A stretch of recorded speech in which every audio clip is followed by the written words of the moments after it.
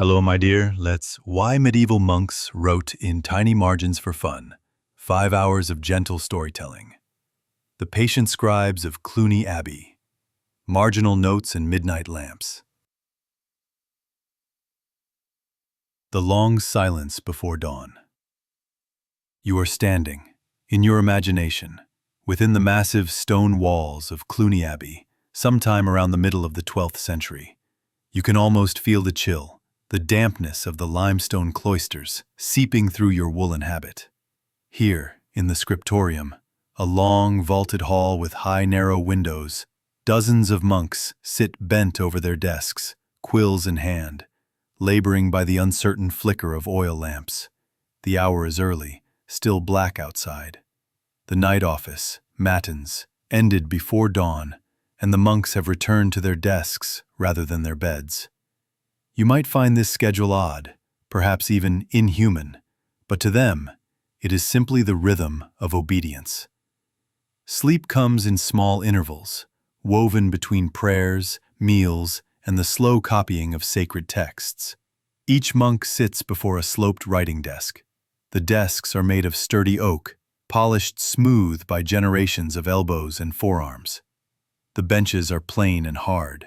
A single candle or oil lamp is set into a recess to cast light across the parchment. If you look closely, you might see the sheen of prepared vellum, thin sheets of calfskin scraped clean of hair, soaked in lime, then stretched on wooden frames to dry. Each sheet is costly. Each mark must be made with perfect care. There is a silence in this room that feels alive, so deep you can hear the scratching of quills and the occasional sigh when a line goes crooked. No one speaks.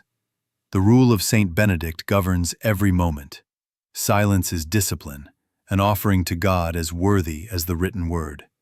If you stood behind a scribe, you would see him dipping the nib of his quill into a small horn of ink, black fluid brewed from oak galls and iron salts. He would then gently blow on the quill to prevent drips before touching it to the page. Every letter is formed slowly, evenly, with a steady hand. To rush is to waste parchment and to dishonor the task. The writing is uniform and elegant, known as Caroline minuscule, a clear and legible script that had spread from the imperial court of Charlemagne centuries before. Even here in this Benedictine abbey in Burgundy, the influence of the Carolingian reforms lingers. Every rounded letter is a nod to that long-ago emperor who decreed that knowledge must be orderly and accessible. The scribe works line by line. The page is ruled in advance with faint grooves or plummet lines traced with a lead point so that the text will march in perfect ranks. Even the margins are carefully measured. A wide space is left to the right or left, reserved for notes, glosses, that will explain. From time to time, you may see a scribe pause to warm his fingers over a brazier of coals. Winters in Burgundy are long and severe, and the scriptorium is impossible to heat fully. Even in summer, the thick stone walls never entirely lose their chill. Ink can thicken and freeze. Fingers can stiffen and crack. A scribe learns to endure without complaint. If you let your gaze travel the room, you will notice that not every monk is copying a sacred text. Some are compiling chronicles of the abbey, dry lists of donations and property deeds meant to settle legal disputes or assert the monastery's privileges. Others are updating a calendar, carefully marking feast days and saints' commemorations. A few are translating Latin texts into the local dialect, though this is rarer. Latin remains the language of learning and prayer. In the far corner, under a small arched window, sits the librarian. He is the keeper of the armarium, a wooden cupboard lined with shelves. Inside, dozens of precious volumes rest, some bound in leather, others wrapped in linen. Access is restricted. If a scribe needs a book to copy, he must request it formally. The librarian records every loan in a register, noting who has the text and when it must be returned. To lose or damage a book is a grave offense. Above the librarian's head hangs a painted wooden board listing the scriptorium rules. No one may eat or drink in the writing chamber. No one may bring a candle too close to the parchment. No one may speak without permission. It is an austere code, but it keeps chaos at bay. You may wonder what drives a man to spend his life in this repetitive labor. Part of it is devotion. Every copied word is an act of worship. But there is also the satisfaction of precision, of knowing that your work will outlast you. A scribe's hand might be forgotten, but his letters remain. Centuries from now, someone will open this manuscript and read words shaped in this very room, by lamplight, in the hush before dawn. Over the desks, small brass lamps are suspended on hooks. They swing gently with any draft. The wavering light can play tricks on a tired eye. Lines seem to ripple. Letters blur. Yet the monks persist. Their training is to see steadily, to resist distraction. Some recite psalms silently while they write, the words forming a quiet undercurrent in their thoughts. Others count letters to keep pace. It is said that the best scribes could copy for 12 hours without error, stopping only to change the quill. The patient scribes of Cluny Abbey, marginal notes and midnight lamps. The hidden lives inside the margins. Imagine returning to the scriptorium later the same day, when the weak winter sun has risen higher in the sky. A fragile brightness falls through the narrow windows, illuminating the edges of the desks. The monks have resumed their labor after prime, and a modest meal of broth and coarse bread. In this brighter light, you begin to notice details invisible in darkness. The ragged edges of parchment trimmed to fit a codex, the faint grid lines pricked along the borders of each folio, the smudged fingerprints left by a scribe adjusting his page. Every manuscript here is a palimpsest of quiet gestures and private struggles. At Cluny Abbey, the copying of texts was not only a spiritual duty, but also a matter of prestige. Cluny was the largest and most powerful monastery in Europe, supported by wealthy patrons and sovereigns who understood that books conferred authority. Monks here copied not just scriptures, but legal treatises, scientific compendia, sermons, and histories that proclaimed the abbey's intellectual supremacy. Because of this, the scriptorium was divided into several ranks of scribes.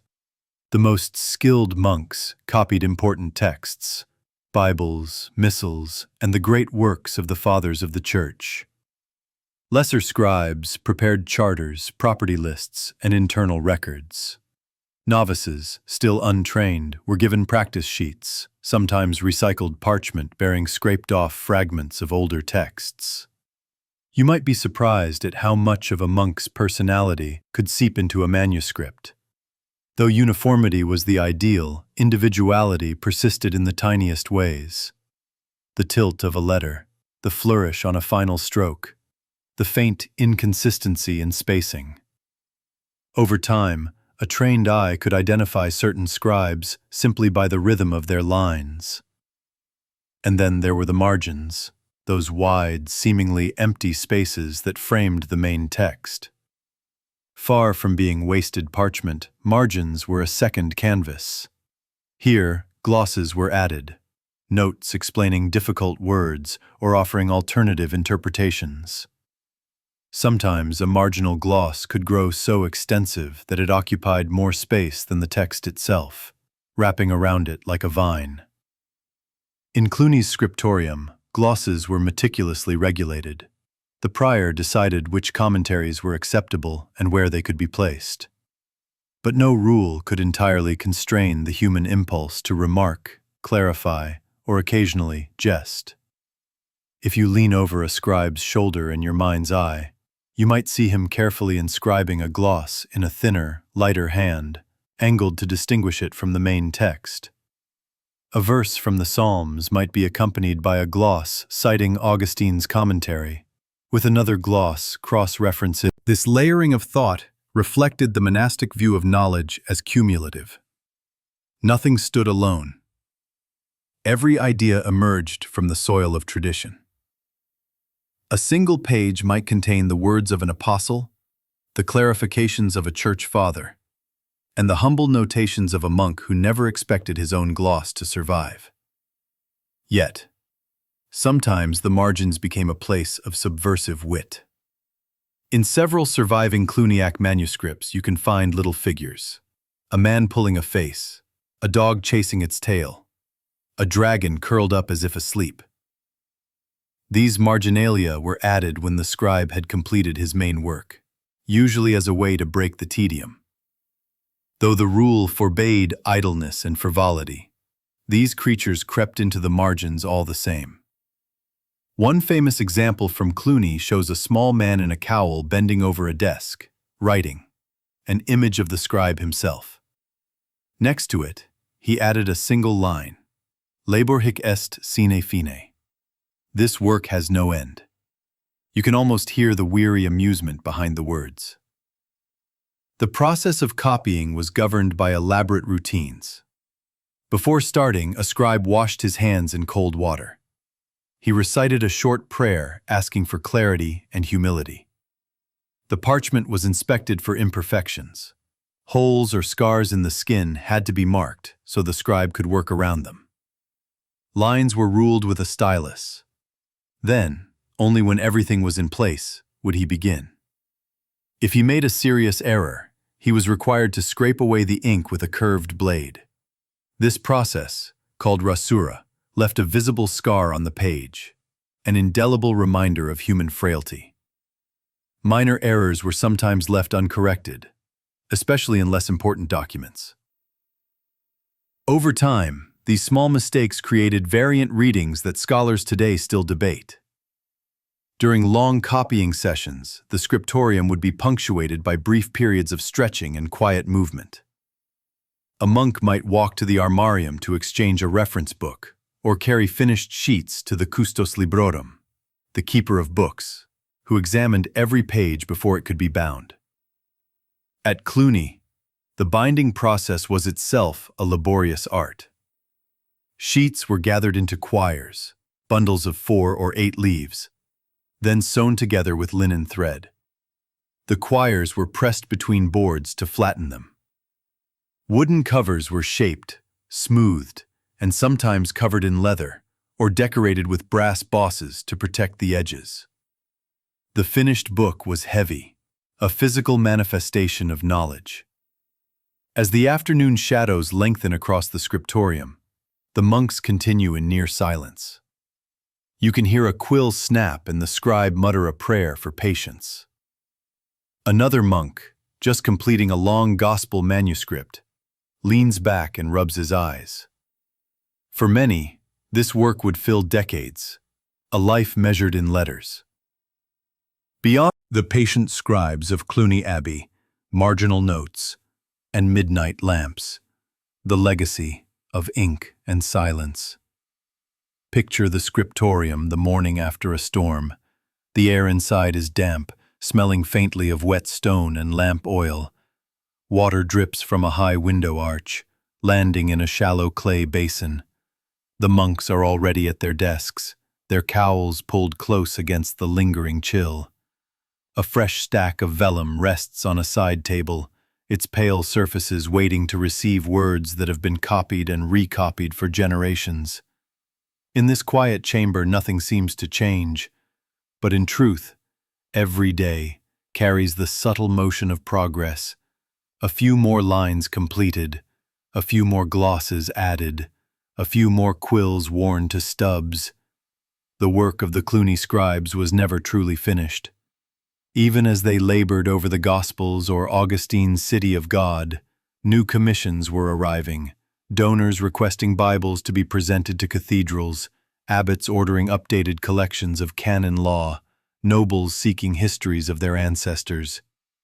Among these obligations, the most prestigious was the production of large illuminated Bibles. These volumes were so enormous they could require a year or more to complete. Once bound, they were chained to lecterns so they could not be stolen, though in truth, only the wealthy or the powerful had any use for such treasures. The making of an illuminated Bible began long before a scribe touched his quill. Parchment masters prepared the vellum, selecting the smoothest and whitest skins. Ruling the pages alone might take weeks. Then, the text was laid down by a steady hand, leaving spaces for decoration, ornamental initials and border miniatures that would later be added by an illuminator. Here, in Cluny, the illuminators worked in a smaller adjoining room, an illuminatorium, where daylight could flood in unimpeded. Using pigments ground from minerals and plants, lapis lazuli for blue, vermilion for red, verdigris for green, they transformed blank spaces into vibrant medallions and tiny scenes. Gold leaf was applied with delicate tools, pressed flat by polished dog's teeth or burnishers of smooth bone. Though the illuminators were sometimes lay craftsmen hired for their skill, many were monks themselves, trained over decades to steady their hands and cultivate the patience needed for such fragile work. They seldom signed their creations, but they left behind small emblems, a discreet symbol tucked in the corner of an initial, or a unique flourish in the border. Once the decoration was complete, the pages were returned to the scriptorium, where they were inspected line by line for errors. A scribe might be required to scrape off an entire paragraph if the text had been set too close to an illustration. Even the placement of a single word mattered. The harmony of text and image was a reflection of divine order. While these grand volumes were made, more prosaic works continued. Cartularies recording land grants, collections of sermons, calendars, and rule books. These less glamorous texts were the foundation of monastic life. They ensured that Cluny's rights and privileges could be defended, that liturgies were observed correctly, and that the routine of prayer and work remained unbroken. Sometimes, the scribes were called upon to produce letters for the abbot. Though the scriptorium might seem remote from the world beyond its walls, Cluny's influence stretched across Europe. Its abbots were advisors to kings and popes. A carefully worded letter, carried by messenger across the Alps or into Iberia, could settle disputes or provoke new ones. You might imagine that such a life, quiet, repetitive, confined, would have bred discontent. And yet, the records suggest that many scribes found a profound satisfaction in their labor. In copying a text, they came to inhabit it. The words of Augustine, Jerome, and Gregory became as familiar as their own thoughts. The act of writing was a form of meditation, a way to align the mind with the eternal. Of course, there were frustrations. In the margins of a Cluniac manuscript, a scribe once wrote, "Qui non laborat non manducat." He who does not work does not eat. Another left a more plaintive note. Finito libro, sit laus Deo, et requies scribe. When the book is finished, praise God, and let the scribe have rest. The scribes also bore witness to the passage of time. They recorded plagues that decimated the brothers, famines that emptied the granaries, fires that licked the cloister walls. In the colophons, the little notes at the end of a manuscript, they sometimes wrote the date of completion alongside a brief reflection. These are some of the few places where we hear their individual voices. One scribe ended a massive psalter with the words, Scriptum per manum fratris Petri, qui sperat veniam peccatorum, written by the hand of brother Peter, who hopes for the forgiveness of sins. Another closed a homiliary with a confession, Multa errata sunt hic, quia febris me tenuit. There are many errors here, for fever held me fast. When you read these lines centuries later, you can almost feel their weariness and their quiet determination. Even in illness, even in old age, they continued their work. By the 13th century, Cluny's preeminence began to wane. New monastic movements, like the Cistercians, emphasized simplicity and poverty over Cluny's magnificence. Sometimes the scribes were called upon to produce letters for the abbot. Though the scriptorium might seem remote from the world beyond its walls, Cluny's influence stretched across Europe. Its abbots were advisors to kings and popes. A carefully worded letter carried by messenger across the Alps or into Iberia could settle disputes or provoke new ones. You might imagine that such a life, quiet, repetitive, confined, would have bred discontent. And yet the record suggests that many scribes found a profound satisfaction in their labor. In copying a text, they came to inhabit it. The words of Augustine, Jerome, and Gregory became as familiar as their own thoughts. The act of writing was a form of meditation, a way to align the mind with the eternal. Of course, there were frustrations. In the margins of a Cluniac manuscript, a scribe once wrote, Qui non laborat, non manducat. He who does not work, does not eat. Another left a more plaintive note. Finito libro, sit laus Deo, et requies scribe. When the book is finished, praise God, and let the scribe have rest. The scribes also bore witness to the passage of time. They recorded plagues that decimated the brothers, famines that emptied the granaries, fires that licked the cloister walls. In the colophons, the little notes at the end of a manuscript, they sometimes wrote the date of completion alongside a brief reflection. These are some of the few places where we hear their individual voices. One scribe ended a massive psalter with the words, Scriptum per manum fratris Petri, qui sperat veniam peccatorum, written by the hand of brother Peter, who hopes for the forgiveness of sins. Another closed a homiliary with a confession, Multa errata sunt hic, quia febris me tenuit. There are many errors here, for fever held me fast. When you read these lines, centuries later, you can almost feel their weariness and their quiet determination. Even in illness, even in old age, they continued their work. By the 13th century, Cluny's preeminence began to wane. New monastic movements, like the Cistercians, emphasized simplicity and poverty over Cluny's magnificence. Universities rose in Paris, Oxford, and Bologna, producing scholars who composed their own glosses and commentaries. Yet the scriptorium continued, a steady pulse of ink and parchment. In this era, one of Cluny's last great Bibles was completed, an immense volume that required 24 calfskins and 2 years of work. When the final line was written and the binding clasped shut, the monks gathered in the abbey church to bless it. They understood that they had created something meant to last longer than any of them, and perhaps they sensed that their way of life would soon pass. Within a few decades, parchment would give way to paper, scriptoria to printing shops, scribes to movable type. The printed page would democratize learning, making books affordable and abundant, but it would also render the patient labors of the scribe obsolete. In the quiet of the scriptorium's last days, a scribe bent over his desk to finish a final line. He paused, perhaps reflecting on all the hands that had worked here before him.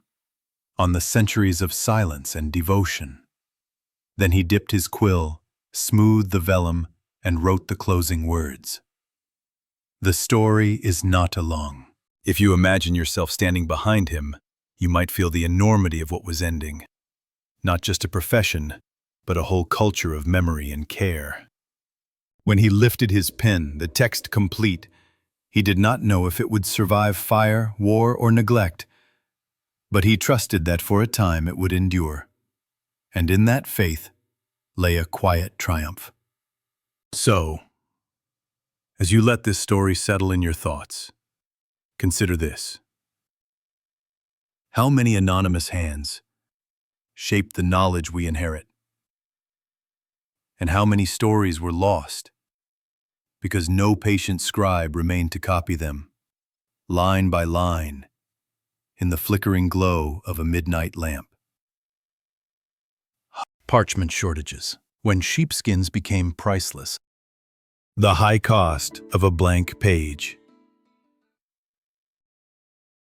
Picture yourself standing on the edge of a sheep pasture in medieval Flanders. It is early spring.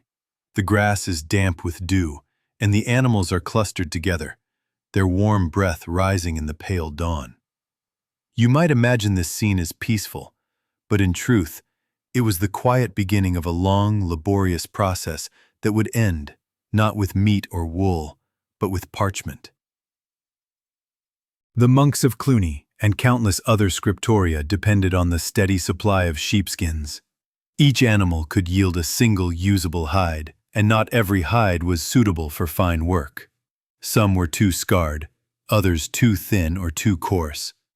The choicest skins, those destined to become Bible leaves, had to be free of blemishes and evenly textured. Procuring them was neither simple nor cheap. In a time before industrial farming, flocks were modest. A monastery might rely on a network of tenants who raised sheep in exchange for protection, or reduced rents. The animals were sheared for wool and then slaughtered for meat and skins. Every part of the animal was used, but parchment was among the most valuable products. To understand why, you must appreciate how central parchment had become by the 12th century. In earlier centuries, papyrus had been imported from Egypt. Light and easy to produce, it was the writing surface of the Roman world. But the trade routes collapsed in the wake of empire, and papyrus became scarce in Europe. For centuries afterward, parchment was the only dependable medium for important texts. Yet parchment production was laborious. It began as soon as the hide was removed. The skin was washed to remove blood and debris, then soaked in lime water for days to loosen the hair. Workers, often lay craftsmen rather than monks, scraped the surface clean with curved knives, taking care not to puncture the membrane. Then the hide was stretched over a wooden frame called a hearse. Ropes and pegs were used to pull it taut. Over many days it was scraped again and again to thin it to an even thickness. Finally, it was allowed to dry under tension, creating a smooth, pale sheet that could be cut to size.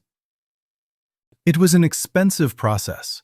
Even low-grade parchment required weeks of work and the skills of multiple tradesmen. And in a medieval economy where coins were scarce and transport unreliable, the cost of parchment fluctuated wildly. A bad season, when disease thinned the flocks or a harsh winter killed lambs, could send prices soaring. At Cluny and other great abbeys, scribes and librarians monitored their inventories with the care of modern accountants. Every blank folio was counted. Records survive, showing monasteries delaying major copying projects for years while they gathered enough skins. During shortages, strategies emerged to stretch resources. Scribes learned to write smaller, compressing more text onto each page. Margins were narrowed, abbreviations proliferated. You can sometimes see the evidence in surviving manuscripts. Lines packed tight, letters almost touching, a clear sign that parchment had grown dear. Monks also turned to the practice of reusing old books. A worn-out manuscript could be scraped clean to create a palimpsest, a new text written atop faint traces of the old. Though economical, this had its risks. The earlier writing could sometimes reappear over time, confusing future readers. Yet the urgency of scarcity outweighed the desire for perfect clarity. In one Cluniac ledger, a note in the librarian's hand laments the problem. Parcheminum carum est nimis. Parchment is too dear. He lists all the volumes that had been postponed and appeals to the abbot to divert funds from other expenses. It is an ordinary complaint, but it reveals how the cycles of weather and trade shaped even the life of the mind. Beyond the abbeys, parchment was equally precious in royal and episcopal scriptoria. Kings needed charters to record grants and privileges. Bishops needed liturgical books to guide worship. Towns needed records of laws and debts. Demand for skins never waned. Merchants who dealt in parchment became wealthy men. Some traveled between fairs, carrying rolls of prepared skins in waterproofed carts. Others maintained workshops where they employed apprentices to scrape and cure. In periods of shortage, they could set their prices almost at will. Complaints about their greed echo through surviving letters, but the monasteries had little choice but to pay. The scarcity of parchment also shaped the design of books themselves. In the early medieval centuries, when skins were somewhat easier to obtain, codices could be large and lavish, with generous margins and spacious script. By the 12th and 13th centuries, the trend shifted toward compact volumes, portable and efficient. The University of Paris popularized small Bibles that could be carried by a scholar on horseback. Though admired for their elegance, they were partly a response to limited resources.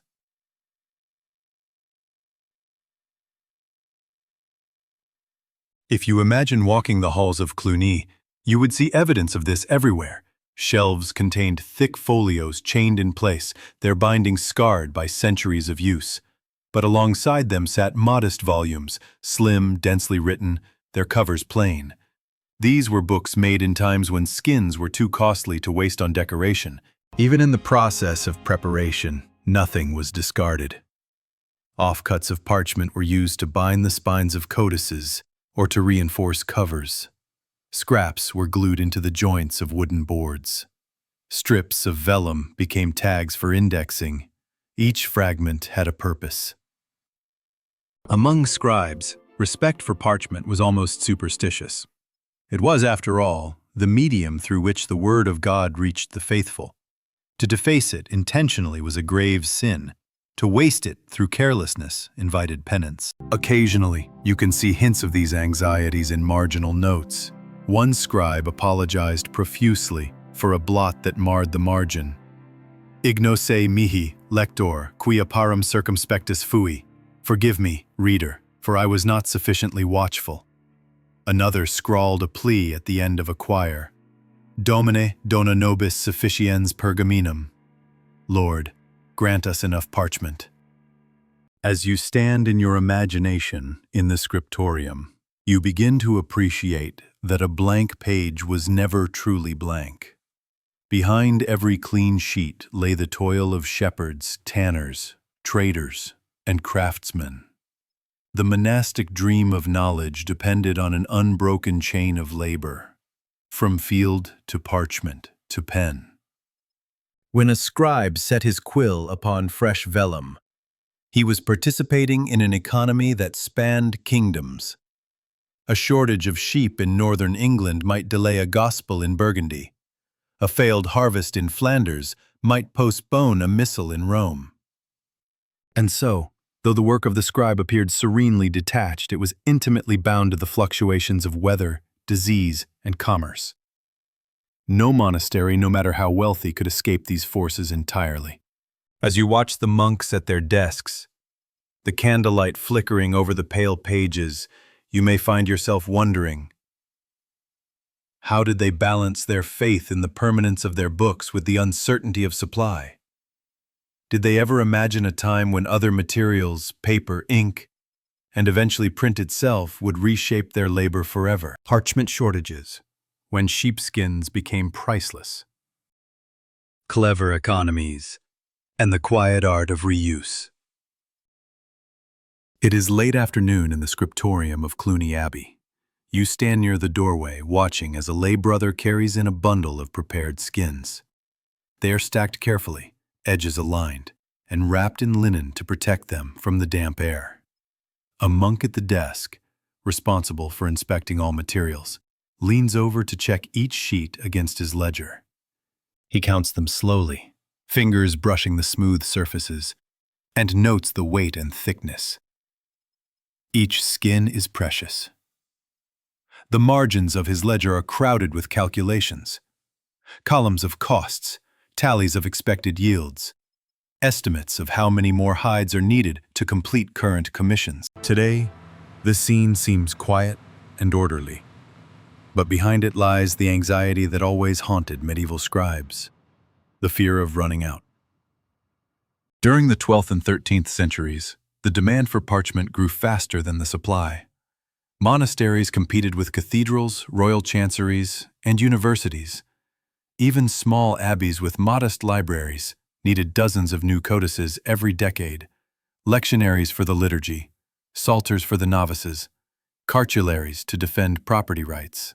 You might imagine that the only solution was to buy more sheepskins. But resources were finite, so monasteries developed ingenious economies to stretch what they had. One of the most effective strategies was the practice of reusing old books, creating what scholars now call palimpsests.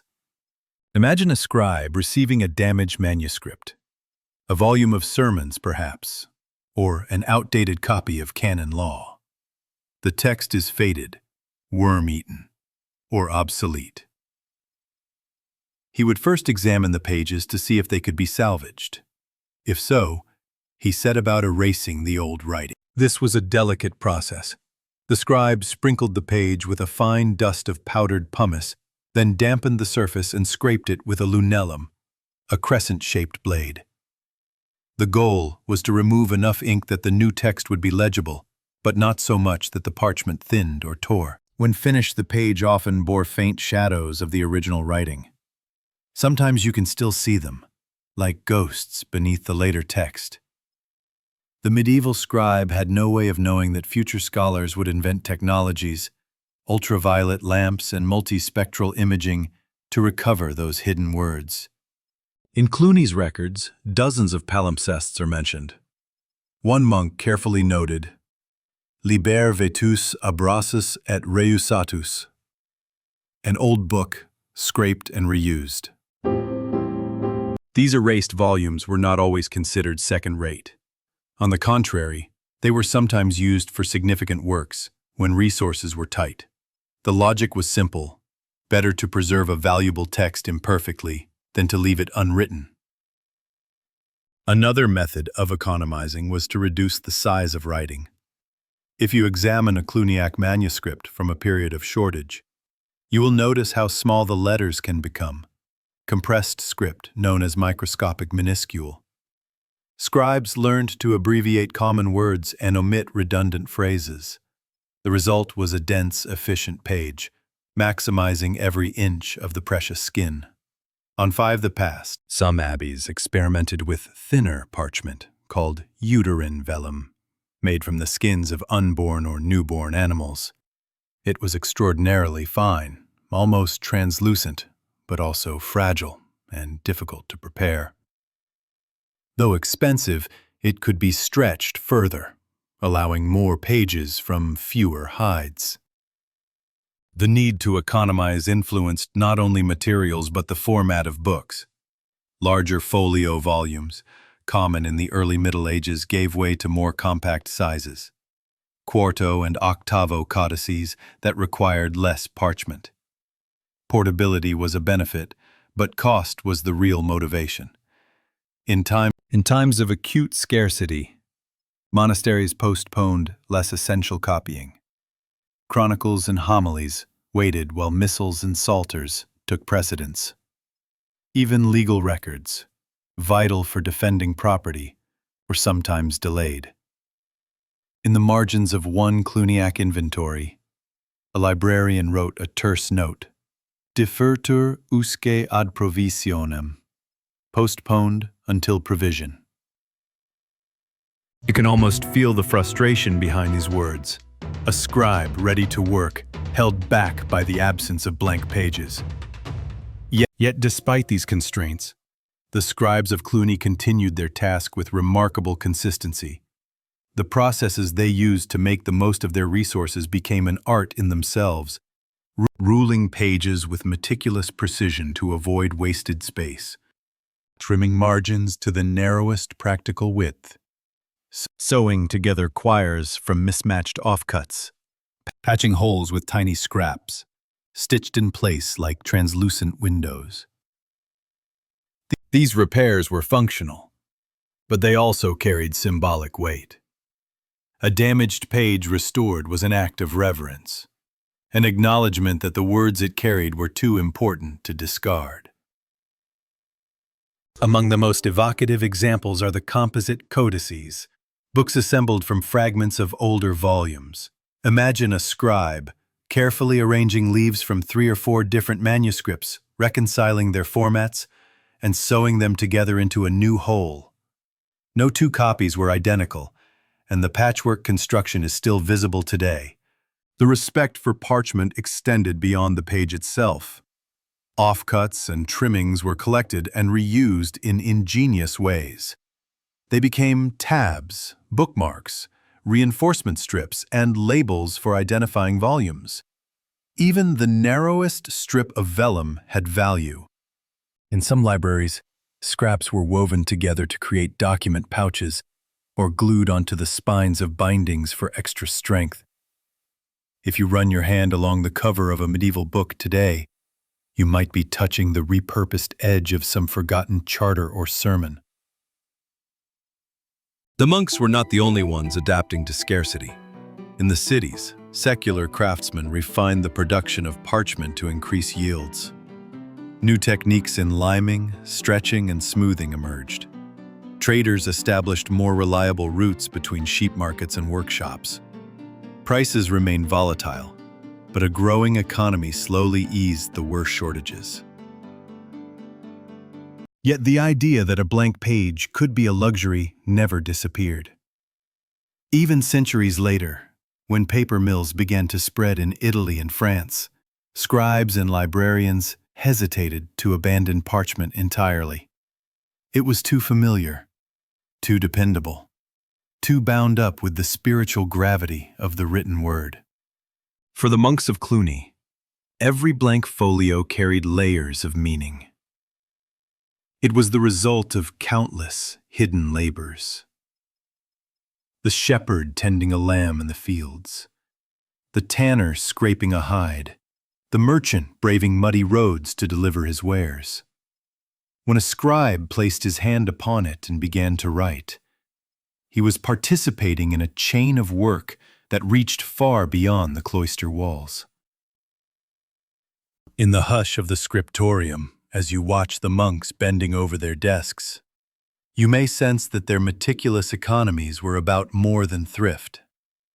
They were a testament to faith in continuity, that no matter how limited the resources, no matter how many shortages or setbacks, the work would go on. And so, as the last rays of daylight slant across the desks, a scribe picks up a palimpsest leaf, faint traces of an erased sermon glimmering beneath the fresh ruling. He smooths the vellum, dips his quill, and begins a new line. Perhaps he pauses, reflecting on the old words hidden beneath the new, and wonders, in centuries to come, will anyone remember this day, this shortage, this careful reuse? Parchment shortages. When sheepskins became priceless. Endings and new beginnings in the age of paper. The year is 1250, and you find yourself once more in the vast scriptorium of Cluny Abbey. Sunlight falls in narrow bars across the desks, where the monks work in their slow, deliberate rhythm. The smell of ink, parchment, and lamp oil hangs in the air, a scent that has not changed for centuries. But even here, in this haven of continuity, quiet change is taking root. For generations, the scarcity of parchment had shaped every decision. How large a book could be, how small the letters, how narrow the margins. Yet as the 13th century advanced, merchants from Lombardy and Provence were bringing a new material north: paper. It was not the first time paper had entered Europe. The technology had spread gradually from China, through the Islamic world, to the Iberian Peninsula. In Muslim Spain, paper had been used for administrative records and scientific treatises since the 10th century. But it was only now, thanks to the growing prosperity of European cities and improvements in manufacturing, that paper began to challenge parchment as the preferred medium for writing. To many scribes, paper felt suspect. It was rougher, more fibrous, prone to absorbing ink unevenly. Worse, it lacked the dignified weight and creamy smoothness of vellum. When a scribe pressed his pen to parchment, the firmness of the surface guided his hand. On paper, the same pressure could produce an unruly blot. Yet paper was far cheaper. A single ream could be made from rags and scraps, rather than requiring dozens of sheep. For monasteries facing constant shortages, it was a tempting alternative. At first, paper was reserved for less prestigious texts: account books, draft copies, temporary records. But gradually, it crept into more significant uses. Some scriptoria began to bind volumes with parchment covers, but fill them with paper folios. Others blended materials, mixing parchment and paper in the same manuscript to stretch their supplies.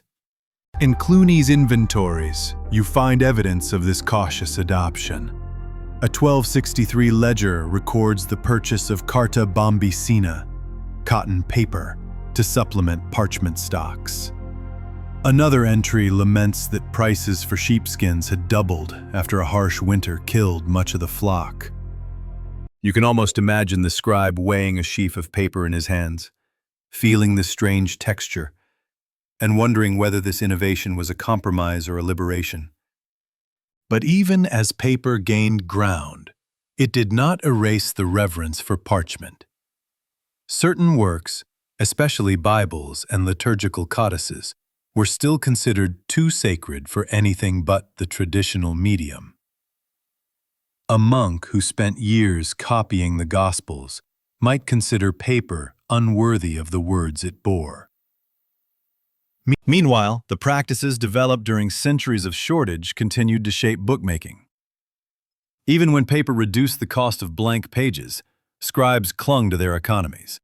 Called tasks they had in the tact of stret, compressing script into dense columns, trimming margins to save space, reusing palimpsests where possible. These habits, born of necessity, had become part of the culture of scribeship. They were a mark of discipline, humility, and respect for materials.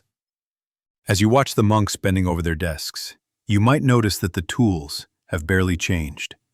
Quills cut from goose feathers, ink ground from oak galls, knives and burnishers laid neatly at hand. But the raw material beneath their pens is evolving. If you wandered further afield into the bustling towns of France and Italy, you would see another revolution gathering momentum. The rise of professional stationers, who produced and sold paper in bulk. Universities, newly established in places like Paris and Bologna, fueled an insatiable appetite for cheap, portable books. Students could no longer afford parchment for every text, and professors demanded standardized copies for their lectures. This demand pushed paper production into a new phase. Mills sprang up along rivers, harnessing water wheels to pulp linen rags. Rag collectors roamed the streets, buying scraps from households. Merchants formed syndicates to control supply and prices. By the end of the 13th century, the cost of paper had fallen far enough that even conservative institutions like Cluny could no longer ignore it. And so, In the decades that followed, the delicate balance that had governed parchment supply began to unravel. What had once been an unbreakable cycle, sheep to tanner, tanner to scribe, slowly lost its primacy. Yet parchment never disappeared completely. For many centuries it remained the material of choice for charters, treaties, and the most treasured codices. The Magna Carta, composed in 1215, was written on parchment. So were the earliest surviving registers of English common law. Even when printing transformed European learning, parchment held its symbolic prestige. Indeed, some of the first printed books, the incunabula of the 15th century, were issued on vellum to satisfy wealthy patrons who mistrusted the new technology. A printed Bible on paper might be affordable, but a Bible on parchment still conveyed status and solemnity. As you stand in the Cluniac scriptorium in your imagination, you can sense that the centuries of scarcity were more than a story about material shortages. They were also a story about value, about what a culture cherishes, enough to invest its hardest labor in. When the monks measured out their folios and counted every scrap, they were not merely economizing. They were declaring that the preservation of knowledge and faith was worth any price. Perhaps this is why so many medieval scribes, even as paper grew abundant, continued to regard parchment with reverence. It had shaped their habits, their aesthetics, their spiritual imagination. The discipline it demanded had become part of their identity. In the margins of a late Cluniac manuscript, a scribe wrote a line that feels almost like an epitaph. Quid ex labore nostro, relinquimus posteris. Whatever from our labor we leave behind, we leave to those who come after. As dusk gathers and the monks extinguish their lamps, you can almost feel the hush that falls when the day's work is done. The desks are cleared, the quills rinsed, the parchment stacked for tomorrow. Outside the abbey walls, caravans of paper merchants are already on the roads. Printing presses are decades away, but the world is changing, quietly, inexorably. And you may find yourself wondering, if parchment shaped the minds of scribes, what new habits would paper, and later print, create? Would the abundance of blank pages dilute the care once invested in every line? Or would it simply free knowledge to reach more people than the monks ever dreamed possible? The curious case of the 40-year candle supply. Counting candles in the cloister. Imagine yourself entering a medieval storeroom at the back of a great abbey. The door is thick oak reinforced with iron bands, and the hinges groan as you push it open. Inside, the air is cool and dry, perfumed faintly by beeswax and tallow. In front of you, stacked almost to the rafters, are barrels and crates, each carefully marked with a sigil, a star or a cross, to record their contents. This is the candle store. Here monks tallied every taper, every stub of wax, every coiled wick that would illuminate their long, silent nights. In an age before electricity or even affordable oil lamps, candles were precious. They were the only reliable means to keep darkness at bay. And for a monastery, darkness was not merely an inconvenience, it was a threat to the daily round of prayer, reading, and transcription that defined monastic life. Cluny Abbey and countless others, a portion of every year's income was set aside to procure wax. The process of accounting for these stores was so painstaking that some inventories read almost like legal contracts. Quadraginta candelabra magna, 40 great candlesticks. Sexcenti candelae parve, 600 small candles. Dua milia librarum serae, 2,000 pounds of wax. Each candle was tallied not only by quantity, but by weight, diameter, and purpose.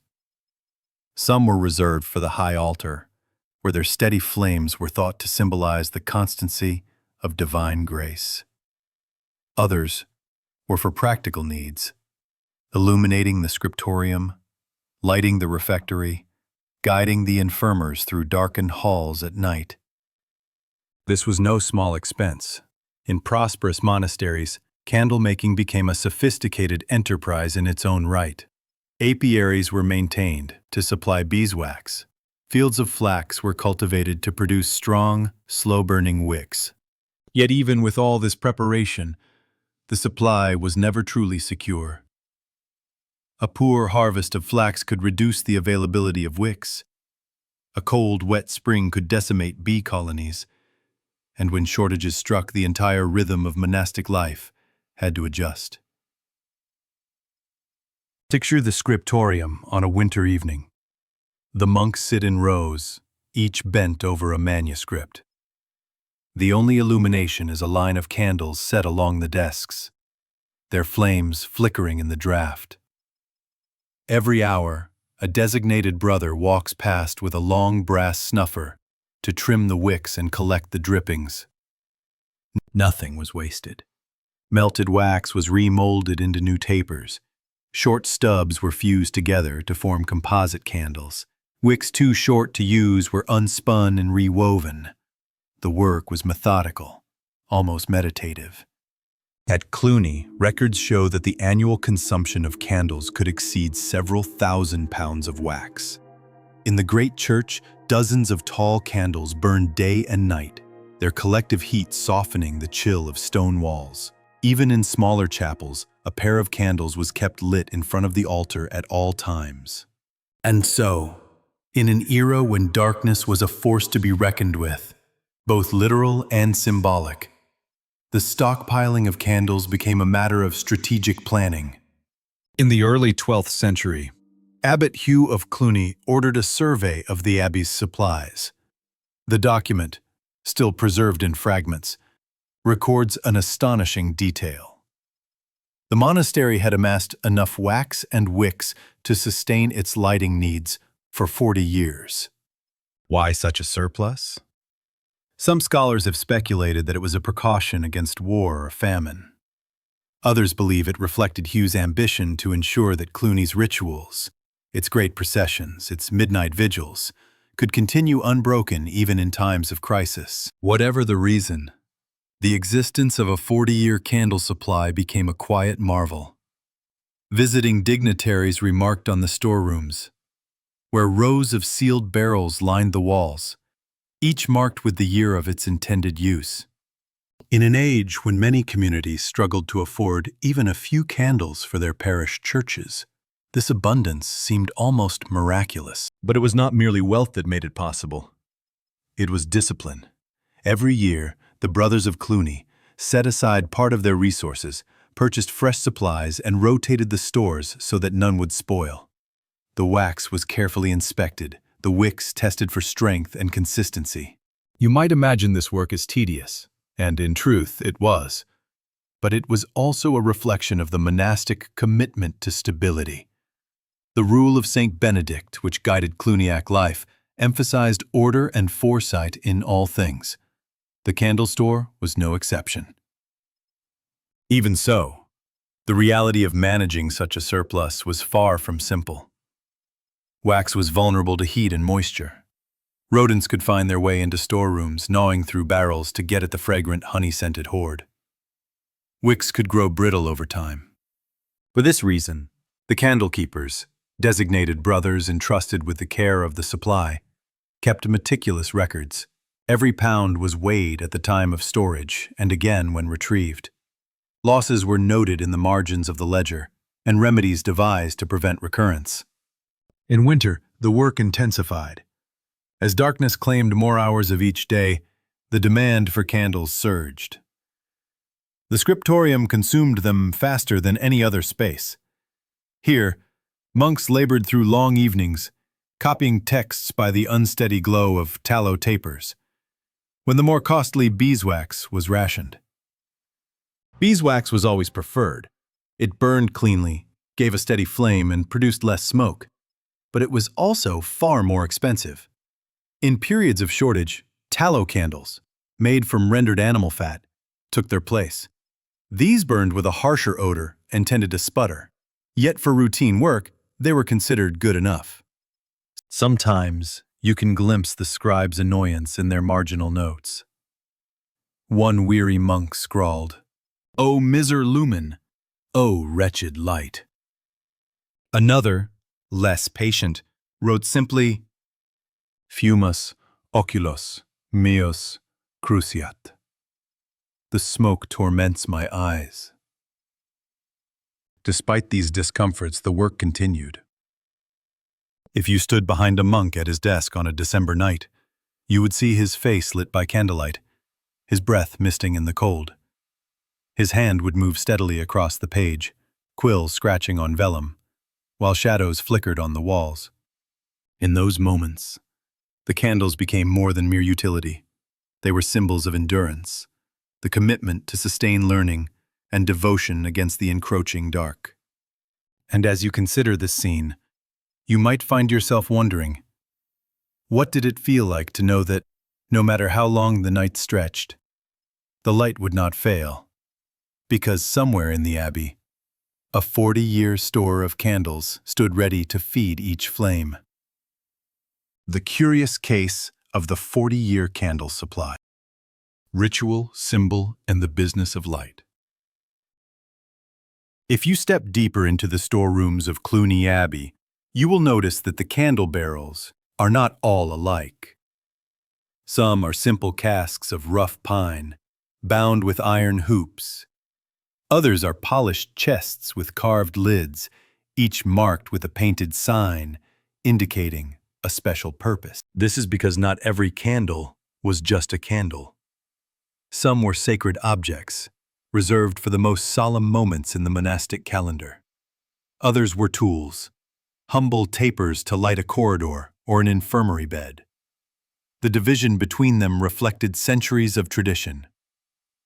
In the liturgy, light held a special meaning. When a monk carried a beeswax candle into the choir, it was not merely to see, it was to signal the presence of the divine. The pure flame was a reminder of Christ as the light of the world. This symbolism had grown rich over the centuries. Each vigil, each procession, each mass had its own requirements for how many candles should be lit and how they should be arranged. The Easter Vigil was the most striking example.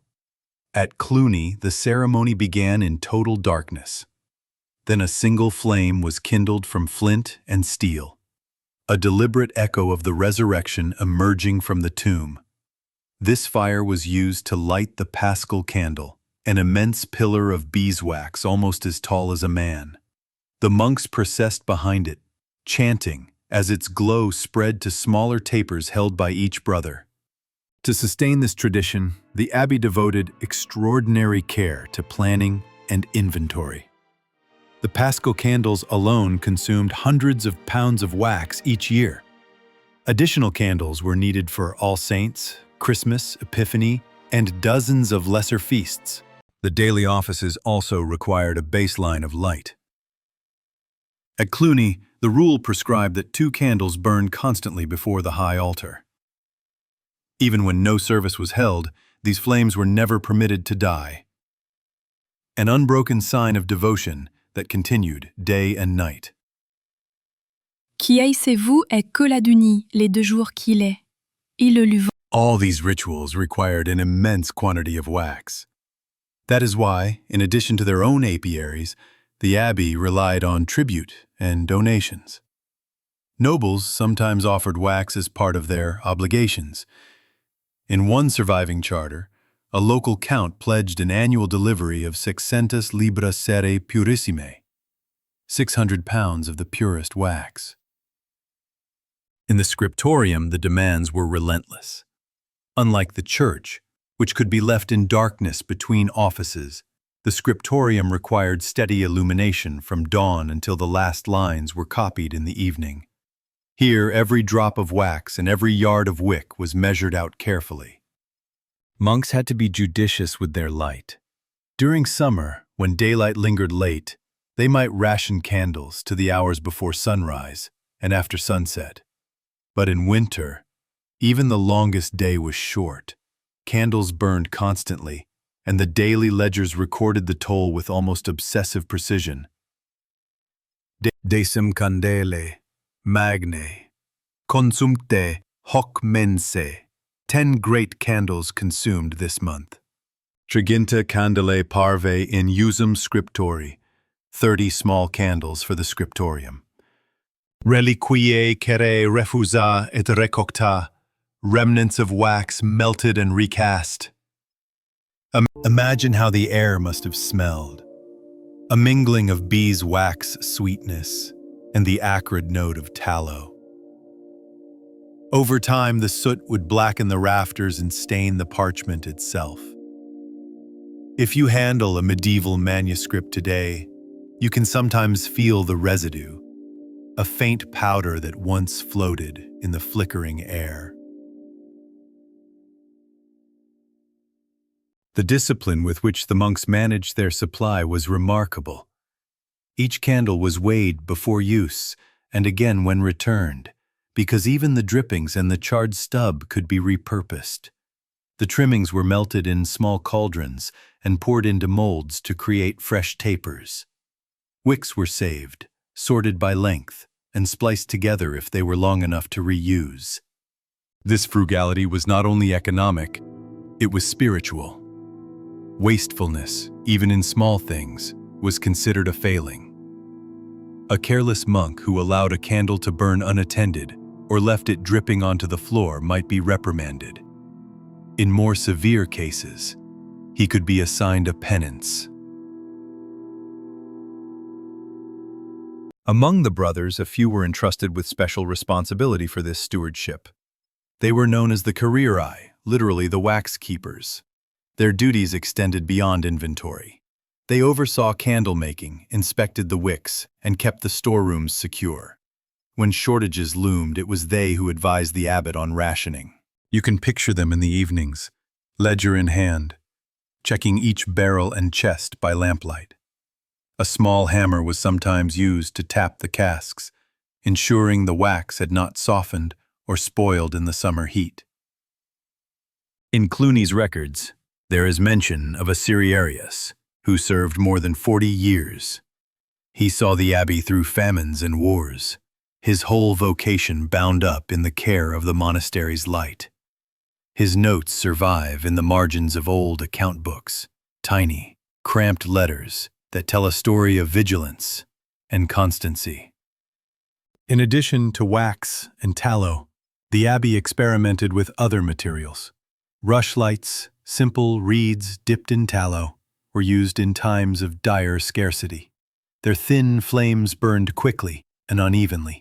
For this reason, they were reserved for the least important spaces, the outer corridors and storerooms, where no precious text or sacred object could be imperiled by sudden darkness. In all these practices, you see the same principle, that light must be sustained, but never squandered. And behind every candle lay a network of labor. The beekeepers tended the hives, extracting the combs and straining the golden wax. The tallow chandlers rendered fat in great cauldrons, skimming off impurities.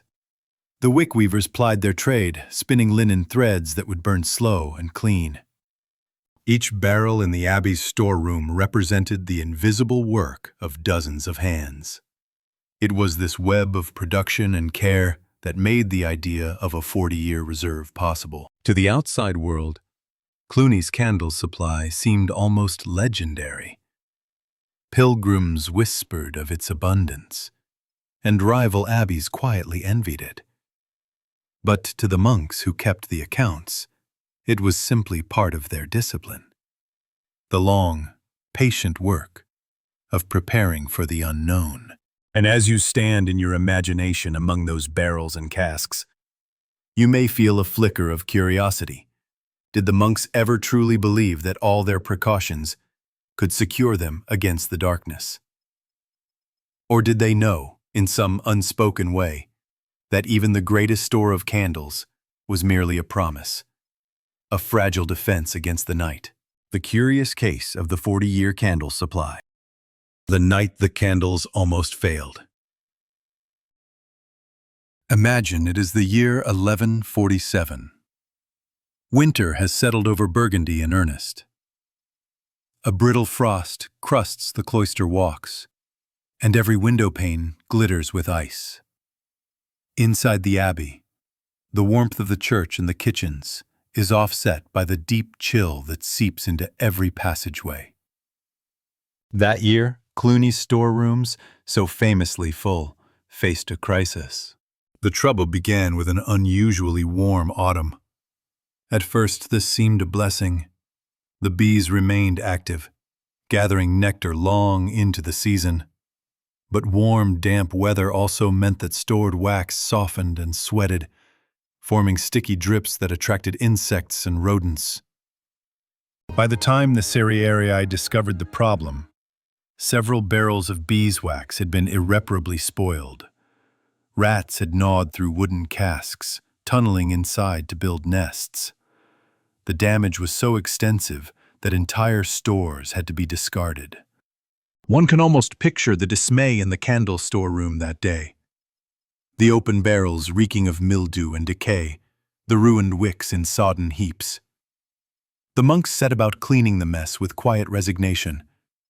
Though Cluny still had enough reserve to last the year, the loss was a reminder that no stockpile was invulnerable. Yet in the midst of this setback, the abbey's discipline held firm. As winter darkness grew, rationing was imposed. In the scriptorium, fewer candles were lit after sunset. Tallow tapers replaced beeswax whenever possible. You can imagine the effect this had on the scribes. Those who labored over delicate illumination found their colors harder to distinguish in the smoky gloom. Marginal notes from that season reflect the strain. Lux minuitur, labor crescit. The light diminishes, the work increases. But no one proposed abandoning the nightly vigils or letting the altar flames go dark. Instead, the monks reorganized their routines.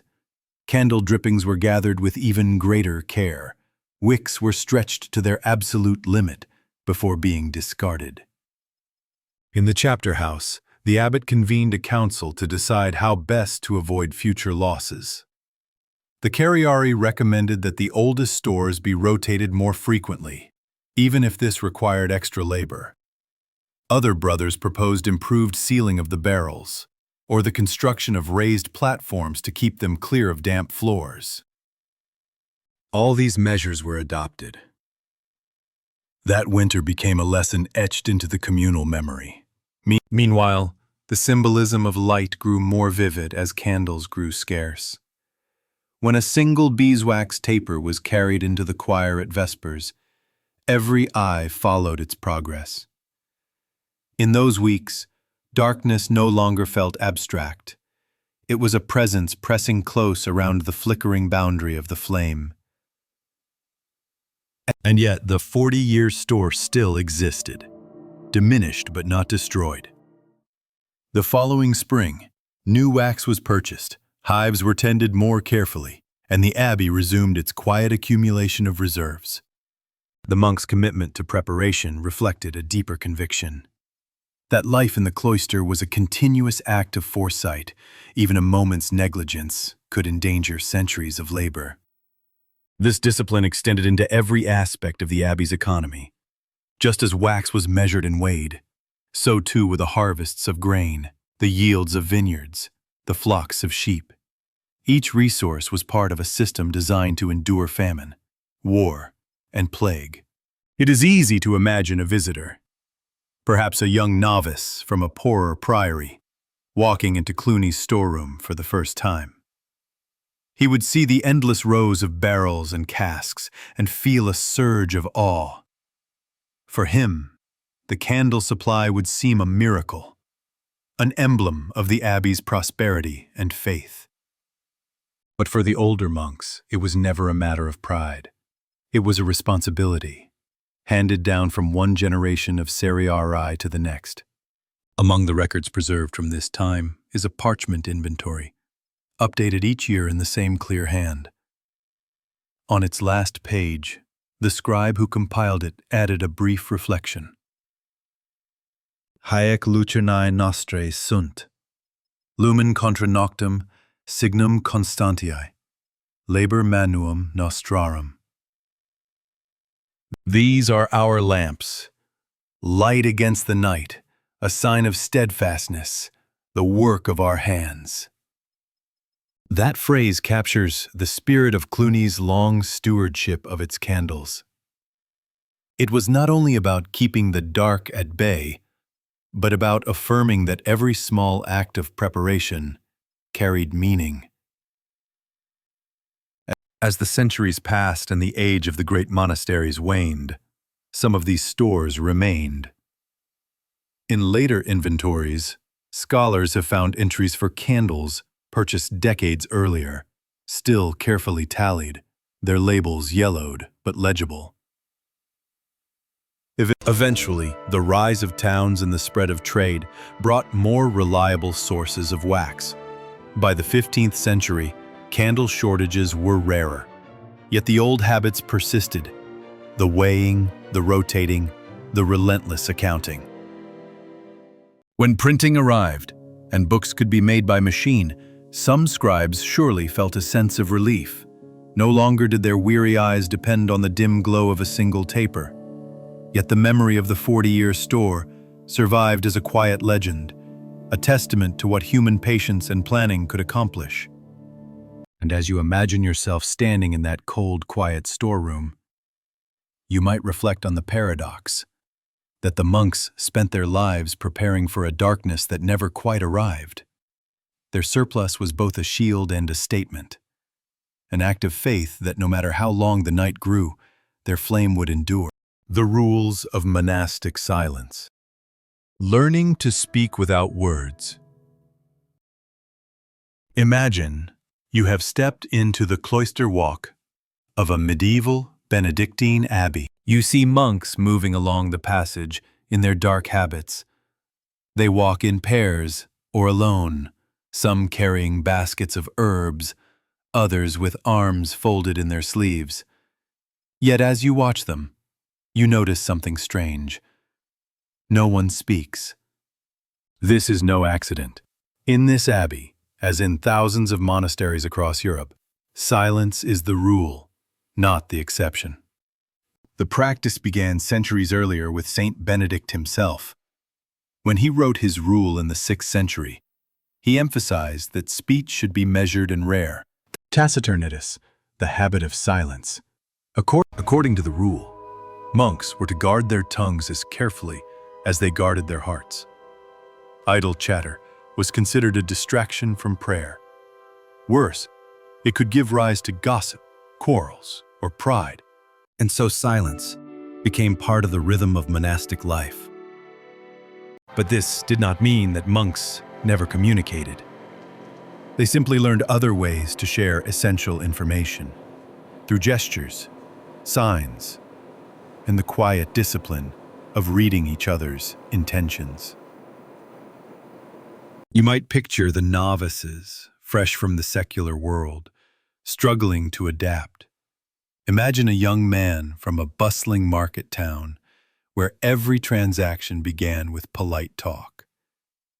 Here, he must learn to express himself with a nod or the movement of a hand.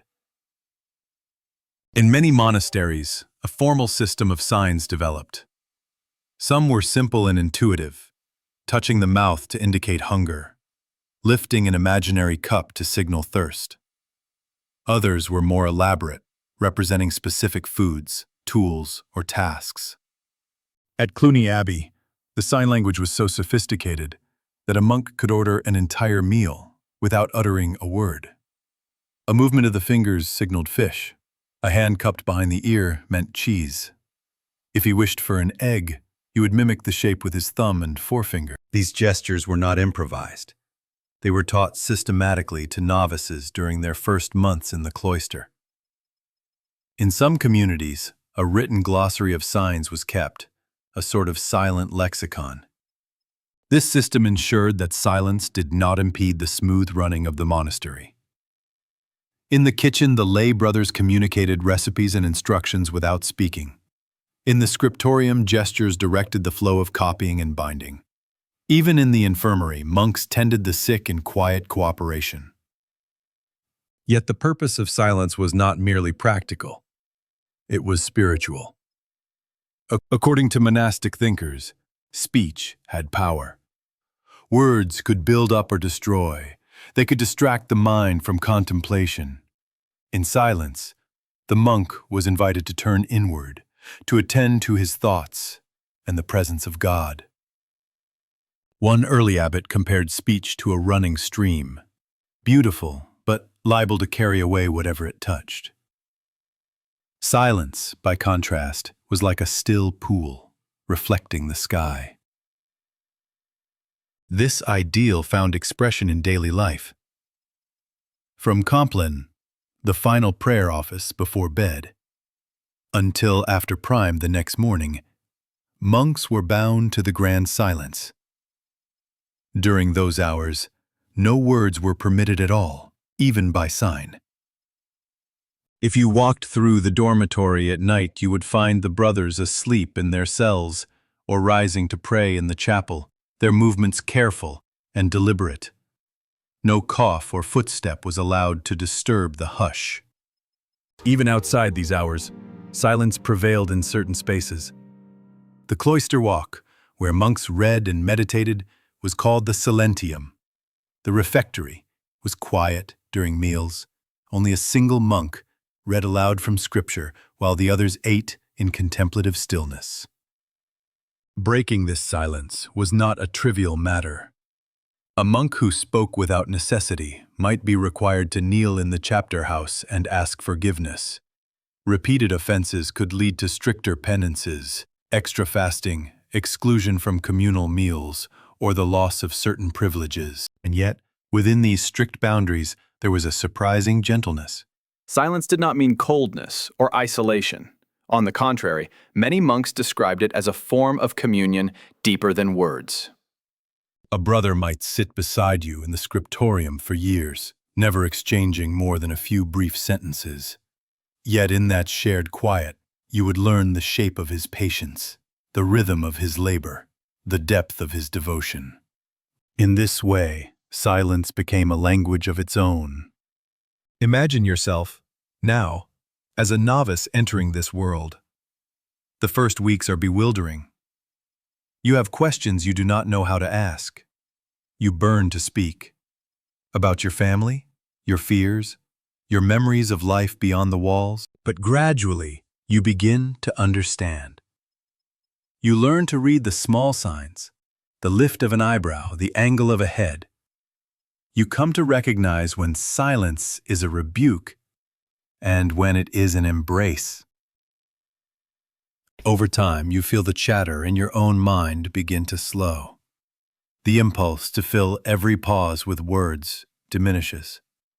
And in the quiet, you discover something unexpected.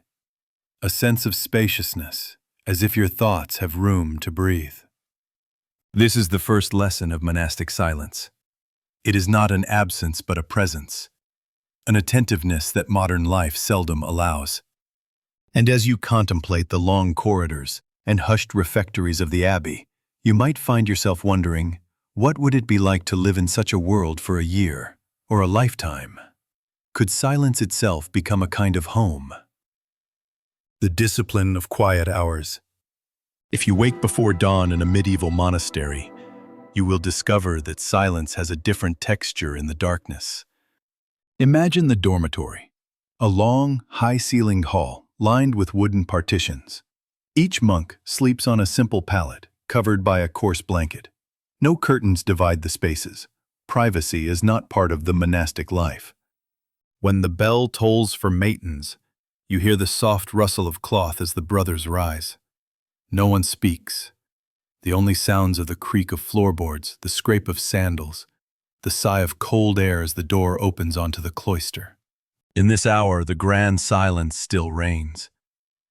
Even necessary gestures are kept to a minimum. It is a time to feel how thin the veil between the visible and the unseen has grown. By the flicker of candlelight, the monks process into the church. Each takes his place in the choir stalls. The cantor begins a low chant, his voice the first break in the hush since Compline. Even this sound feels delicate, as if the air itself must be persuaded to carry it. After matins, some monks remain to pray in silence. Others return to their beds for a few hours' rest. When dawn finally comes, the bell rings again for lauds. Only then, when the day's work officially begins, does the grand silence lift.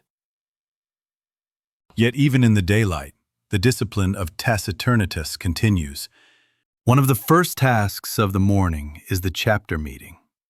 Here the monks gather in a stone hall to hear readings from the Rule of Saint Benedict and discuss matters of community life. The abbot may address the brothers about their conduct, appoint duties, or share news. During this meeting, speech is permitted, but only in an ordered, measured way. When a monk wishes to speak, he bows to the abbot and waits to be acknowledged. His words must be brief and relevant. Long explanations or defensive arguments are discouraged. If a brother must confess a fault, he does so standing in his place, eyes lowered. His statement is usually a single sentence, "Peccavi, I have sinned." The abbot may respond with a few quiet words of counsel or a sign of penance.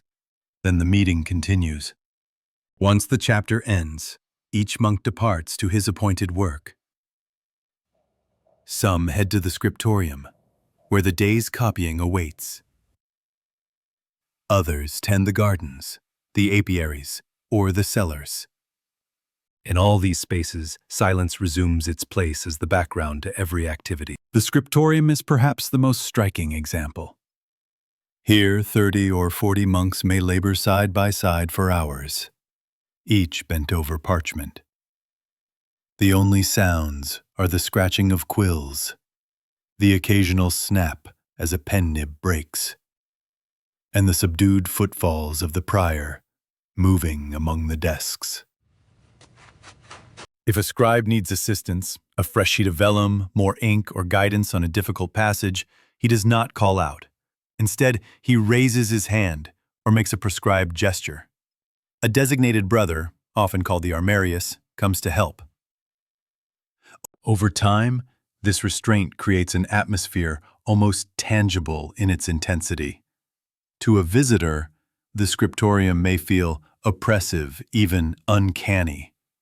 But to the monks, it becomes as familiar as breathing. The refectory, too, operates under the rule of silence.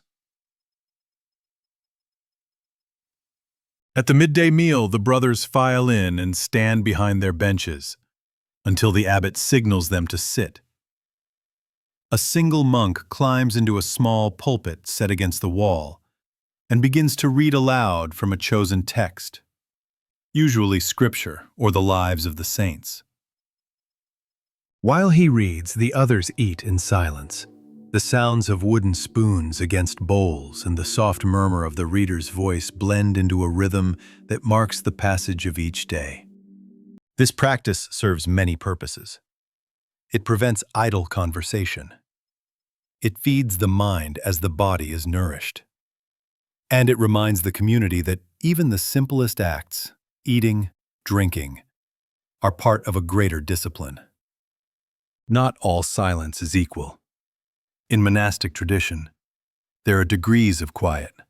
Silentium magnum, the grand silence complete and absolute. Silentium medium, the ordinary daily quiet, allowing gestures but not speech. Silentium permissum, permitted speech, used for necessary tasks and chapter discussions. Every monk learns to navigate these layers instinctively. You might wonder whether the absence of casual words created loneliness. Some novices certainly struggled with this. In the early months, many felt the ache of unspoken thoughts pressing against their minds. The longing to share a story, to laugh, to simply hear a human voice could become acute. But over time, something shifted. The very absence of speech became a kind of companionship. When you sit beside someone for days on end, in unbroken quiet, you begin to feel their presence in a way more intimate than conversation allows. One Cluniac chronicler described this bond as silentium amicitiae, the silence of friendship. He wrote that it was in these long, wordless hours that monks truly came to know each other's hearts. Of course, silence also had its tensions. Disagreements could smolder unspoken. A thoughtless gesture or an unnoticed need could cause resentment. For this reason, the rule prescribed regular occasions of open speech, moments when brothers could bring grievances into the light and resolve them before they festered. In all things, balance was the goal. Too much silence could harden the spirit. Too little could weaken it. The commitment to quiet was not about negating human connection, but about refining it, paring away the superfluous to reach what was essential. Some returned to the abbey with relief, stepping back into the hush like a man sinking into water. And so, day after day, year after year, silence shaped the lives of those within the walls. It was not a prison, but a discipline, a way to cultivate attention, humility, and peace. As you imagine yourself in this world, you might pause to consider, what would your own thoughts sound like if all the noise fell away? Would you discover something in that quiet you had never heard before? When silence was broken.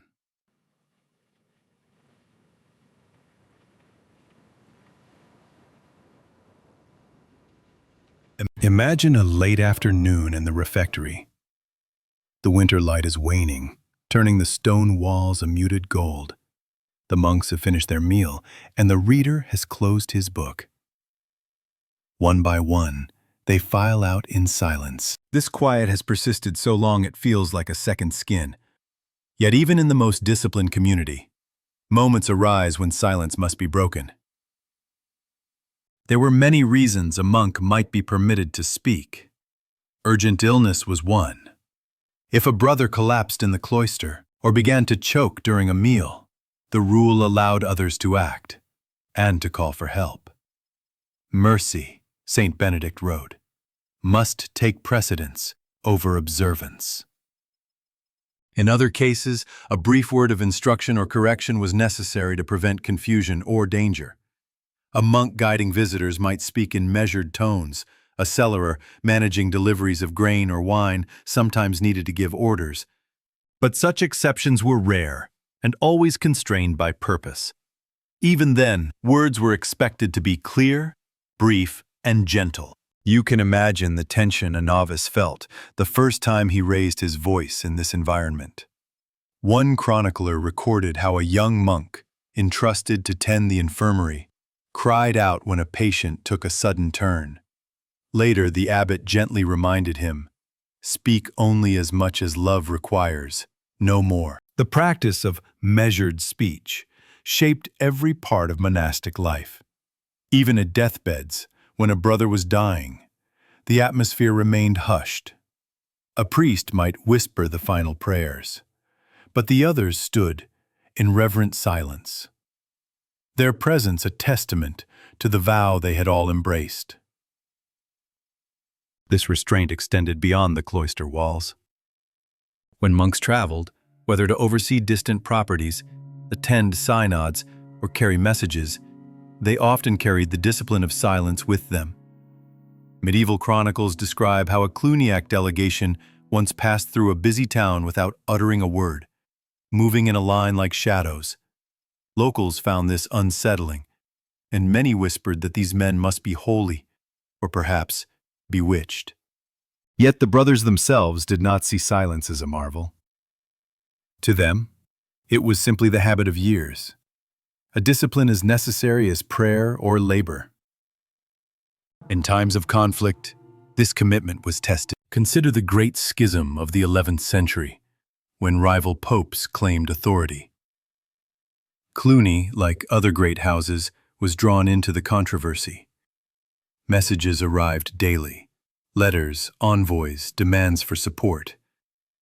The abbey's leaders had to discuss these matters, and for a time the chapter house resounded with urgent debate. But even then, the community returned to silence at the appointed hour. As soon as the bell rang for Compline, voices fell away. Whatever anxieties remained were laid down for the night, in faith that tomorrow would bring clarity. Monastic chroniclers tell us that this capacity, to speak fiercely when needed, and then to fall silent again, was one of the abbey's greatest strengths. It is worth noting that silence was not always experienced as peace. For some, especially novices, it could feel oppressive or even frightening. In the dark hours before matins, with nothing to distract the mind, old memories and private doubts could surface. A monk named Peter, writing in the early 12th century, confessed that he sometimes feared the silence more than any hardship. Silentium me urget id refugit. The silence presses upon me and I flee from it. But over time, most found that silence became a companion rather than an adversary. It offered space to confront whatever lay hidden within. Among the brothers, a quiet understanding developed. If you noticed a companion weighed down with sorrow, you did not intrude with questions. Instead, you might sit beside him in the cloister, offering the comfort of shared presence. This was one of the paradoxes of monastic life, that the absence of words could become a profound form of care. When a monk took final vows, committing himself for life, the ceremony included a moment of deliberate silence. After he prostrated before the altar and recited his promises, the community stood in stillness, acknowledging both the gravity of the commitment and the mystery that lay beyond human speech. Over the centuries, this discipline shaped countless lives. It shaped the manuscripts copied by silent scribes, whose names are lost but whose labors endure. It shaped the gardens and workshops, where gestures and shared glances guided daily tasks. It shaped the very architecture of monasteries, the echoing cloisters, the thick doors that muffled sound, the narrow passages designed for single-file movement. Even in death, silence remained. Burial services were solemn and restrained, marked by low chant and long pauses. Afterward, the brothers returned to their work, carrying the memory of the departed in unspoken remembrance. Some modern visitors to ancient abbeys have noted how the silence seems to linger in the stones themselves. Imagine walking through a ruined chapter house today. The roof is gone, and grass grows between the flagstones. But if you stand very still, you can almost feel the hush that once filled this place, the layered quiet of centuries.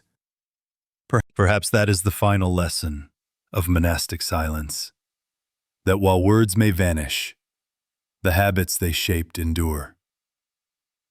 And as you leave this imagined cloister, you might pause to wonder, what did the monks hear in the depths of that quiet? Was it the voice of God, or simply the echo of their own hearts, at last unguarded? The many uses of monastic gardens. A walled world of quiet order. Imagine yourself walking along a gravel path at dawn, dew still clinging to the leaves of cabbages, rosemary, and sweet violets. The monastery garden is quiet, but full of purpose. No birds are singing just yet. The bells haven't rung, and no one is speaking. But already, the garden is at work. For many people today, the word garden conjures up color and decoration. But for the medieval monk, it meant something far more complex. A self-sustaining world within walls. A monastic garden was not simply a patch of land. It was a vital extension of the rule. Each plant, had a reason to exist, and each square of soil was cultivated with intent. Some gardens were grand and geometrically arranged, others humble and pieced together out of stony ground. Yet all of them were shaped by the rhythms of prayer, labor, and silence. In most monasteries, the garden was divided into sections. The herbularius for medicinal herbs, the hortus for vegetables, the pomerium for fruit trees, and sometimes a cemetery garden, where flowers were grown around the graves of the brothers. The monks of St. Gall, a monastery in present-day Switzerland, left behind an elaborate architectural plan in the 9th century. That plan includes 3 gardens, one for medicinal plants, one for vegetables, and a small private garden for the physician monk. Every plot is labeled. Every path has a purpose. Let's pause on the herbularius, the healing garden. Here, monks cultivated more than 100 species of plants for use in their infirmaries. Wormwood for digestive ailments, fennel for flatulence, comfrey to bind broken bones, horehound for coughs, pennyroyal for menstrual discomfort, the list goes on. Monks learned their remedies from ancient sources, texts by Galen, Dioscorides, and Hippocrates, as well as from local folk knowledge. Over time, they developed their own pharmacopoeias, copied in careful Latin, with tiny ink drawings of each plant. A monk working in the herb garden was not simply a gardener, he was a caretaker of tradition, an herbalist, and often the abbey's doctor. He knew when to harvest valerian root for anxiety, how to dry lavender in bundles to hang above sickbeds, and where to find the first shoots of plantain, which they believed could heal wounds faster than any salve.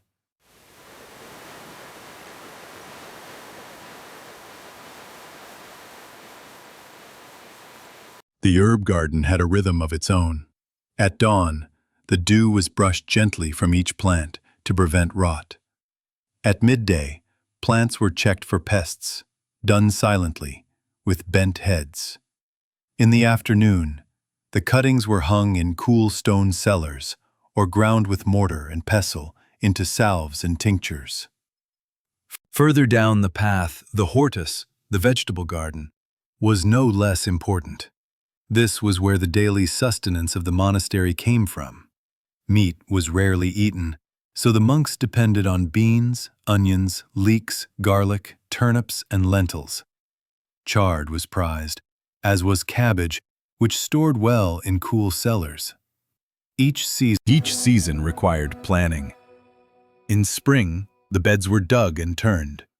In summer, watering and weeding consumed long hours.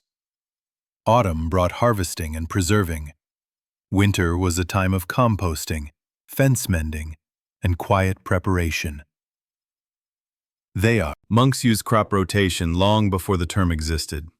They planted legumes after grains, knowing instinctively what modern science would later confirm, that nitrogen would return to the soil. They built raised beds, bordered by low wattle fences to keep out rabbits. And they marked time by the blooming of certain plants, which often dictated the abbey's feast days and fasts. While we tend to imagine monasteries as places of contemplation, the truth is that they were also centers of agrarian innovation. Many practices we associate with later scientific farming have roots, quiet, methodical roots, in these early, cloistered gardens. Even the tools were maintained with care. Hoes and spades were stored in small lean-tos, cleaned and oiled with animal fat to prevent rust. Watering cans, made of copper or clay, were patched and mended when cracked. Nothing was wasted. There's a gentle irony in all this. A vow of poverty produced one of the most self-sufficient systems in the medieval world. But the garden was not only for medicine or food. It was also a place of prayer.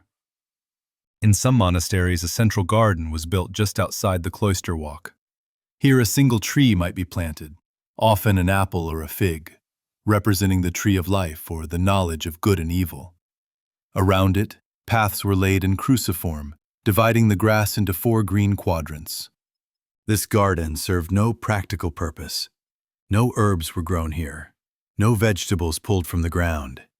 Instead, it was meant for meditation, a reminder that Eden had once been a garden too.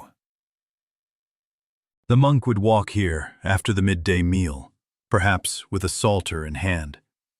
Or he would sit in the shade of the tree and read from Augustine or Gregory the Great, letting the sounds of bees and wind ease his thoughts toward the divine. Even the placement of flowers carried meaning. Roses for martyrdom, lilies for purity, violets for humility.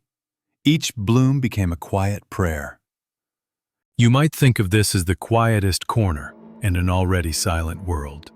Yet to the monk who paused here each day, it was a place full of voice, of memory, of ritual, of the beauty made not by speaking, but by tending. And perhaps you, walking that gravel path with a garden on either side, would feel a similar peace. No signs, no chatter. Just the rustle of plants in the breeze, and the low tolling of a distant bell, calling the monks back to the work of prayer. Still, one might wonder, how did the seasons shape these gardens in harder times?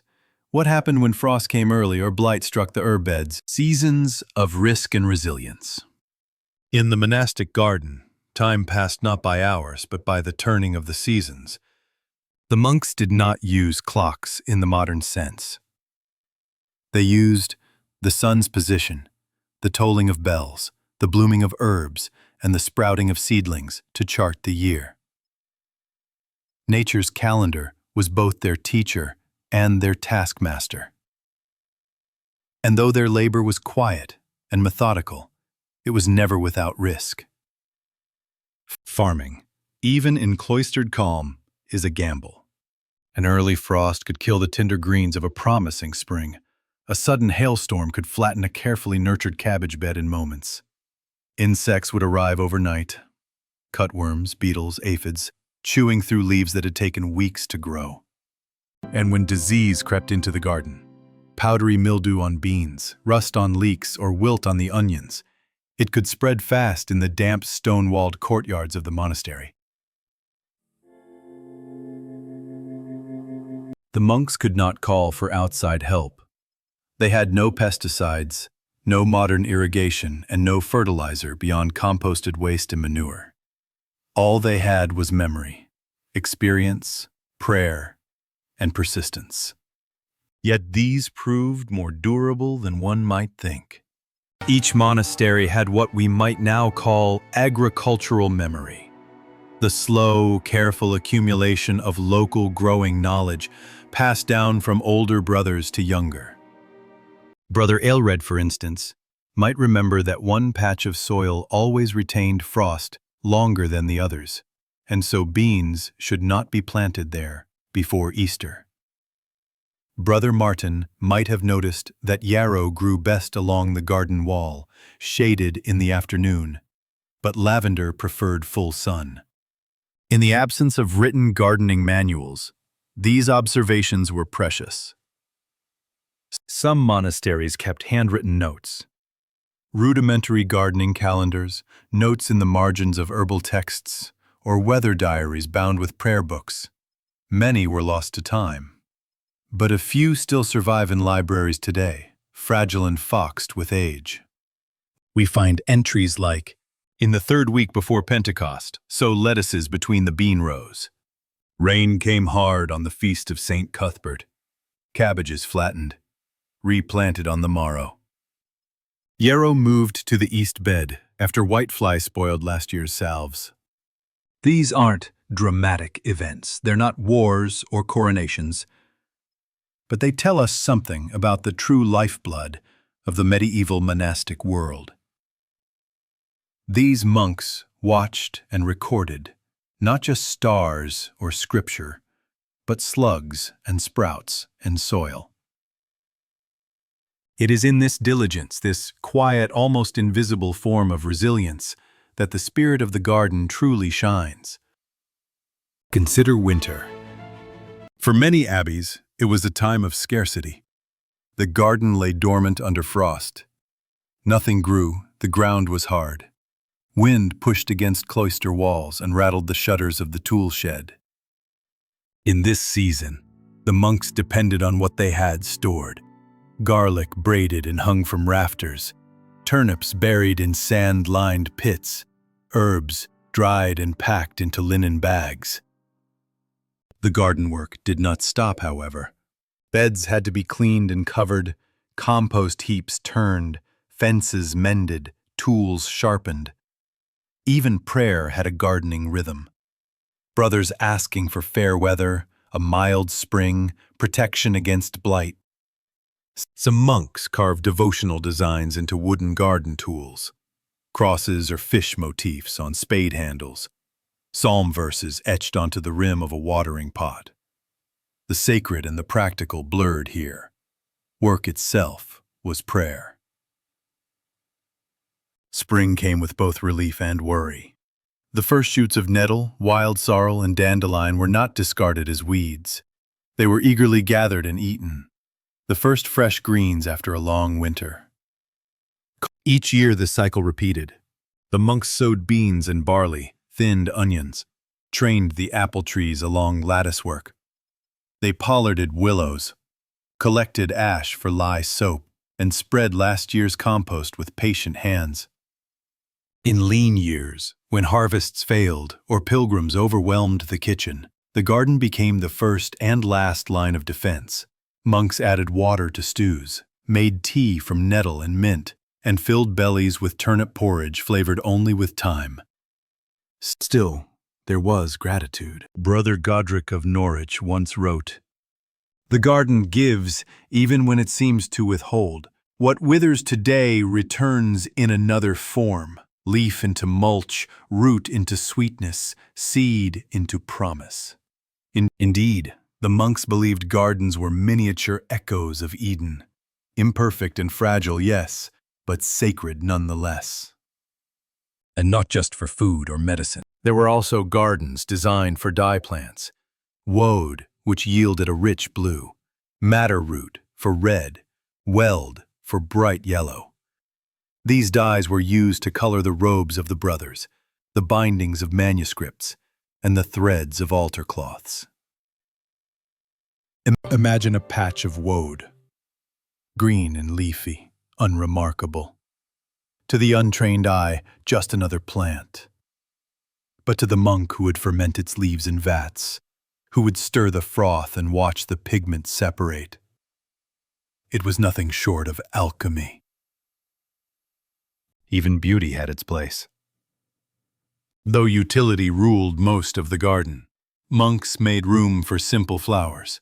Columbines, foxgloves, irises, primroses. They weren't lavish, but they were tended. Their color, modest but persistent, was seen as a celebration of divine order. The gardens were also places of instruction. Novices learned humility by weeding. Older brothers, slowed by age, found quiet tasks in watering or seed sorting. Children, sent to the monastery for education, often spent their early days in the garden, not to be punished, but to be calmed. All of this took place in silence. Words were used sparingly. Signs and gestures did most of the talking, but the garden was filled with nonverbal conversation. The sigh of a shovel sinking into earth, the rustle of leaves, the creak of a wheelbarrow. Still, one might wonder, how did these gardens evolve over the centuries? As towns expanded and monasteries declined, did the walled gardens survive, or fade into myth with the monks who once tended them? The afterlife of the cloistered garden. Imagine the year is 1539. You are standing in the orchard of a Benedictine abbey in England. The apple trees are still heavy with late fruit. The mint has seated itself along the path. And the monks, whose patient tending shaped this place, are gathering their few belongings. In that year, Henry VIII ordered the dissolution of the monasteries, what had stood for centuries. These gardens, the cloisters, the scriptoria, was to be sold, dismantled, or left to ruin. To many of the brothers, this was more than the loss of a livelihood or a community. It was the end of a world. But though the monasteries themselves were suppressed, the knowledge of their gardens did not vanish overnight. Some monks found refuge in smaller religious houses or became parish priests. Others, unable to return to religious life, found work as herbalists, apothecaries, or gardeners in noble estates. They carried their memory of the cloister's beds and borders wherever they went. Through them, the practical skills, crop rotation, composting, herbal remedies, spread beyond the walls that had once enclosed them. Even in secular hands, monastic gardens continued to shape daily life. In some places, wealthy landowners bought former abbey lands and preserved the gardens, seeing in them a legacy worth maintaining. They adapted the spaces, adding ornamental parterres or fashionable knot gardens. But traces of the old order remained. The neat divisions between vegetables and herbs, the orchard rows, the medicinal beds. Elsewhere, the gardens were left to decline. Apple trees grew wild. Lavender and rosemary sprawled over broken paths. Roses climbed the ruins. Yet even in this neglect, something of the monastic spirit lingered, a kind of ordered quietness beneath the weeds. Centuries later, antiquarians and historians began to take an interest.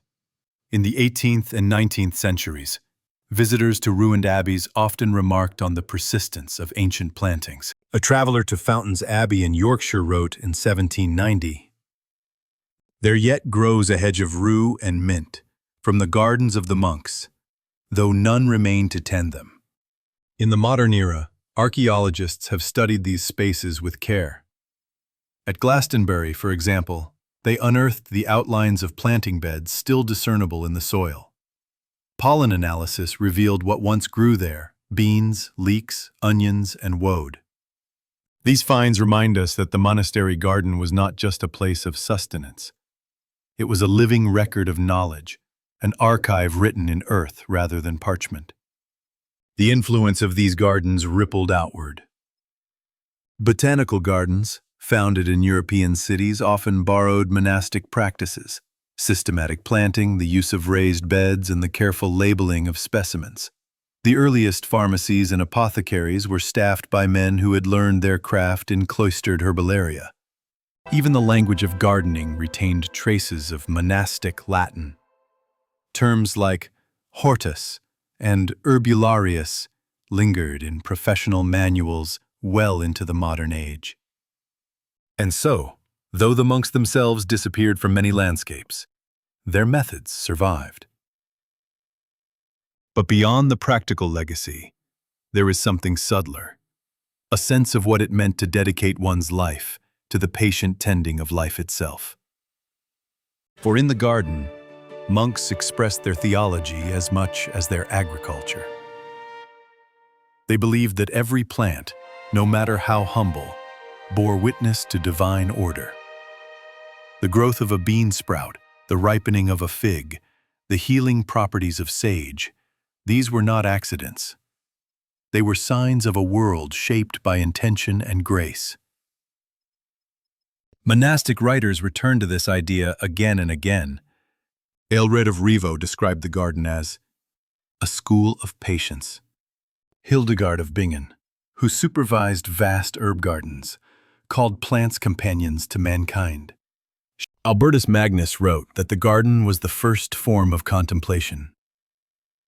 Today, when we walk through reconstructed monastic gardens, like those at Weisenberg Abbey in Alsace, or the recreated herb beds at St. John's in Cornwall, we catch glimpses of this worldview. The pathways are still arranged in quadrants, the lavender still hums with bees, the apple trees still lean toward the sun. And though the monks are gone, the quiet persists. It is easy to imagine the daily rituals returning. A novice carrying a basket of rosemary to the infirmary. An elderly brother sitting on a low stool, separating coriander seeds from their husks. a bell tolling across the beds as the hour of vespers draws near. Even now, these spaces invite a different pace, a different kind of attention.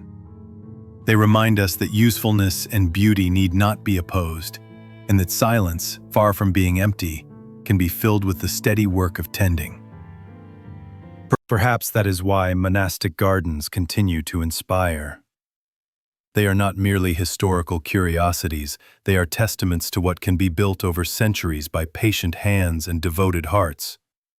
And as you picture the last monk stepping away from his garden, turning for a final look at the neat rows and budding fruit trees, you might wonder, when we cultivate anything, plants, knowledge, faith, do we ever truly leave it behind? Or does some quiet part remain, rooted and alive, waiting to be found again? How pilgrims were fed and sheltered. Section 1. The arrival at the monastery gate. Picture yourself as a pilgrim in the late 12th century. Your boots are caked with dust from days, perhaps weeks on the road. A small bundle of belongings hangs from your shoulder. Your body is weary, and so is your spirit. Ahead, you see the walls of the monastery rising above the trees, pale limestone against a sky that promises rain. God, for the medieval pilgrim, arrival at a monastery was often the first true moment of relief. Monasteries dotted the great pilgrimage routes to Compostela, Rome, and Jerusalem. Some lay hidden deep in the countryside, while others perched on the edges of busy towns. Each served as a kind of spiritual inn, a place where the faithful might find food, shelter, and safety. Approaching the main gate, you would first pass through a forecourt. This was not the cloister proper, but a transitional space.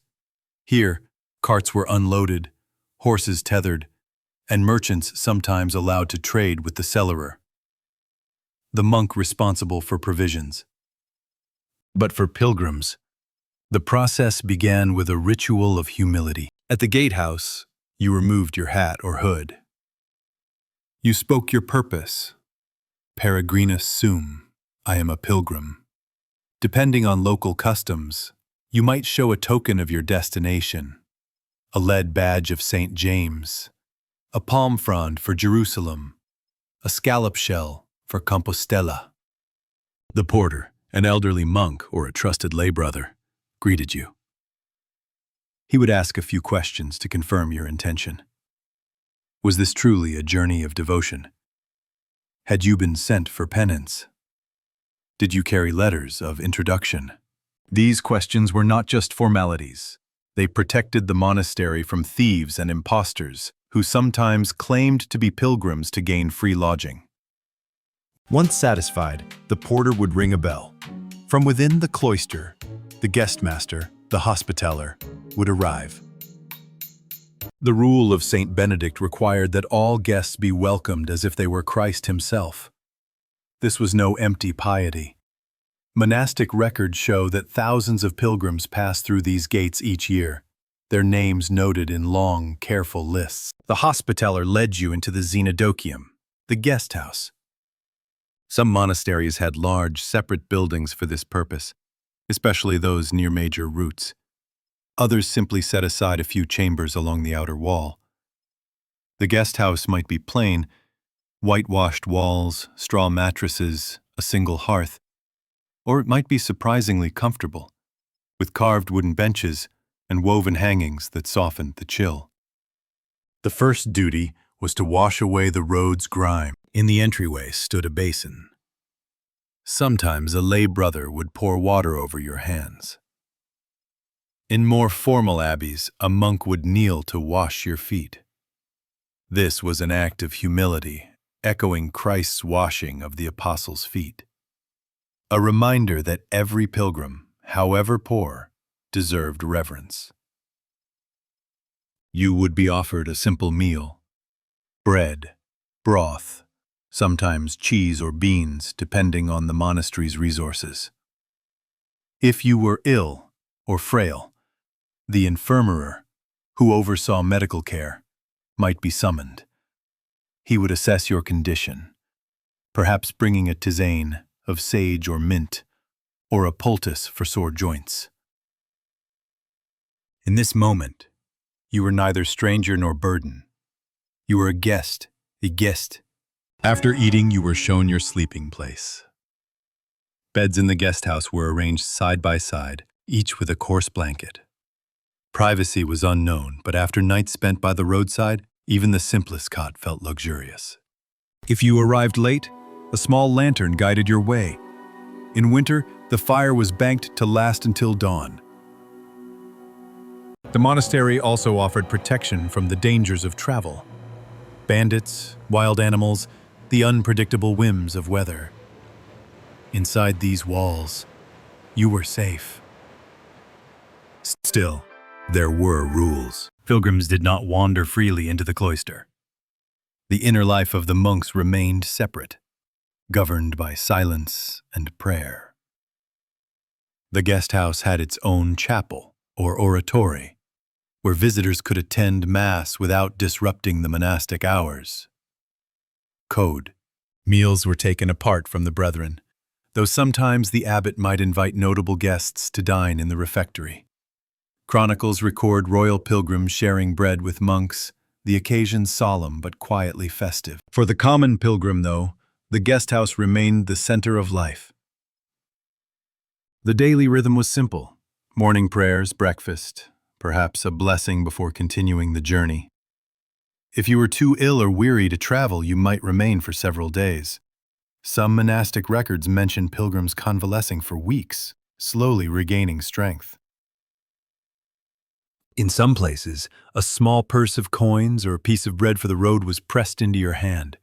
These gifts were meant not as charity, but as an expression of fellowship. And imagine the feeling as you stepped back through the gate. The road stretched before you again, uncertain and long, but for a time you had tasted security. You had rested beneath a roof built by centuries of devotion, and as you resumed your walk, perhaps you carried something more than food or coin, a memory of quiet kindness offered without demand. Still, you might wonder, how did monasteries manage to feed so many pilgrims? What provisions were needed to keep the xenodokium supplied through all the seasons of the year? The labor of feeding the road-weary. Once a pilgrim passed through the monastery gate, the task of caring for body and soul truly began.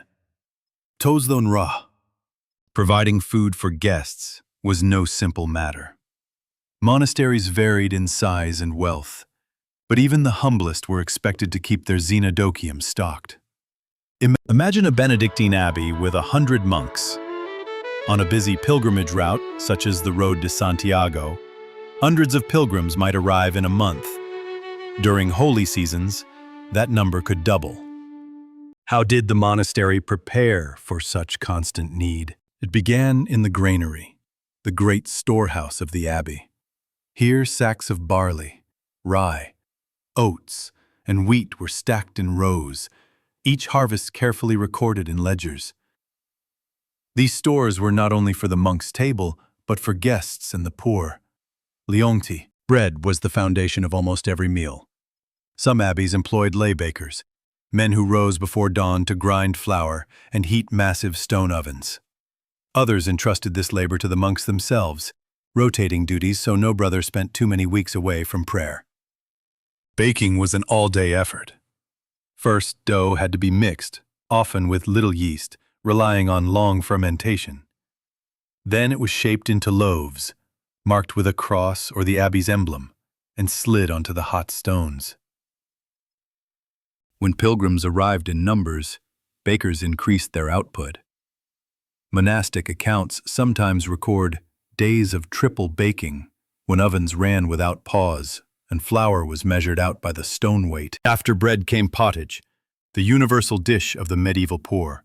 Puskim. Imagine a thick stew of beans or peas, sometimes thickened with barley or oats. Into it went whatever vegetables were to hand: onions, leeks, carrots, In more prosperous monasteries, cheese or eggs were added for nourishment. Meat was rare, reserved for the sick or special feast days. Pottage simmered all day in great iron cauldrons. The smell, earthy, mild, wholesome, permeated the guest house. Each evening, a lay brother ladled it into wooden bowls, setting them out in neat rows on the trestle tables. Next came cheese. Most monasteries kept small dairy herds. Cows, goats, or ewes provided milk that was curdled and pressed into rounds. A good cheese could be stored for months, making it an essential ration. In some records, we find mention of pilgrim's cheese, a simple, fresh curd made quickly and eaten within days. And there was ale. Water could be uncertain, tainted by runoff or animal waste. So monasteries brewed weak ale, known as small beer, containing little alcohol, but enough to make it safe. Brewhouses stood apart from the main cloister, both to reduce fire risk and to keep the yeasty smells from permeating the chapel. A lay brother, the brewer, oversaw each stage, soaking the grain, sprouting it into malt, drying it over gentle heat, boiling it with water and hops, cooling and fermenting. Each cask was marked with the brewing date. Even the weakest ale took time to prepare, so barrels were stacked in deep cellars, ready to be tapped as needed. On any given day, the hospitaller kept an inventory of all these supplies. How many loaves? How many wheels of cheese? How many pints of ale? How many measures of beans? He also oversaw the herb store.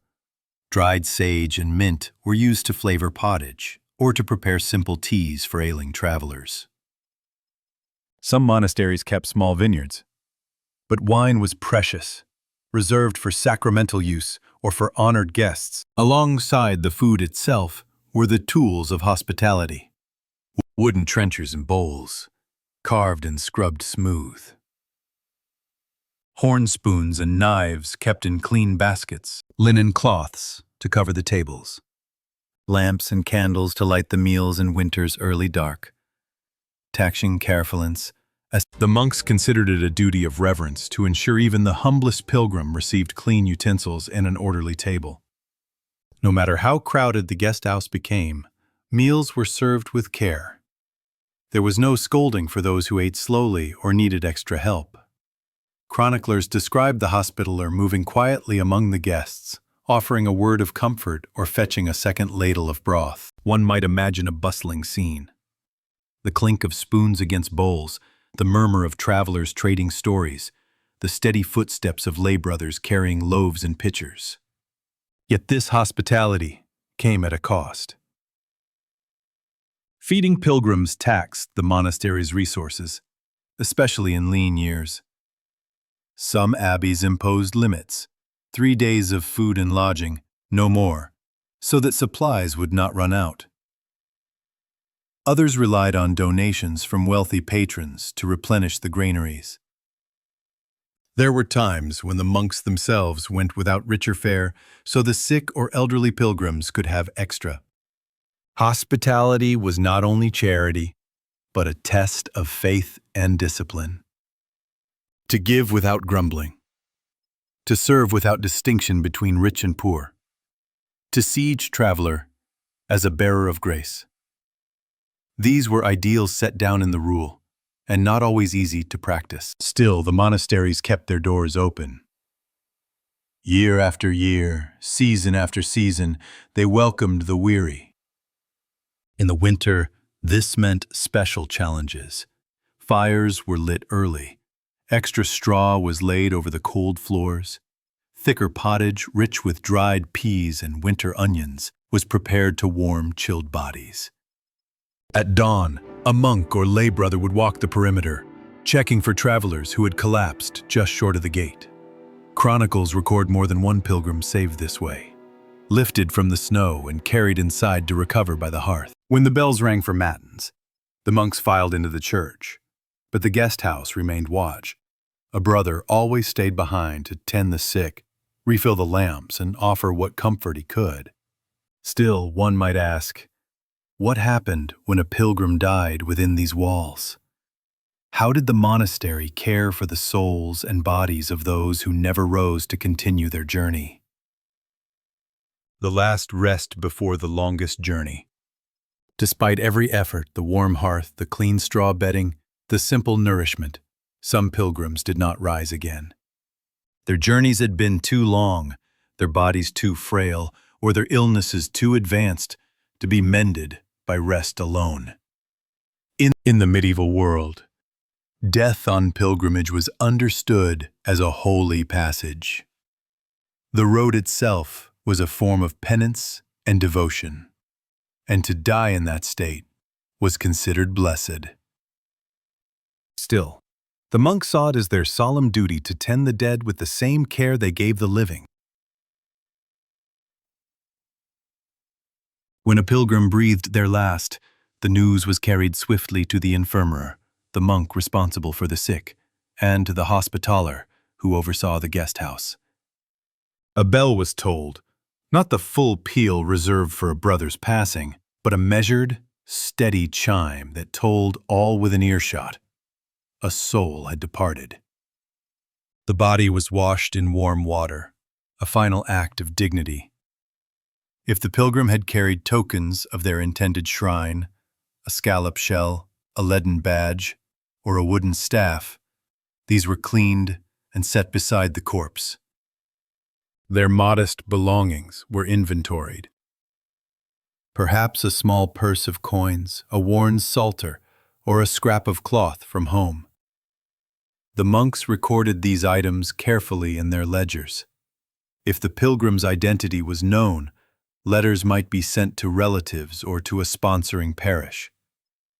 The body was then wrapped in a simple shroud, linen if the abbey had it, a coarser woolen cloth if resources were scarce. Over the chest, a small wooden cross was laid.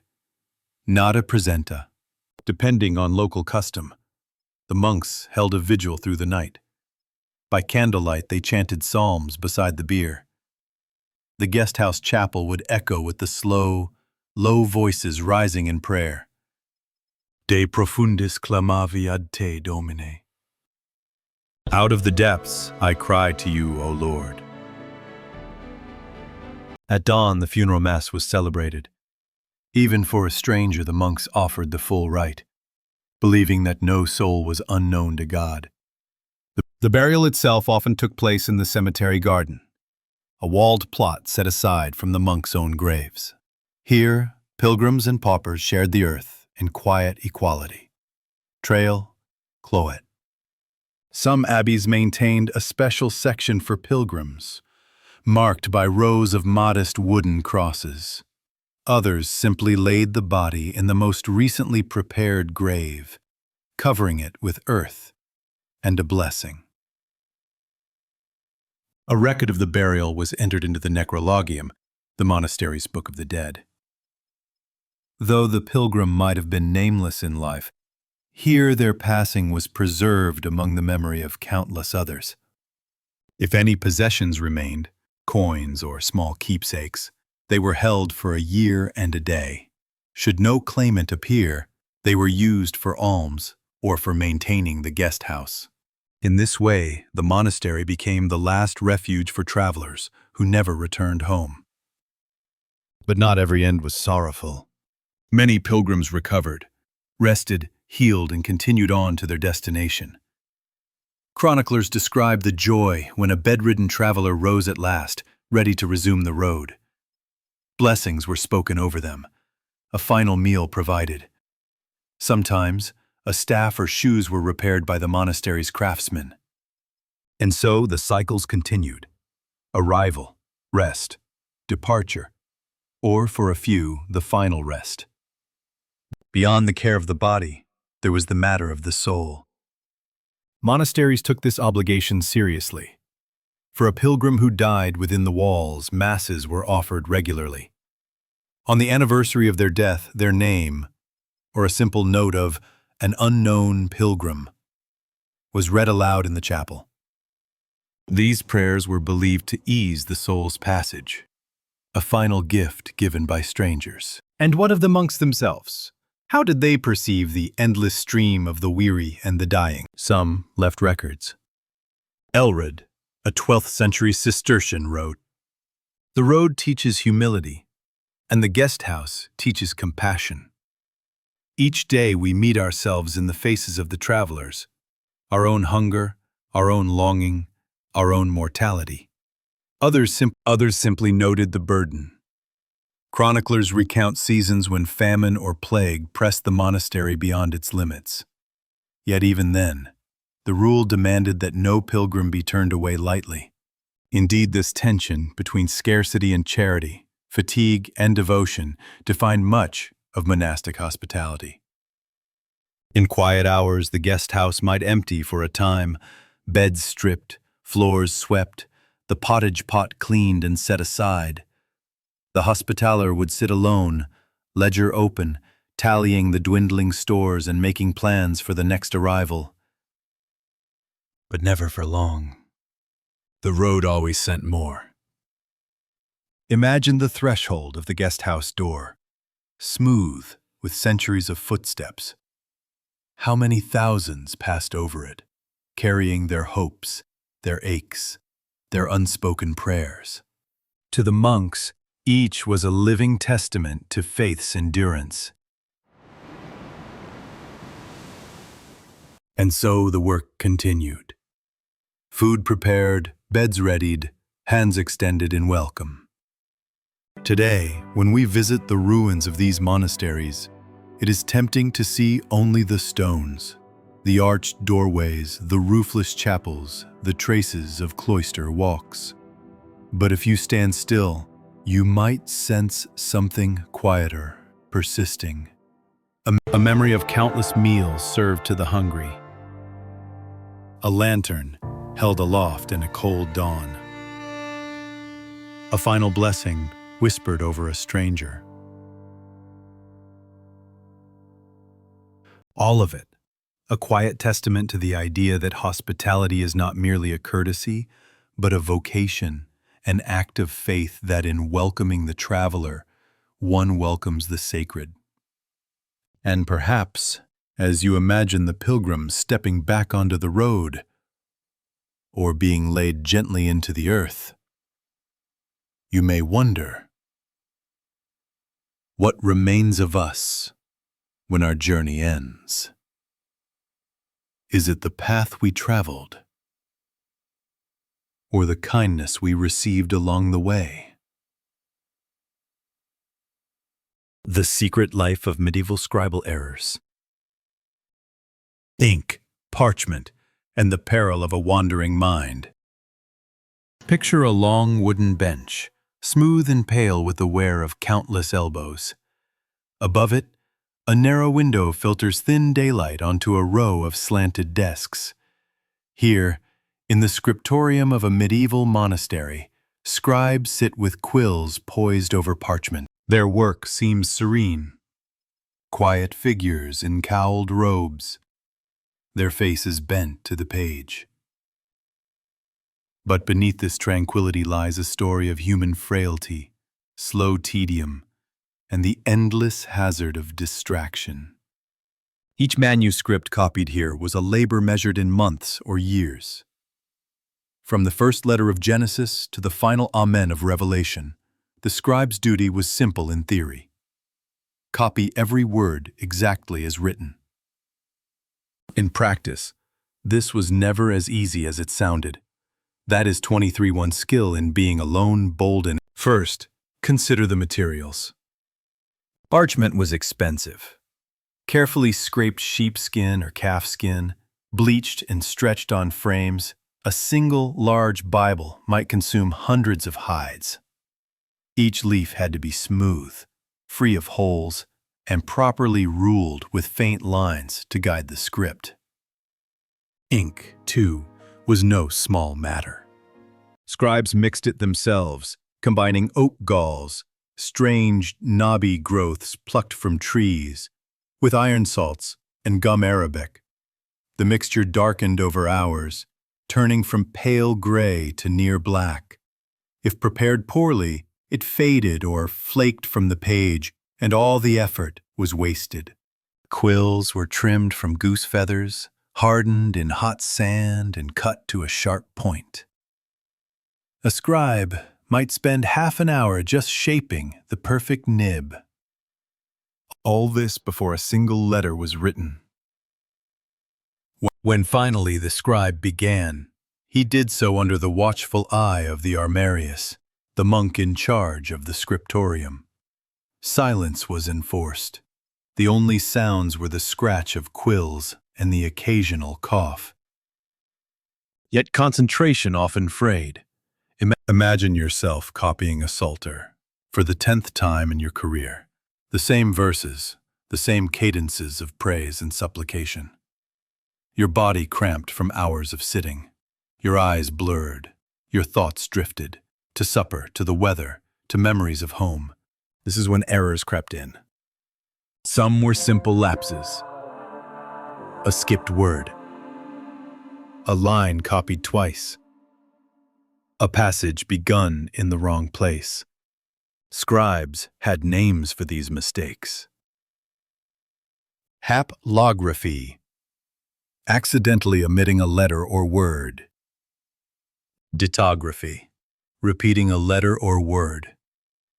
Homootoluton. Losing your place because 2 lines ended with the same word. One monk might write, "And the Lord said unto Moses," only to discover many lines later that he'd missed an entire paragraph. Other errors arose from misunderstanding. Medieval Latin was full of abbreviations, squiggles and strokes standing in for entire words. A scribe unfamiliar with these marks could guess wrong, transforming meaning by a stroke of the pen. And sometimes, errors were born of weariness. In more than one manuscript, a marginal note reads, "Scribe is tired," or simply, "Oh, my hand." Imagine the quiet humor of a monk noting his own exhaustion on the very page he was laboring to finish. Then there were the mischievous mistakes. Occasionally, a scribe slipped in commentary of his own. "This parchment is terrible. The ink has frozen. Here ends the 2nd book, thank God." These scribbles remind us that behind each elegant folio was a very human hand. Beyond the text itself, decoration introduced further risk. Honor illuminators. Monks trained to add colored initials and miniature illustrations, sometimes misunderstood what the scribe intended. A reference to a fish might become a fanciful sea monster. A lion might be painted with the ears of a rabbit. And even when images were accurate, the pigments could smudge if the manuscript was closed too soon. A week's careful work might blur in seconds. Despite these hazards, most scribes achieved remarkable accuracy. Cross-checking was common. A finished quire, a gathering of pages, was read aloud by one monk, as another followed with his finger, line by line. Errors were marked and corrected. This system was not perfect, but it produced texts of astonishing consistency over centuries. Yet mistakes persisted. Sometimes they were so entertaining that later scholars preserved them as curiosities. In one famous psalter, a scribe skipped an entire verse, then squeezed it into the margin in letters so tiny it was nearly invisible. Another, tasked with copying a genealogy, fell asleep and repeated the same name 7 times. Occasionally, scribes wrote instructions meant to be removed before final copying, only to have them copied verbatim. Leave space here for the large initial. Became, in the final manuscript, part of the text itself. Kud sod. Imagine reading such a volume centuries later and stumbling over this odd sentence, puzzled at what it could mean. Even errors that seemed small could ripple outward. A mistranscribed date could mislead generations of historians. A scrambled word could alter doctrine. A misplaced line might pass into dozens of copies before anyone caught it. And so the monastery scriptorium was a place of constant vigilance, where the act of copying demanded as much humility as skill. Still, one might wonder, how did scribes keep their minds steady across endless hours of labor? What practices and rituals helped them endure the tedium and preserve the sacred trust of their craft? Rituals of focus in the monastic scriptorium. The challenge of maintaining perfect attention hour after hour was one that every scribe faced. In the monastery, discipline was woven into every moment of the day. Yet even with this structure, the act of copying texts tested both body and spirit in unique ways. How did scribes manage the strain? First, there was the architecture itself. Scriptoria were designed with purpose. They were often built along the southern wall of the cloister to capture as much daylight as possible. High windows let in clear illumination while keeping out distractions from the courtyard. The walls were sometimes whitewashed, reflecting light onto the desks. The benches were arranged in rows, with each scribe's station carefully allotted. In larger abbeys, individual carrels, small wooden stalls with partitions, offered privacy. A scribe could work there with fewer interruptions, the only sound his own quiet breathing and the scrape of the quill. Lighting mattered greatly. Candles and lamps were used sparingly, for flame was both costly and dangerous.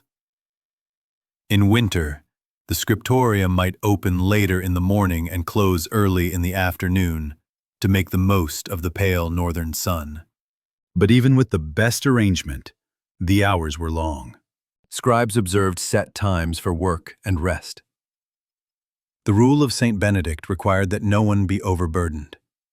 Each brother balanced copying with prayer, meals, and, if permitted, time in the garden or infirmary to stretch aching limbs. The day began with the reading of the assigned passage. A senior monk would declare which text was to be copied and where the work should resume. This communal moment helped anchor everyone in the same purpose. Then the scriptorium fell into silence.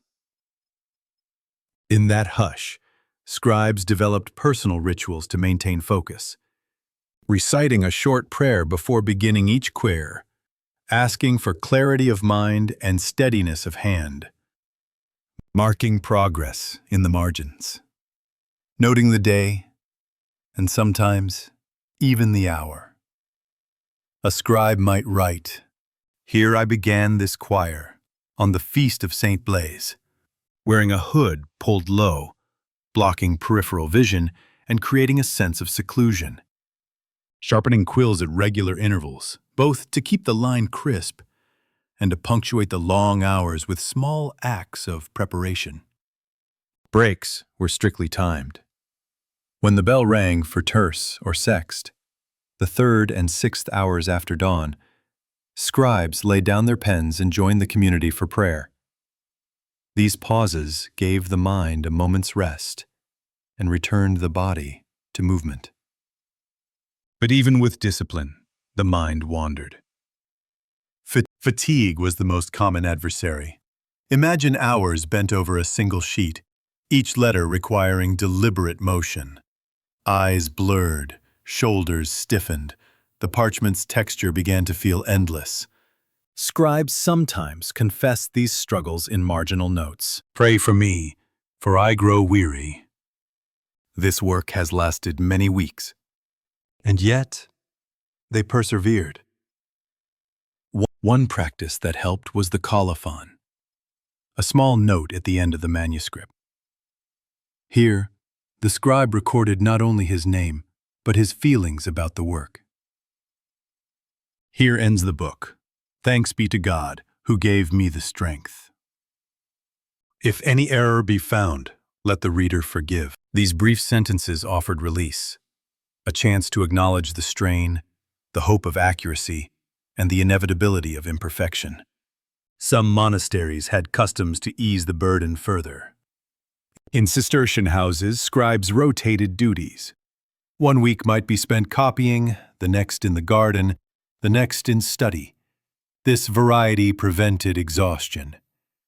In Benedictine communities, scribes sometimes worked in pairs. One read aloud from the exemplar, while the other wrote. This method reduced certain kinds of errors, especially omissions and repetitions, but introduced its own challenges. A cough or slip of the tongue could confuse both men. Still, the collaborative effort brought a measure of companionship to the labor. Errors were inevitable, but so were corrections. When a mistake was spotted, the scribe marked it carefully. Dot, a small cross or caret in the margin to signal where text should be inserted. A line through the error, never so heavy as to obliterate it entirely. Sometimes, in some abbeys, a designated corrector reviewed each completed quire before it was bound. These correctors, often among the most senior scholars, held great responsibility. A missed error could echo through generations of manuscripts. Yet the process was not only about vigilance, it was also an act of devotion. Zugalilu. Copying scripture or the writings of the fathers was considered a form of prayer. Each letter was an offering, a way to join oneself to the great chain of tradition.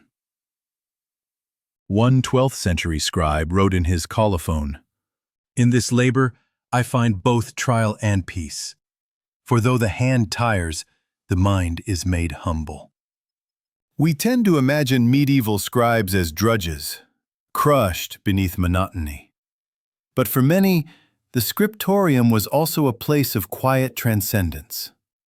The discipline demanded by copying, the rhythm of the quill, the steady unfolding of sacred words, all combined into a kind of meditative practice. Still, the tension remained. How to balance human frailty with the desire for perfection. How to accept that, despite best efforts, error would find its way into even the most careful work. This question lingered in every illuminated page, every cramped margin. And one might ask, when the last word was finally penned and the manuscript closed, what did the scribe feel? Relief? Satisfaction? Or a fear that somewhere, amid the thousands of letters, a hidden mistake waited to be discovered? When mistakes became tradition. Imagine the scribe straightens his back, flexes sore fingers, and looks down at the nearly finished quire. Weeks or months of work have led to this moment. One final passage to be transcribed. With careful strokes, he draws each letter. The words appear, line by line, dark against the pale parchment. At last, he writes the final Amen. He sets the quill aside, breathing out a long-held tension. For a moment, all is still. But even here, the process is not complete. The manuscript must be inspected, both for correctness and for completeness. This is where errors took on a curious second life. First, the corrector examined the quire. His trained eye moved quickly over the text, hunting for obvious slips. A duplicated line. A missing word. A letter misdrawn so that E became C or O became A. When mistakes were found, the corrector made a note in the margin or between the lines. Small symbols marked insertions, little crosses, dots, or circles. Sometimes, a scribe would be summoned to fix the error immediately, scraping away ink with a penknife. But often, corrections were left for later, after the quires were gathered and sewn together. This process was thorough but far from perfect. Some errors escaped notice. Others were caught but left uncorrected, either because the work was already bound or because the mistake seemed minor. And so when later scribes copied these texts, They sometimes copied the mistakes as well. Over generations, these small slips accumulated. Imagine a line that should have read, "In the beginning, God created the heavens and the earth." But an early scribe, weary or distracted, wrote, "In the beginning, God created the earth and the heavens." Barely noticeable, perfectly understandable. The next scribe, tasked with making a new copy, saw this version. He accepted it without question. Thus, an error became a tradition. These accidental variations became the raw material of later scholarship. Centuries after the last medieval scribe laid down his quill, scholars began comparing surviving manuscripts to identify where such slips had crept in. They called this discipline textual criticism. But in the Middle Ages, the scribe's task was simpler: copy faithfully, correct what was obvious, and trust in God's mercy for what was missed. Beyond the technical errors, there were the marginal notes, some serious, some sly. A few were added by correctors. Behold an error here. Take care in the next copy. Others were left by weary scribes. Reader, pray for me. The end of the book. Thanks be to God. These little human voices peeked out between the lines, reminders that behind every perfect-looking manuscript lay long hours of imperfect labor. After inspection, the manuscript was prepared for binding. Muddy sheets were gathered into quires and stacked in order. Wooden boards were cut to size. The quires were sewn onto cords and laced into the boards. The spine was lined with parchment or leather. Finally, the cover was added, sometimes plain, sometimes decorated with tooled patterns or metal fittings. And then, after so much care, the volume was placed in the monastery's armarium, the book cupboard, where it waited to be read aloud or studied. Even at this stage, errors could still be discovered. A monk reading the text decades later might stumble over a repeated word. A scholar comparing copies might note a line missing here but present in another manuscript. But these imperfections did not diminish the text's value. Indeed, medieval readers had a pragmatic view. No work of human hands could be flawless. To copy scripture was to strive for perfection, but also to accept that perfection lay beyond reach. In some monastic schools, scribes were taught this lesson explicitly. They were reminded that error was part of the condition of mankind, proof of the fall, a humble counterweight to pride. And so, each slip of the pen was a quiet confession of humanity. Beyond this theological reflection, scribes developed a set of strategies to reduce error. The A change and set of touch to the checking each page aloud before binding, leaving space for corrections, for marking ambiguous passages with special symbols so that later scribes could interpret them cautiously. Still, no system was perfect. Sometimes, the very measures meant to prevent mistakes created new ones. A scribe might misunderstand a correction mark or assume a marginal note was part of the text.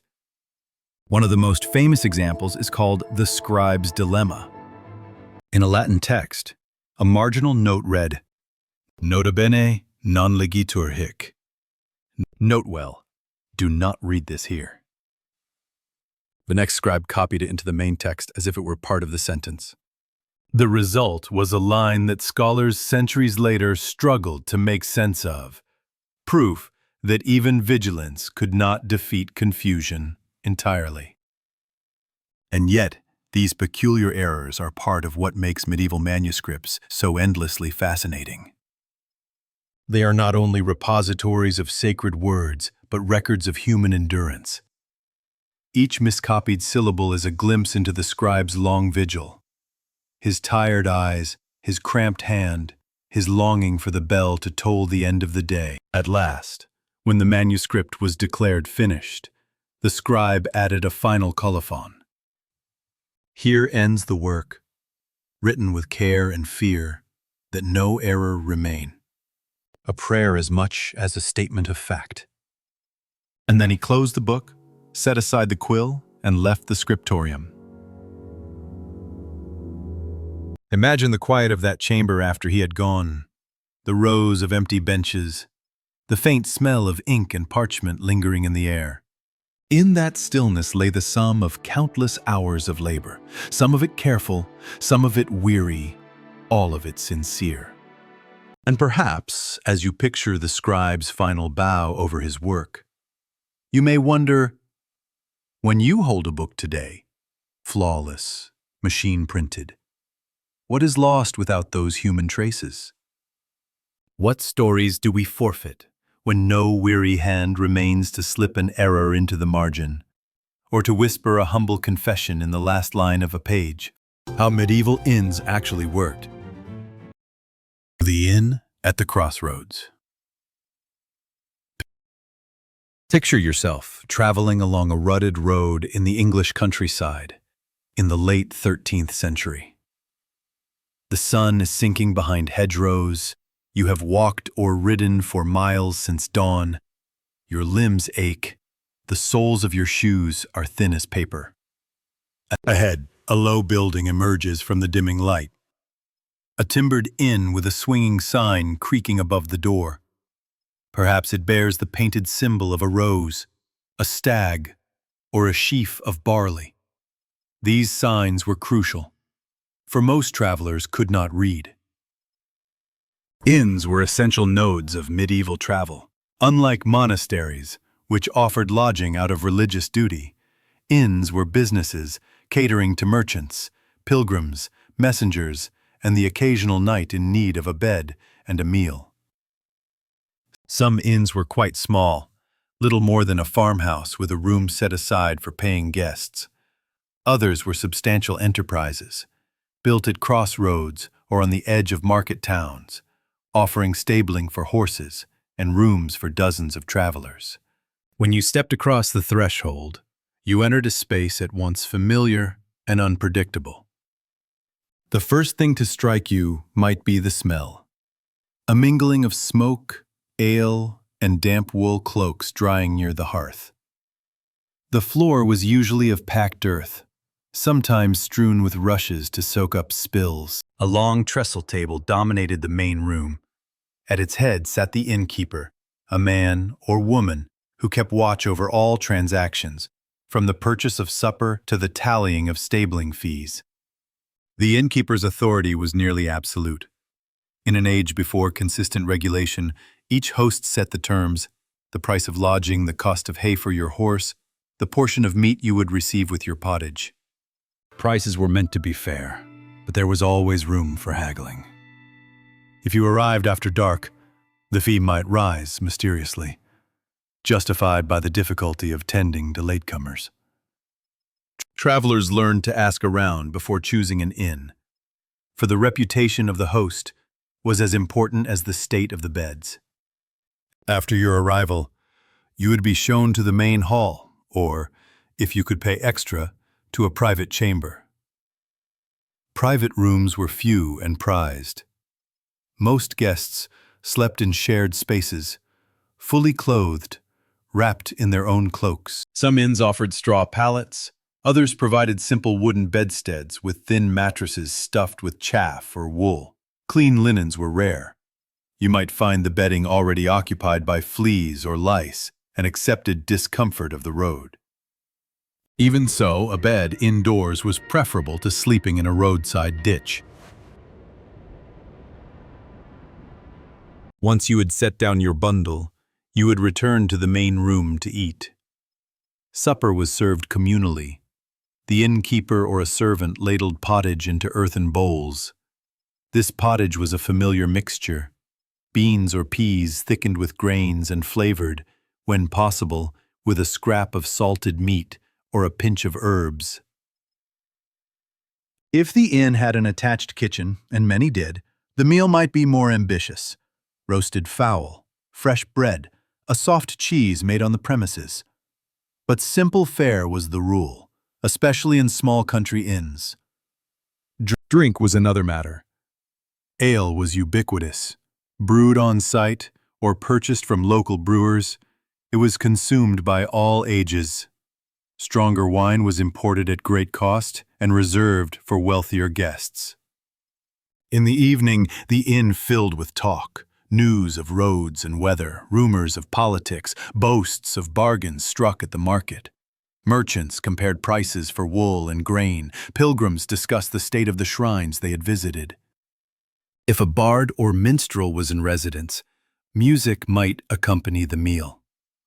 A lute or a rebec added a note of cheer to the smoke-hazed hall.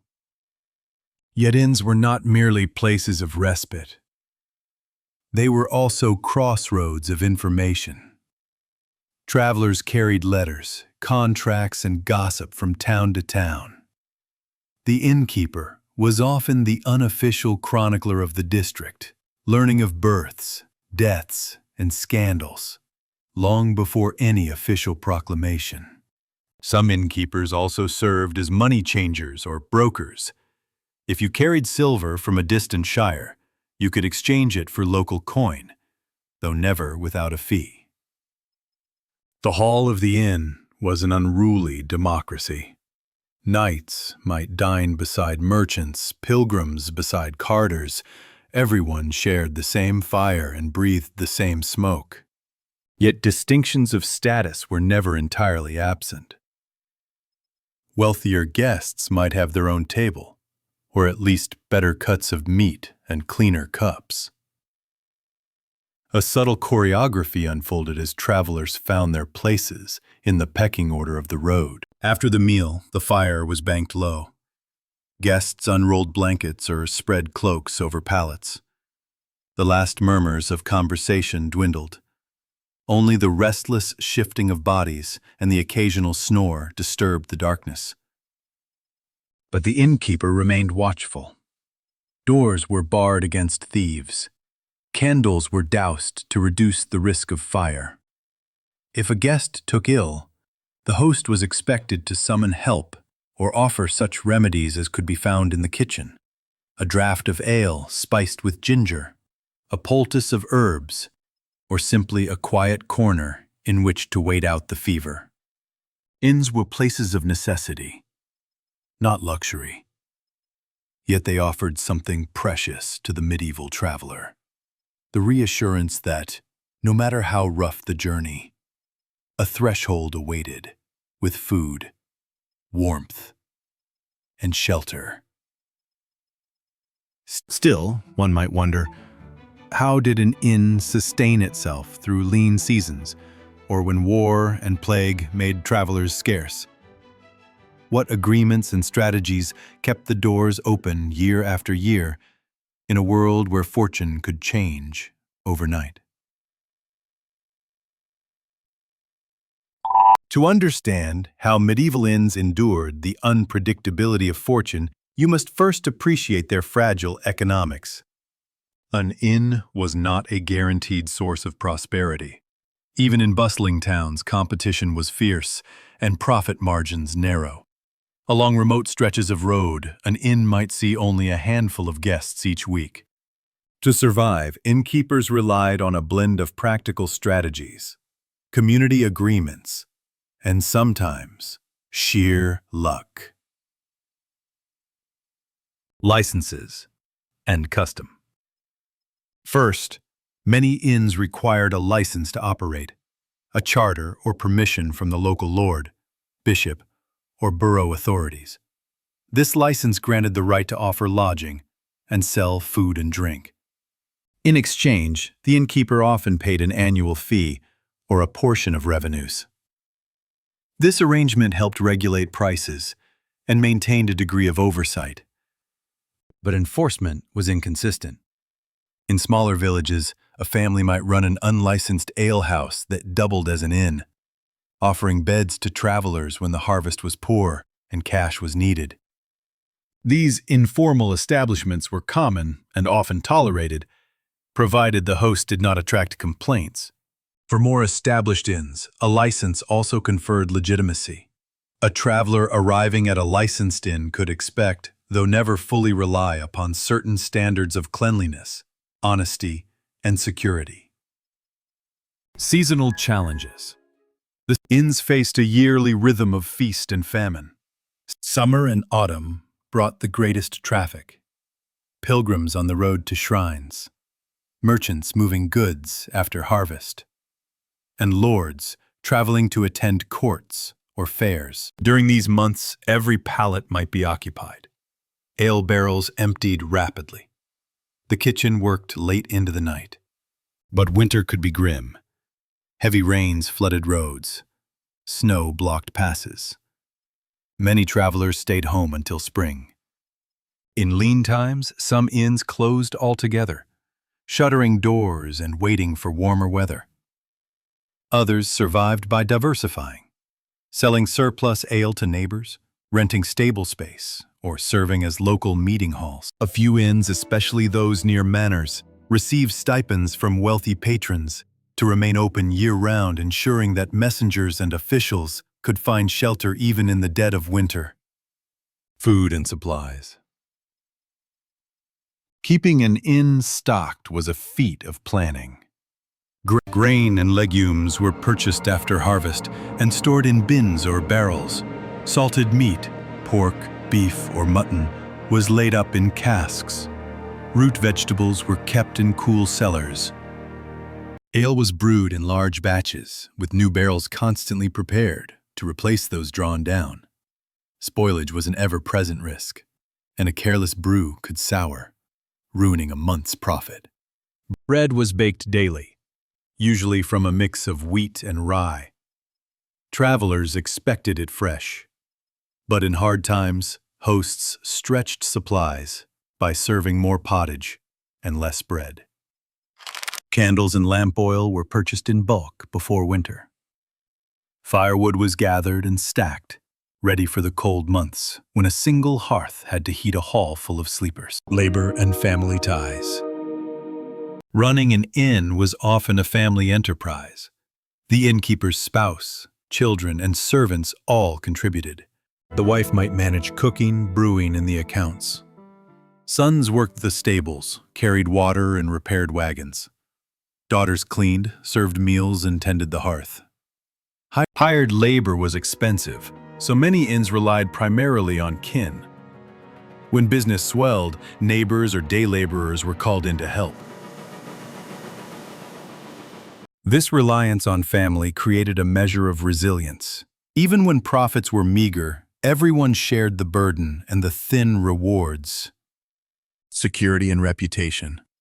One of the greatest challenges was maintaining safety. Robbery was a real danger. Inns stood along roads where law enforcement was thin, and a wealthy merchant traveling alone was an irresistible target. To deter theft, doors were barred at sundown. Guests were often asked to share chambers so that no one slept alone with valuables. Inns near towns might pay local watchmen to patrol at night. Some retained guards or armed servants, especially in troubled times. Yet the most powerful defense was reputation. A well-regarded inn drew honest customers who watched over each other's goods. A disreputable one attracted rogues and smugglers, driving away respectable trade. It was said that an inn's standing traveled faster than any horse. A single incident of theft or price gouging could ruin a house for a year or more. Tavern or inn. It is worth noting that the line between inns and taverns was often blurred. A tavern primarily sold drink, ale, wine, mead, and offered simple meals. Some also provided beds, though lodging was secondary. Withier, an inn focused on shelter and food, especially for travelers. But, in practice, many establishments did both, adjusting their services according to need. Pilgrims often preferred inns attached to religious houses, believing them safer and more charitable. Merchants and carters favored private inns, where business could be conducted discreetly. Charity and obligation. Though inns were businesses, hosts sometimes felt moral obligations toward the destitute. It was common for an inn to set aside a corner near the hearth for travelers who could not pay, especially pilgrims displaying badges of poverty or the ill carrying a letter of recommendation from a monastery. Such charity was limited. If supplies ran low, paying guests came first.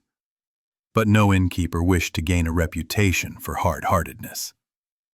A record survives of a 14th century inn in York that fed and sheltered 6 plague refugees, even as their own household was at risk. The innkeeper later petitioned the city for compensation, a rare glimpse into the tension between survival and compassion. Coping with disaster. Nothing tested an inn more than war and plague. During campaigns, soldiers commandeered food and lodging, paying little or nothing. Armies left behind ruined kitchens, trampled gardens, and emptied cellars. In plague years, business vanished. Travelers stayed home. Inns were shuttered or abandoned. Some never reopened. Those that did had to disinfect or rebuild. Rushes were burned. Walls were whitewashed with lime. New bedding was made. Through it all, the essential role of the inn remained unchanged, to offer a fragile refuge from the uncertainty beyond its door. When you imagine the innkeeper leaning against the threshold at dusk, scanning the road for the next weary traveler, you glimpse the quiet resilience that kept these places alive. Still, one must wonder, beyond the ledgers and the hearth, what hidden stories lingered in those walls? What secrets, confessions, and small mercies passed each night in the shadow of the common room fire? Nightfall, secrets, and the quiet record of the road.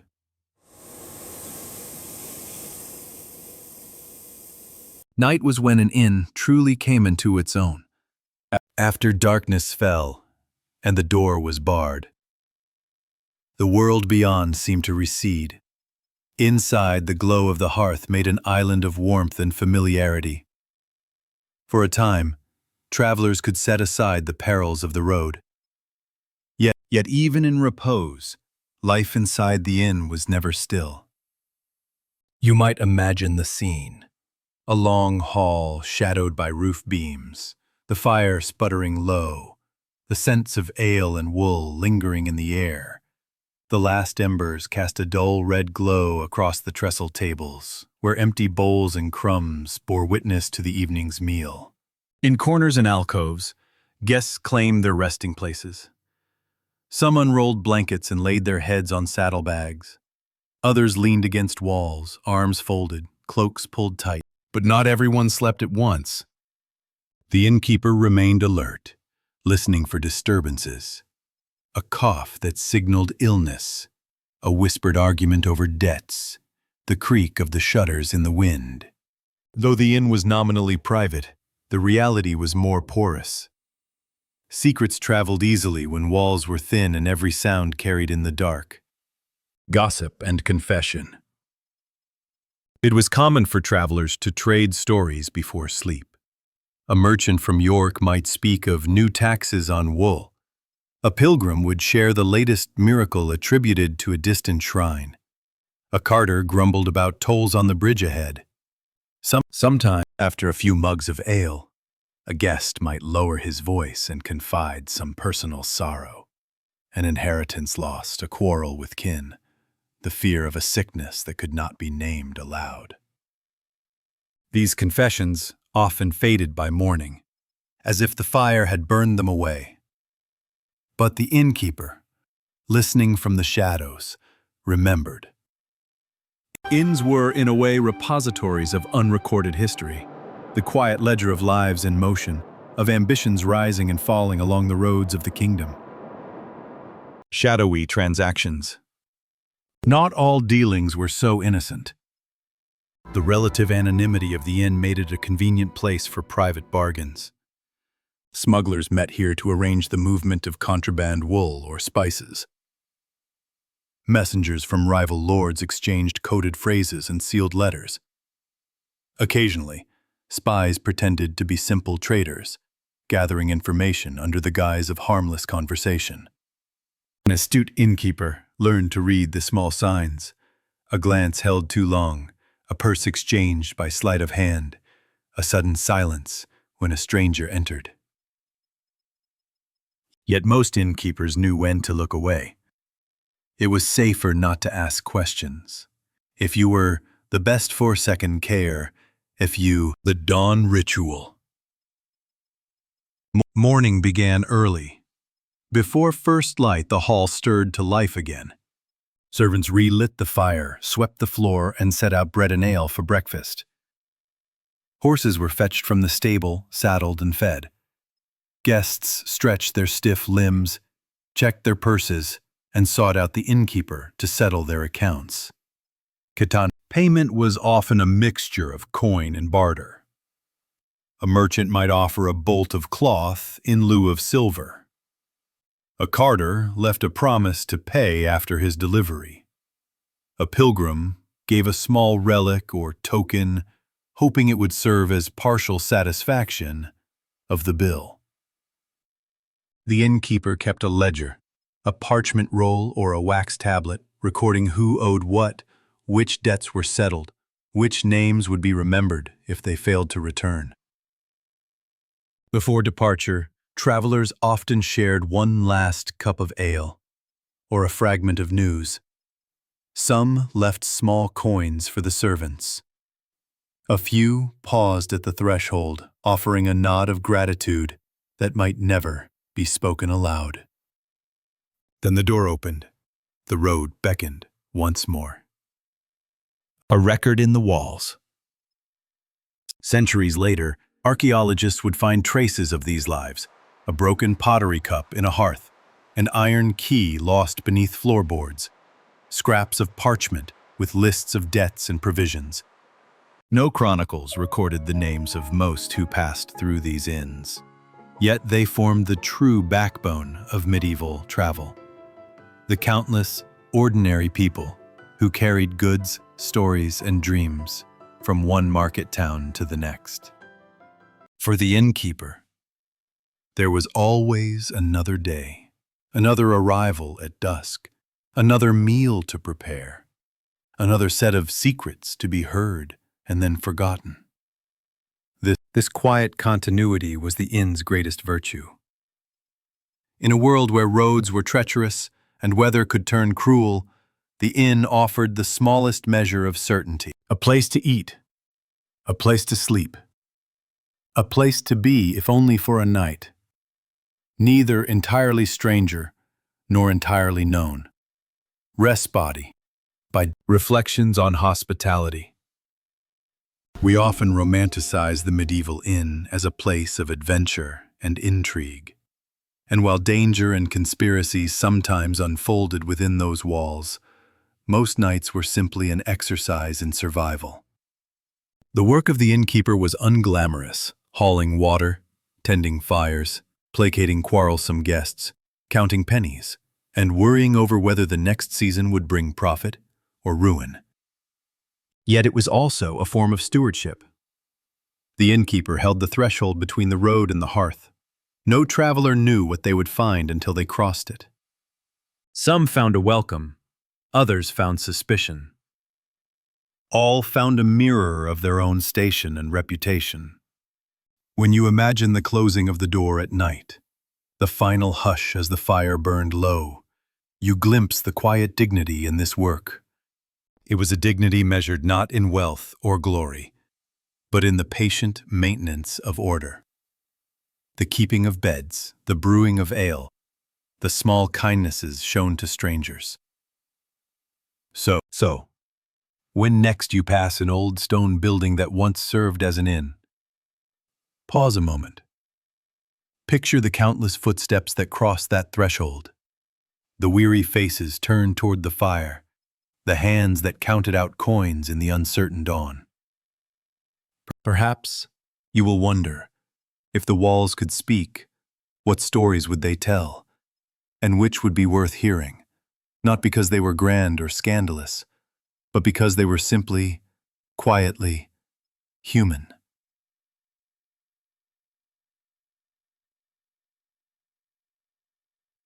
The Curious History of Medieval Insomnia Cures. When sleep would not come.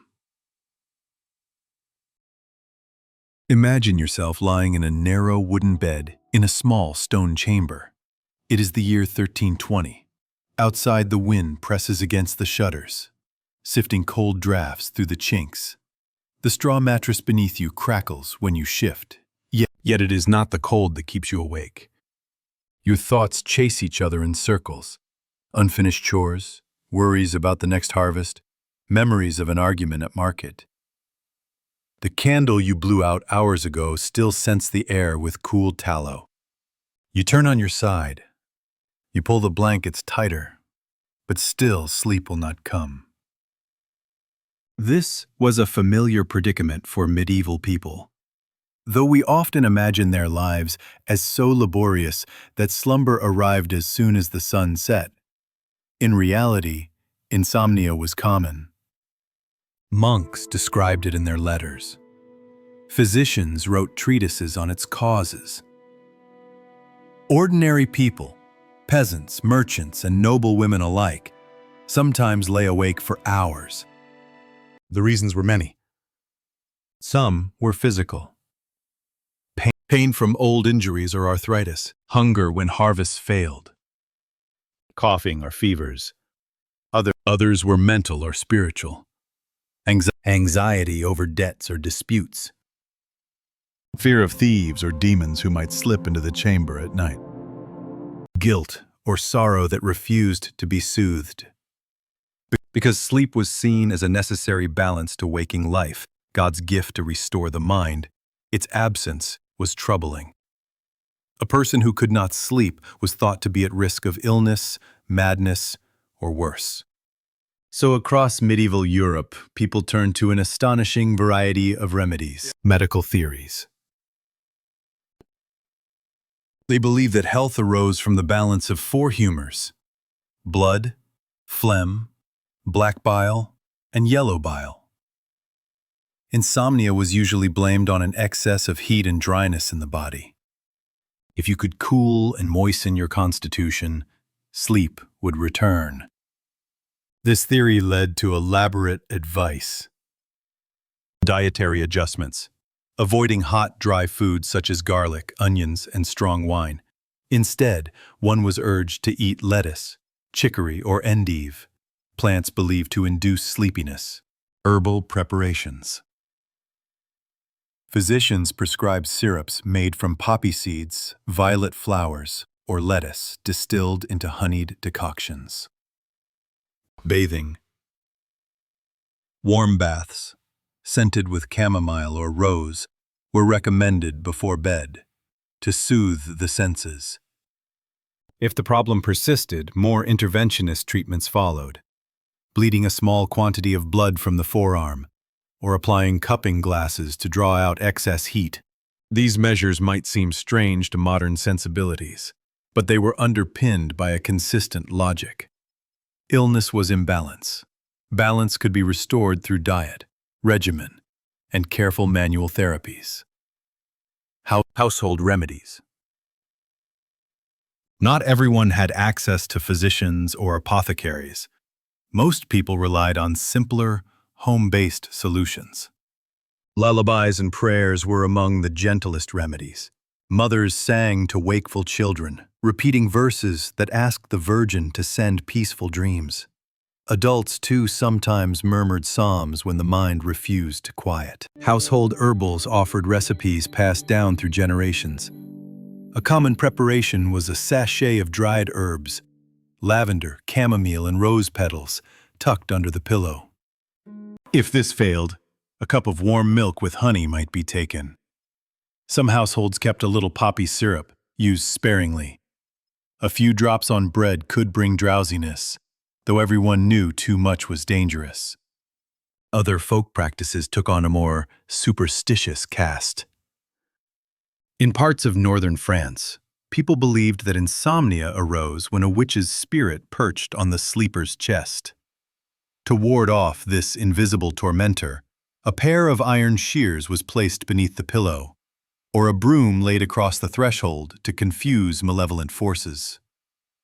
Some households hung a sprig of St. John's wort over the bed, believing it discouraged nightmares and wandering spirits. These practices mingled Christian devotion with older folk beliefs, proof that in the darkness of night even the most rational minds sometimes turn to charms. Bed and chamber arrangements. Apart from remedies, people also thought carefully about the arrangement of the bedroom itself. It was advised that the sleeper's head face east, toward the rising sun, to align the body with the proper order of creation. Bed curtains, if a household could afford them, were drawn tight to keep out drafts and prying spirits. A small lamp might be left burning through the night, casting a pool of reassurance into the shadows. And yet, despite all these preparations, sleep sometimes remained elusive. The two sleeps line. It is worth noting that medieval sleep was often segmented. People spoke of the first sleep and the second sleep. The first sleep lasted from dusk until midnight. Then, it was normal to wake for an hour or more. During this time, people prayed, tended to small tasks, or simply rested in contemplation. Only later did they drift into the second sleep, which continued until dawn. Modern historians have suggested that what we now call insomnia may sometimes have been this natural interval between sleeps, misunderstood in later centuries as a disorder rather than a rhythm. Yet not every wakeful hour was benign. When the mind was troubled, the gap between first and second sleep could become a long vigil. The chronicles of monasteries contain many references to monks who paced the cloister by lamplight, reciting prayers to pass the hours. Nobles sometimes summoned servants to keep them company. Even peasants might rise to check on the animals or simply sit by the hearth, listening to the wind. It was in these quiet watches that the remedies of the medieval world, herbs, prayers, charms, and warm drinks, were most earnestly applied. Still, one must wonder, when all remedies were exhausted and dawn finally crept over the fields, what did those who could not sleep think of their own restlessness? Was it a failing, a punishment, or simply another thread woven into the fabric of ordinary life? Sleep doctors, dream books, and night vigil remedies. By the 14th century, the sleepless had more than just their household cures and prayers. They also had specialists. Though there was no medieval term precisely equivalent to sleep doctor, certain physicians gained reputations for treating night disorders, insomnia, nightmares, and even the dreaded sleepwalking, then known as nocturnal wanderings. In larger towns, a wealthy patron suffering from chronic insomnia might summon a learned man trained in the medical schools of Montpellier or Salerno. These doctors would arrive with heavy books, glass vessels of colored syrups, and a patient ear for the sufferer's nightly routine. It's worth imagining the setting. The physician sits beside the bed, feeling the patient's pulse with 2 fingers, examining the tongue, inquiring about diet and dreams. The room is dimly lit by oil lamp. Outside, a distant church bell marks the hours. The diagnosis might sound oddly poetic to modern ears. Too much dryness of the brain, the physician might say, or excess yellow bile stirring the animal's spirits. And so began the treatments. Sophisticated prescriptions. Some were surprisingly gentle and familiar. Sleep with a warm stone at your feet. Take a draught of milk infused with poppy water. Bathe in tepid water at twilight, with violets floating on the surface. Other remedies bordered on the theatrical.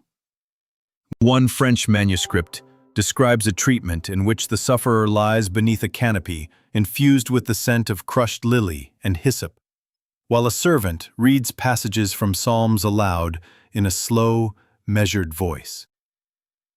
Another advised binding a paste of mashed lettuce and ground pearls to the temples with soft cloth.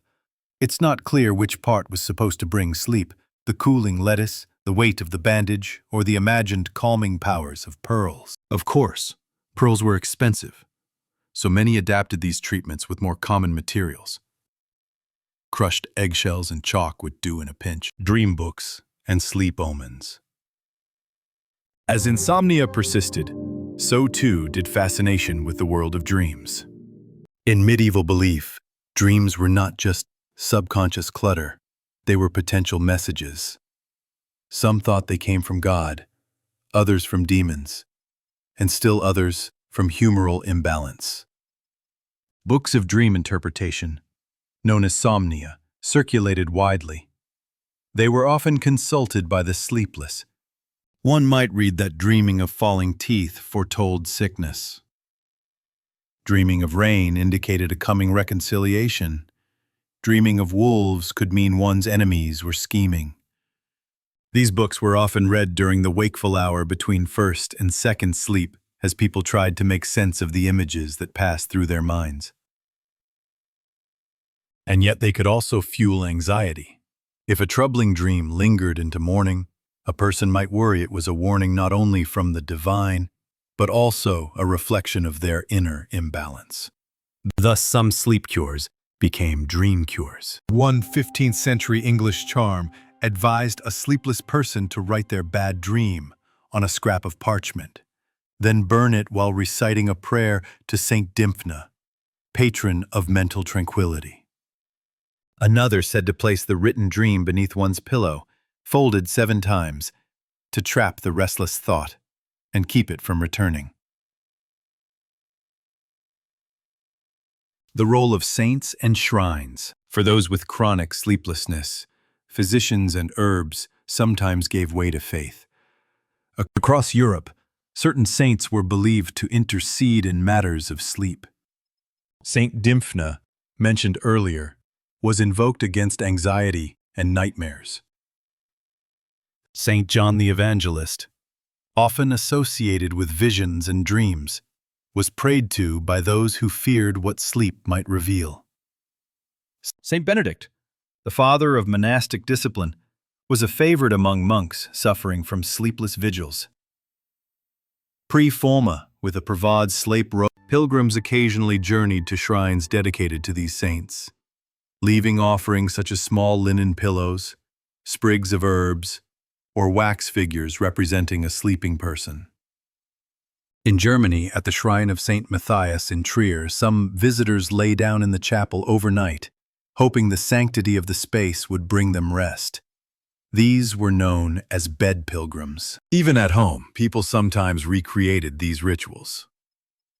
They might hang a miniature image of the saint above the bed, light a candle in a dedicated corner of the chamber, or say special prayers while touching the pillow a grossawari. For many, faith was not separate from medicine. It was the final and most comforting layer in a whole web of remedies. Monastic sleep practices. Interestingly, some of the best documented approaches to sleep came not from lay people, but from monastic communities. Monks and nuns kept rigid schedules. Sleep was strictly regulated, often interrupted by night prayers or study.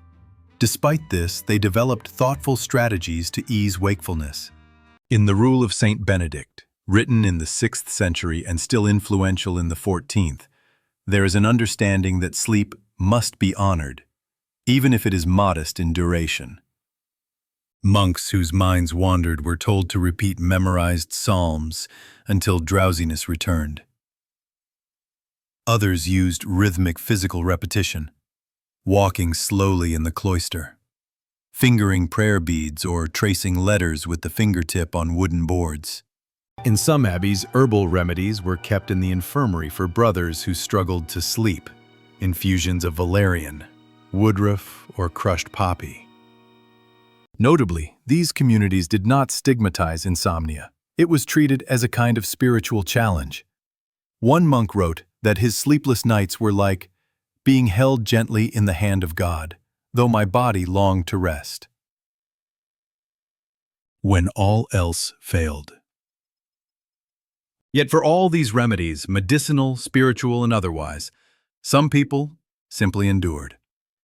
There are accounts of noble women who embroidered by candlelight for hours each night, and merchants who got up early to check the accounts or inventory. In rural villages, Sleepless shepherds paced the yard, listening to the breath of the animals. Sleep, like harvest, could not always be summoned. When it did come, it was received with quiet gratitude. When it did not, life carried on with heavier eyelids and slower footsteps. Still, one might ask, in an age without clocks, screens, or artificial light, when the world was darker and quieter, what exactly was it that kept people from sleeping?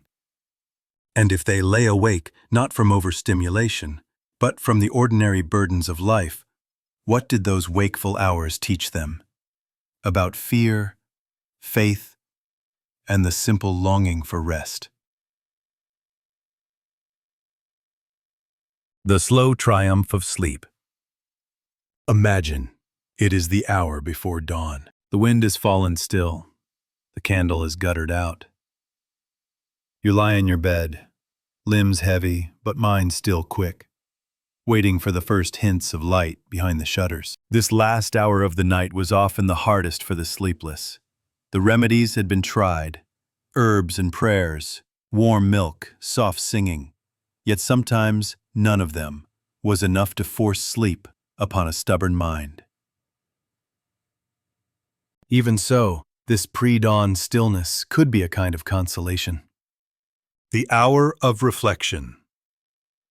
Many medieval chroniclers describe the hours before sunrise as the most introspective time of the day. A 14th-century monk, Brother Hugo of Reichenau, wrote, "I lay awake as the hours passed, and though I longed for rest, I found my mind most clear in the darkness." He recorded that he sometimes used these hours to reflect on past failings or to plan the day ahead. Other times, he simply watched the candle burn down, feeling the hush as a kind of balm. It is easy to imagine countless ordinary people doing the same. Peasants thinking of their fields, merchants tallying debts, mothers remembering lost children or worrying for the living. Insomnia was often a shared experience, if invisible, shared wakefulness. In a village, one might hear the restless shifting of a neighbor through thin walls. In towns, the echo of distant footsteps marked another person unable to sleep. There was a quiet solidarity in this unseen company. In wealthier households, servants sometimes kept vigil with their masters. A chambermaid might doze in a chair, waking to stir the embers or fetch a cup of water. In monasteries, the lay brothers moved silently, ensuring candles were safe and no one had fallen sick in the night. To be awake while the world slumbered was a burden, but also a unique vantage point. When sleep finally came, eventually exhaustion would triumph. Sometimes the mind simply tired itself out, like a child who has wept for so long that sleep arrives as a mercy. Other times the first glimmers of dawn brought such relief that the body finally let go. Monks called this surrender quietus, a word meaning both rest and release. One 15th-century herbal recorded the words of a farmer's wife. "I watched the walls turn gray before my eyes, and only then did sleep come upon me, softer than I remembered." These accounts remind us that, even in an age of candles and prayer, sleeplessness was not always banished. Sometimes it was simply endured until the body could bear it no longer. A question of character. The medieval mind often saw moral significance in insomnia. Some believed it was a punishment for sin, a sign that the conscience was troubled. Others thought it a trial permitted by God to teach patience and humility. Yet a few chroniclers wrote more tenderly about it. They observed that those who suffered most from wakefulness were often the most conscientious, the ones who felt the weight of their duties most keenly. It is striking how rarely these people blamed themselves for their sleeplessness. They did not assume it was the result of personal failure or lack of discipline. Instead, they accepted it as part of the human condition. In a culture that valued acceptance of fate, insomnia was simply another trial to be met with faith. The enduring remedies. Though some remedies vanished over time, others remained familiar for centuries. The scent of lavender persisted in English bedrooms long after the medieval period. Warm milk and honey survived into modern folk medicine. The belief in the protective power of St. John's words was echoed in lullabies and prayers. And always there was the quiet conviction that rest would eventually return. The legacy of medieval sleep wisdom. Today, we have electric lights and soft mattresses, clocks and pills that promise to summon slumber. And still, the struggle to sleep remains a nearly universal human experience. It is remarkable to think how many of the medieval practices endure in spirit. We still darken our rooms, scent the air, and sip warm drinks. We still look for patterns in dreams, or turn to prayer when our thoughts are too tangled to quiet. And we still find comfort in knowing that sleeplessness is not new, nor shameful. It is an old story, shared by farmers and queens, monks and merchants. If you ever find yourself lying awake in the small hours, you might imagine a medieval traveler doing the same. Wrapped in a woolen cloak, listening to the wind, trying to remember the words of a calming psalm.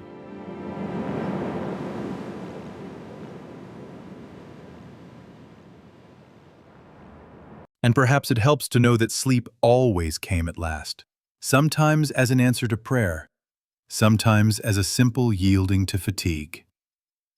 When dawn finally broke and the cocks began to crow, the weary sleeper would rise, rub tired eyes, and step into the day. Life went on, even after the longest night.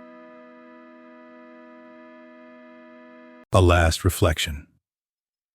If there is a lesson to be found in these centuries of insomnia cures, perhaps it is this. Sleep is not always something to be commanded. Sometimes, it is a gift that arrives when the mind has finished its striving. And though the night may feel endless, the morning always comes. So, if you find yourself awake in darkness, you are in ancient company, sharing the quiet watch that unites generations. The humble origins of the postal relay systems. Messages across the empire. Imagine, if you will, a dusty road stretching to the horizon. Along its margins, mile markers stand like silent witnesses to centuries of passing feet. This is the main post road of the Persian Empire, sometime around the 5th century BCE. It is called the Royal Road, and it represents one of humanity's first true postal relay systems, a system that would inspire countless imitators from Rome to Ming China. To modern eyes, sending a letter might seem a mundane task. You write your message, seal it, and drop it in a box. But in ancient and medieval worlds, communication over distance was never so simple.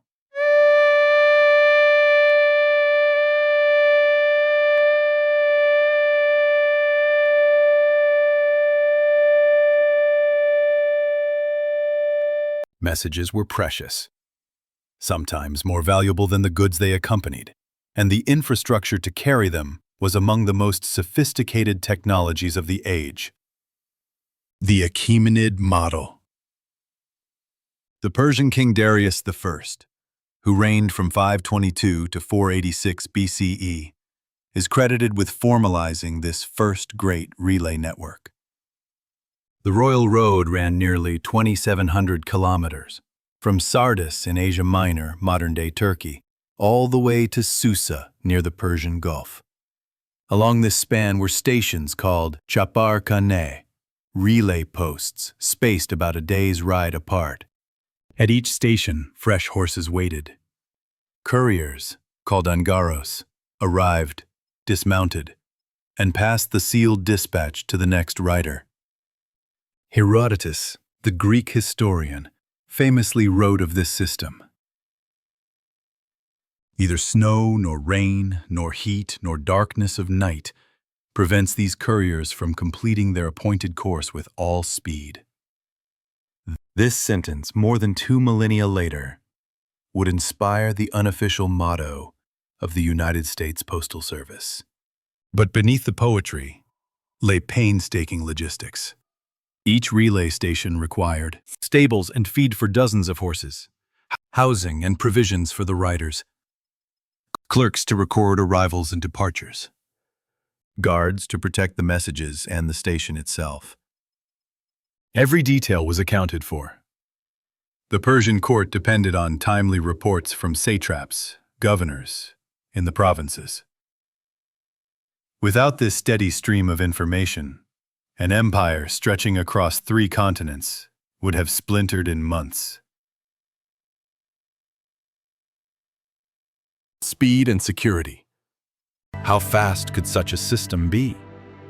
According to Herodotus, a royal message could travel the entire royal road in about 7 days, remarkable compared to the 90 days it took an ordinary traveler on foot.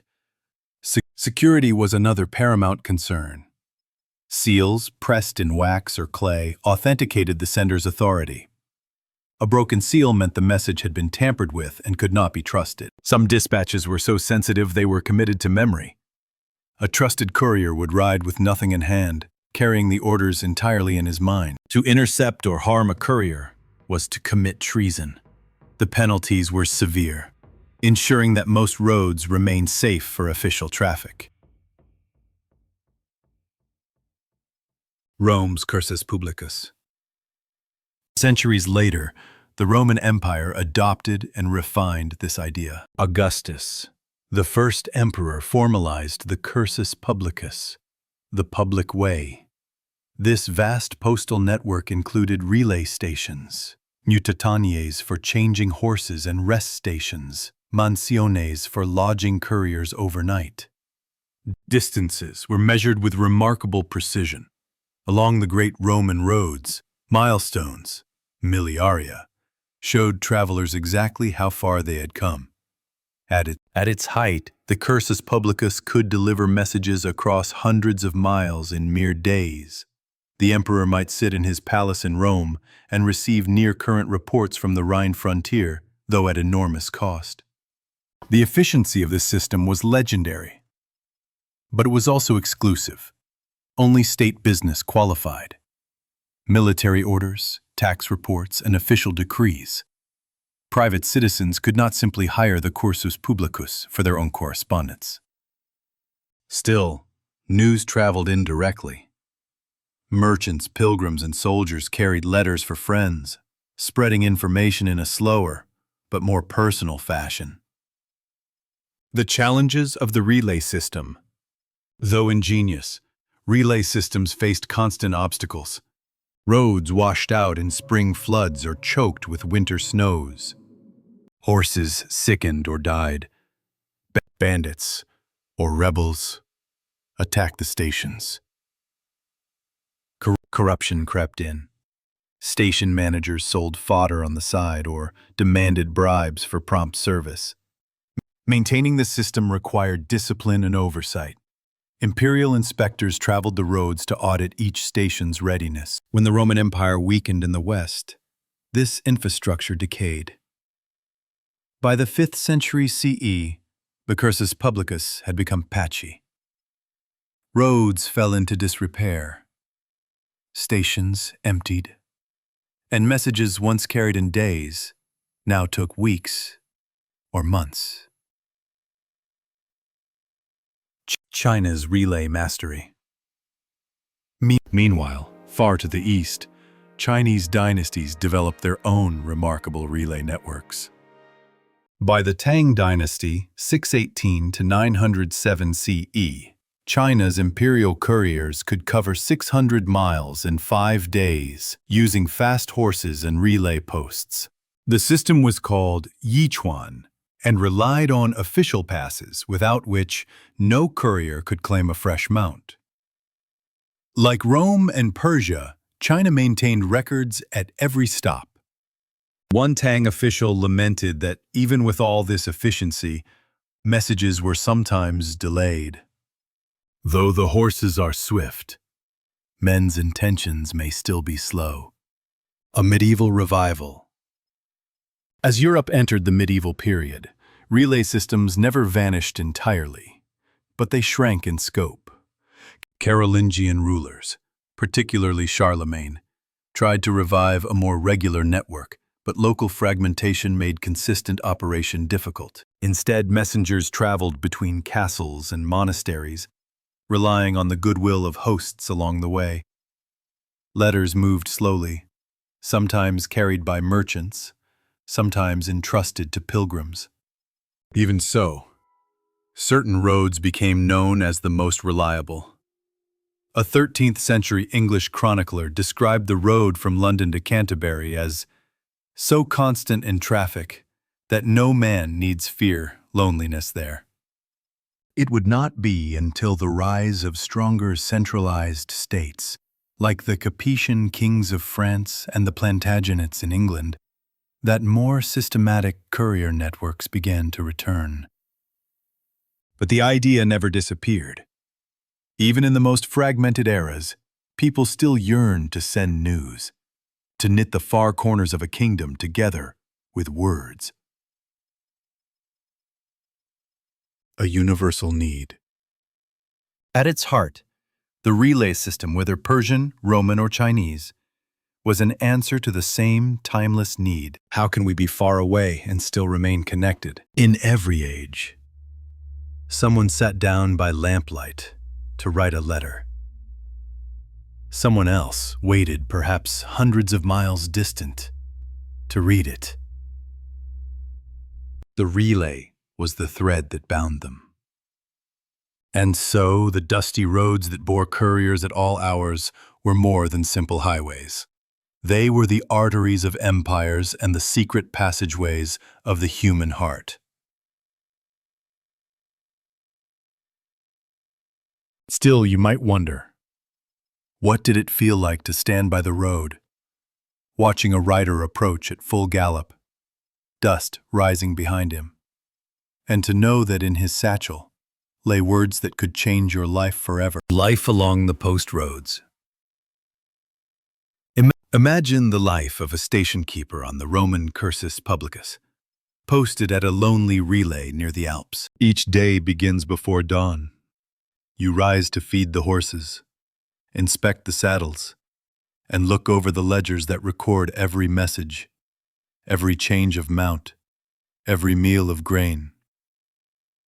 The post station, called a mutatio, is a curious blend of bustle and tedium.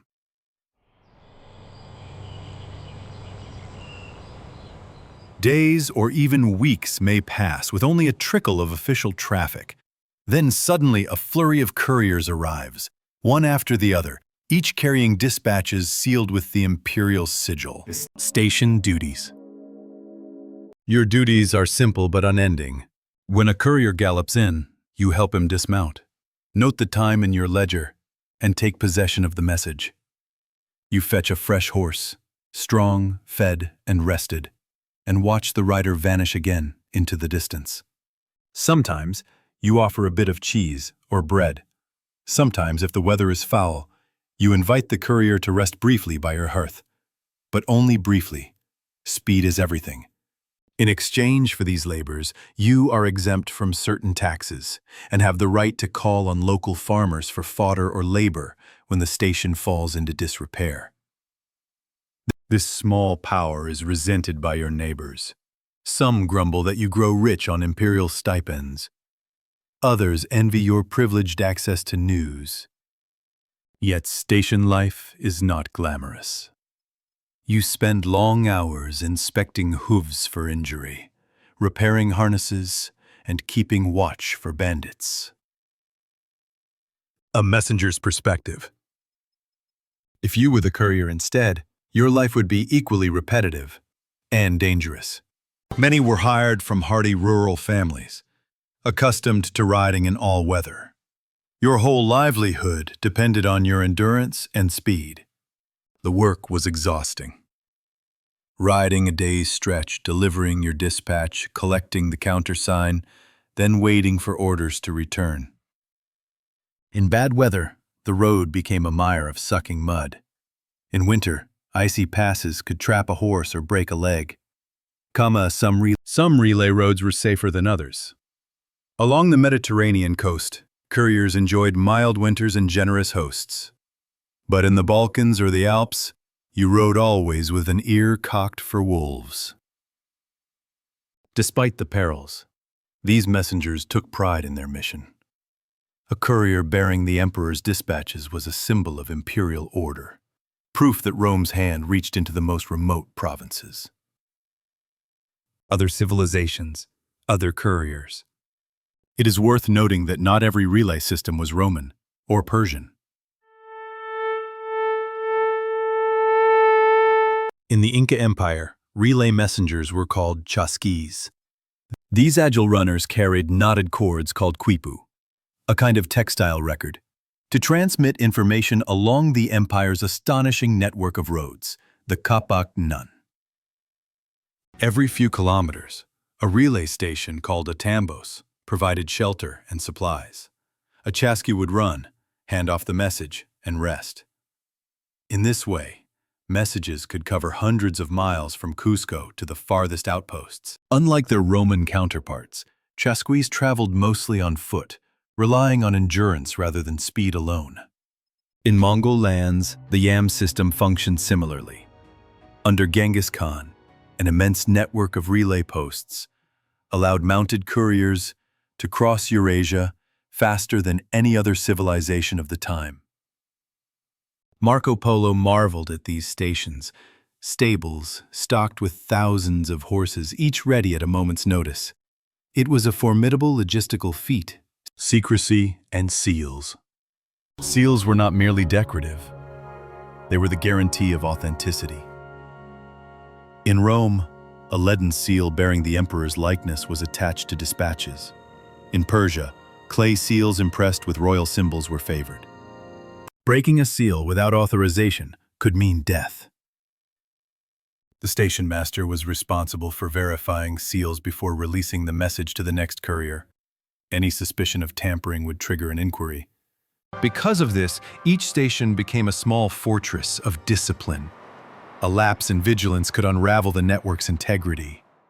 Food, shelter, and routine. Despite the high stakes, much of station life was humble and routine. Most relay posts had a stable, a kitchen, a clerk's chamber, and sometimes a bunkhouse. The diet was plain: coarse bread, lentils, salted meat. Horses were better fed than their keepers. Oats, barley, and clean water were considered essential to the mission. When no courier was expected, the station keeper mended fences, swept the stable, and copied ledgers to send to the nearest administrative center. In this way, the empire's lifeline was maintained by countless small acts of diligence. A bowl of grain, weighed to the ounce. A hoof scraped clean of stones. A wax seal, pressed firm against the parchment. Local impact. Relay stations affected the communities around them in subtle ways. Towns on major roads grew wealthier, catering to the traffic with inns, blacksmiths, and vendors of provisions. Villages off the route sometimes resented the bypass. News and goods flowed past them, never stopping. In times of war, post roads became corridors of anxiety. People watched couriers gallop past, wondering what tidings they bore: defeat, triumph, or summons to arms. Spiritual dimensions of the journey. Even the most pragmatic systems took on a tinge of ritual. Roman couriers often prayed at roadside shrines before setting out, asking Mercury, god of messengers, for safe passage. In China, couriers sometimes burned incense before the journey. In Inca lands, travelers left offerings of coca leaves or small carved figures.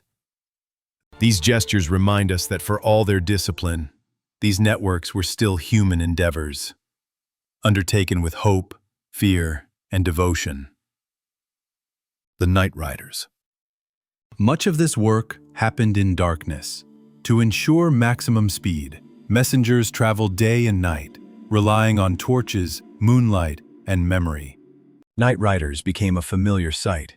Silhouettes on narrow roads, cloaks pulled tight, the glint of a seal case at the belt. Their passing was both ordinary and profound. A single messenger might carry the fate of an army, the appointment of a governor, or a letter to a grieving family. In all these journeys, one fact remained constant. The message mattered more than the messenger. Yet without these quiet riders, history itself would have faltered. You might wonder then, what did it feel like to be such a courier? Trusted with the empire's secrets, and yet so easily forgotten by the annals of history. Decline, survival, and quiet legacies. Picture the sun setting over a once busy Roman relay station. The yard is silent, except for the occasional clink of a tethering chain. A lone clerk sits in the doorway, tracing the fading letters of old dispatches. This was how many great postal systems met their end. Not with a single catastrophic event, but with the slow erosion of purpose. The decline of the cursus publicus. By the 4th century CE, the Western Roman Empire strained under military pressures, financial collapse, and internal decay. The cursus publicus had always been expensive to maintain. Thousands of horses needed fodder, station buildings required repair, and couriers demanded pay. Emperors issued edicts to curb abuses and cut costs. Fewer fresh mounts per message, stricter audits of station supplies. But by the reign of Honorius, the system was fragmenting. Local governors commandeered relay resources for personal use. Corruption grew so entrenched that some stations existed only on paper, funds drawn for salaries and oats that never reached any horse or rider. In some regions, relay roads became impassable. Bandits roamed unchecked. Merchants complained that no message could be trusted to arrive intact. In the East, the Byzantine Empire preserved a remnant of the system longer. But even there, the central authorities' grip loosened over the centuries. And so, what had once been the empire's arteries shriveled into neglected paths.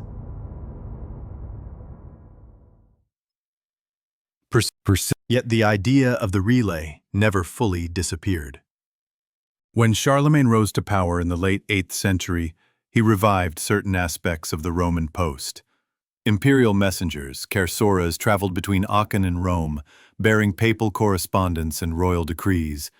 In Islamic lands, the caliphs maintained a relay network known as the Barid. Abbasid couriers carried messages from Baghdad across the vast territories of the caliphate. They operated much as their Roman and Persian predecessors had. Fresh mounts, sealed dispatches, vigilant station keepers. The Mongol Empire later built its own version, the Yam, which Marco Polo claimed rivaled anything the Romans had accomplished.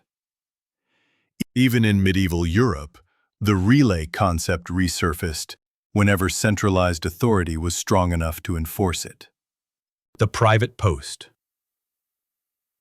While imperial relays waxed and waned, private and ecclesiastical messengers kept communication alive. Monasteries sent brothers across the countryside bearing letters, legal papers, and alms lists. Merchant guilds maintained their own trusted couriers. In the Italian city-states, families like the Medicis created networks of correspondence that functioned almost like miniature postal systems, overlapping, personal, and adaptable. These networks relied less on formal relay posts and more on a web of relationships, friends, agents, and hired riders whose loyalty was cemented by trust and payment rather than imperial decree. Over time, this model, private initiative woven into public infrastructure, would become the foundation of early modern postal systems. The arrival of the modern post. By the 15th century, Europe's growing commerce demanded something more predictable. The Habsburg dynasty developed a postal network that served not just royal interests but also merchants and bankers. In 1490, Franz von Taxis established a regular post route connecting Innsbruck to the Low Countries.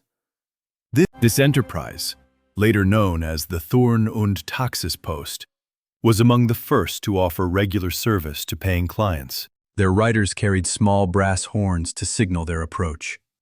For centuries, the horn became the symbol of postal authority across Europe. It was a quieter revolution than gunpowder or the printing press, but just as transformative. Echoes in the modern world. Today, few people think about the relay posts that once dotted the ancient roads. Yet if you've ever tracked a package, sent an urgent overnight letter, or received a message that traveled across a continent, you're participating in the legacy of those first couriers. Even the familiar phrase, "the mail must go through," echoes sentiments as old as Herodotus's praise for Persian messengers braving snow and darkness. On labor. It is easy to romanticize these early postal systems, to imagine only the gallant couriers and the thrill of swift communication. But the reality was more mundane. For every celebrated dispatch, there were hundreds of ordinary letters, tax receipts, supply orders, family news. And behind the scenes were countless people whose names never entered the record, the stable hands who mucked out stalls and brushed sweat from horses. The clerks who logged each departure and arrival by candlelight, the cooks who prepared bread and lentils for riders too weary to care about the taste. Their labor was humble, but essential. Without it, the mighty empires would have foundered under their own weight. A quiet endurance. Perhaps this is why the story of the postal relay remains so quietly compelling. It was never solely about power or conquest. At its heart, it was about connection, about finding ways to bridge distance even when the roads were long and treacherous. To send a message was an act of faith. Faith that the rider would not falter, that the station keeper would not betray his trust, that the horse would hold out to the next relay. A final reflection. If you pause to imagine a single moment in this long history, picture a messenger cresting a rise at dawn.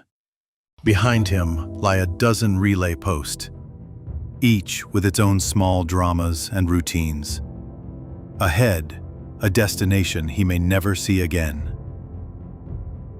He rides on, carrying nothing more than a slip of parchment sealed in wax, an emperor's command, a merchant's plea, a lover's promise. So much rested on that single journey. And when he handed over the message at last, the moment passed without ceremony. He turned back the way he came, one link in a chain that, though nearly invisible, bound a whole world together. Quiet lives of medieval bell ringers. The sound that marked the hours.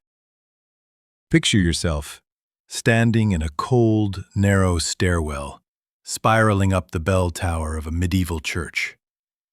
The walls are rough stone, chilled by centuries of winter winds. Each step creaks under your boots, and above you, the darkness is alive with the scent of old wood and candle wax. This is the world of the bell ringer, a trade so humble that chroniclers rarely bothered to record the names of its practitioners.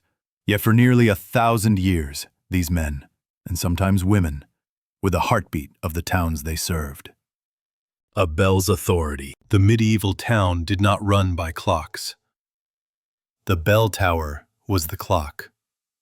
When dawn broke, the bell rang to summon the faithful to matins. It tolled at noon to remind merchants to close their shops and pray. It called farmers home from the fields at vespers. It pealed in joy at weddings and births, and knelled in sorrow at funerals. In times of danger, fire, attack, or plague, the bell became the voice of alarm, its notes carrying farther than any human shout. In some places, the bells marked the curfew, literally the couvre-feu, the covering of the fires. When the last note faded, householders were expected to douse their flames and lock their doors. Becoming a bell ringer. How did one learn this trade? Usually by apprenticeship. A boy, often an orphan or the son of a poor laborer, might be taken on by an older ringer. He would begin by sweeping the tower stairs, trimming wicks, and oiling the massive beams that held the bell in place. Over time, he would learn the timing of the liturgical hours, the meanings of the different peals, and the simple but vital craft of knotting the bell ropes. The final skill to master was the ringing itself, judging how hard to pull the rope so the bell swung true, without overbalancing or cracking the timber frame. Many a careless novice strained a shoulder or blistered a palm, trying to set the bell in motion. The weight above. Imagine the immense presence of the bell itself. Even a modest parish bell weighed hundreds of pounds. The great cathedral bells, like the famous Emmanuel at Notre Dame de Paris, could weigh many tons. The bell was more than a tool. It was an entity, with its own voice and temperament. Ringing it was both a physical feat and a spiritual act. A chronicler in 13th century England wrote, "The bell ringer does battle with the air itself, calling all souls to remembrance, my storms, life in the tower." The bell ringer's existence was defined by routine and vigilance. Some ringers lived in tiny chambers high in the tower. There they kept a straw pallet, a small brazier for heat, and a lantern for light. The hours were lonely, but filled with purpose. They were expected to keep watch for fires or approaching enemies. The tower was often the highest point in the settlement, an early warning post, as well as a spiritual beacon. When they were not ringing, they maintained the ropes and gears, swept pigeon droppings from the belfry, and polished the brass fittings. The sounds of ordinary days.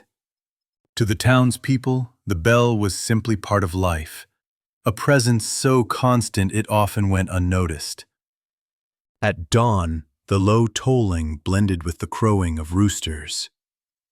At midday, the bright peal accompanied the clatter of market stalls. At night, the final strokes echoed over shuttered windows and empty lanes. In this way, the bell measured time in a world without pocket watches or printed calendars. It was the soundscape of continuity. Rites of passage. Few events were more solemn than a funeral toll. The bell rang a specific pattern to mark death, slow, measured intervals known as the passing bell. Everyone within hearing paused, crossing themselves or bowing their heads.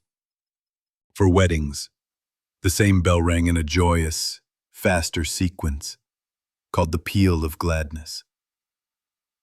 In both cases, the bell ringer had to know the correct rhythm, for each variation conveyed meaning to the listeners.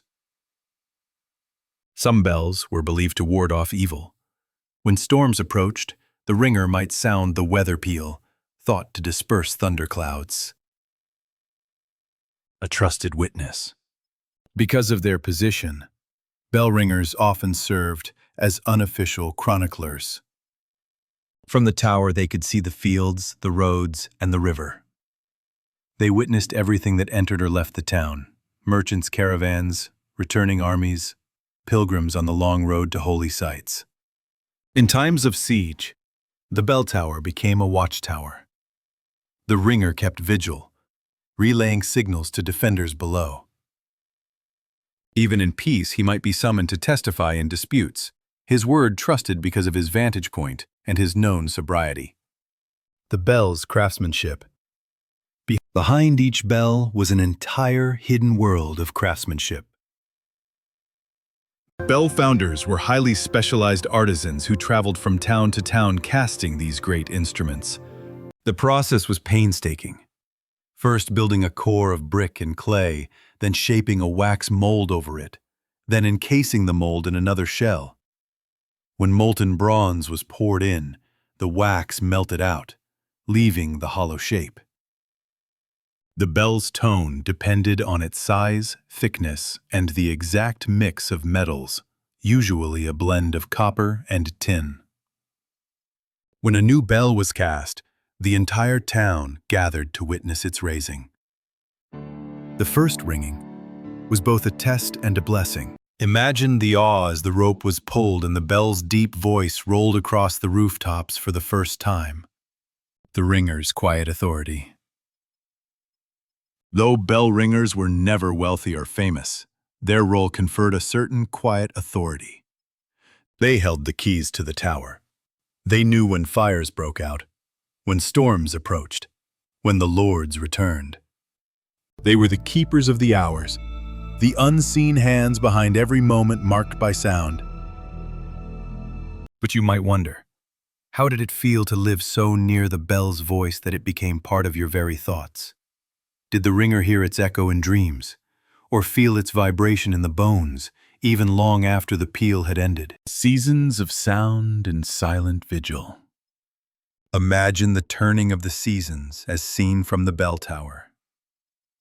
In spring, the rooftops glisten with rain, and the roads turn to soft mud.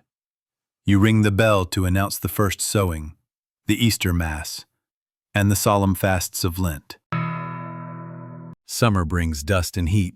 The bell ropes grow dry and coarse to the touch. You rise before dawn to toll for matins, watching the sunrise turn the fields to gold, painstaking gold. In autumn, the harvest festivals fill the air with laughter. The bell chimes in gladness, echoing over carts laden with grain and barrels of cider. Winter's the hardest time. Snow clogs the tower stairs. Icy drafts slip under the door of your narrow chamber. The bell's great mass grows treacherous, its wooden supports stiff and reluctant in the cold. Yet no season frees you from duty. Each dawn and dusk must be marked, each wedding announced, each death remembered. The ringer's daily labors. Let's step into a single day in the life of a bell ringer in a small English market town around the year 1350. You rise before first light. The tower is black as pitch. By lantern, you check the bell rope for fraying. If it snaps in mid-peal, it can whip down with enough force to kill. You test the clapper's chain, clear the pigeon droppings from the floor, and warm your hands over a candle stub.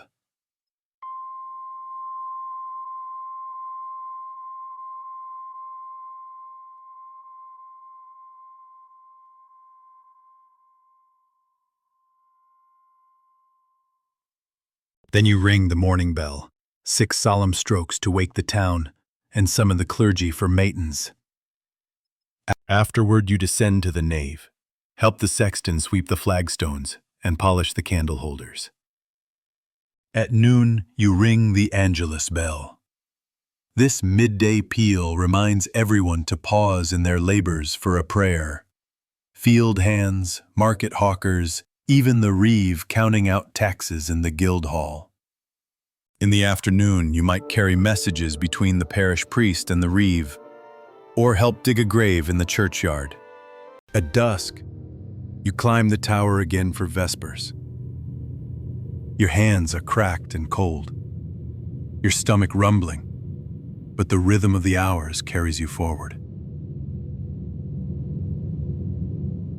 When you finally return to your chamber, it is nearly dark. You tuck yourself under a woolen blanket, listening to the wind hum through the eaves and waiting for the next call to duty. The bell is witness.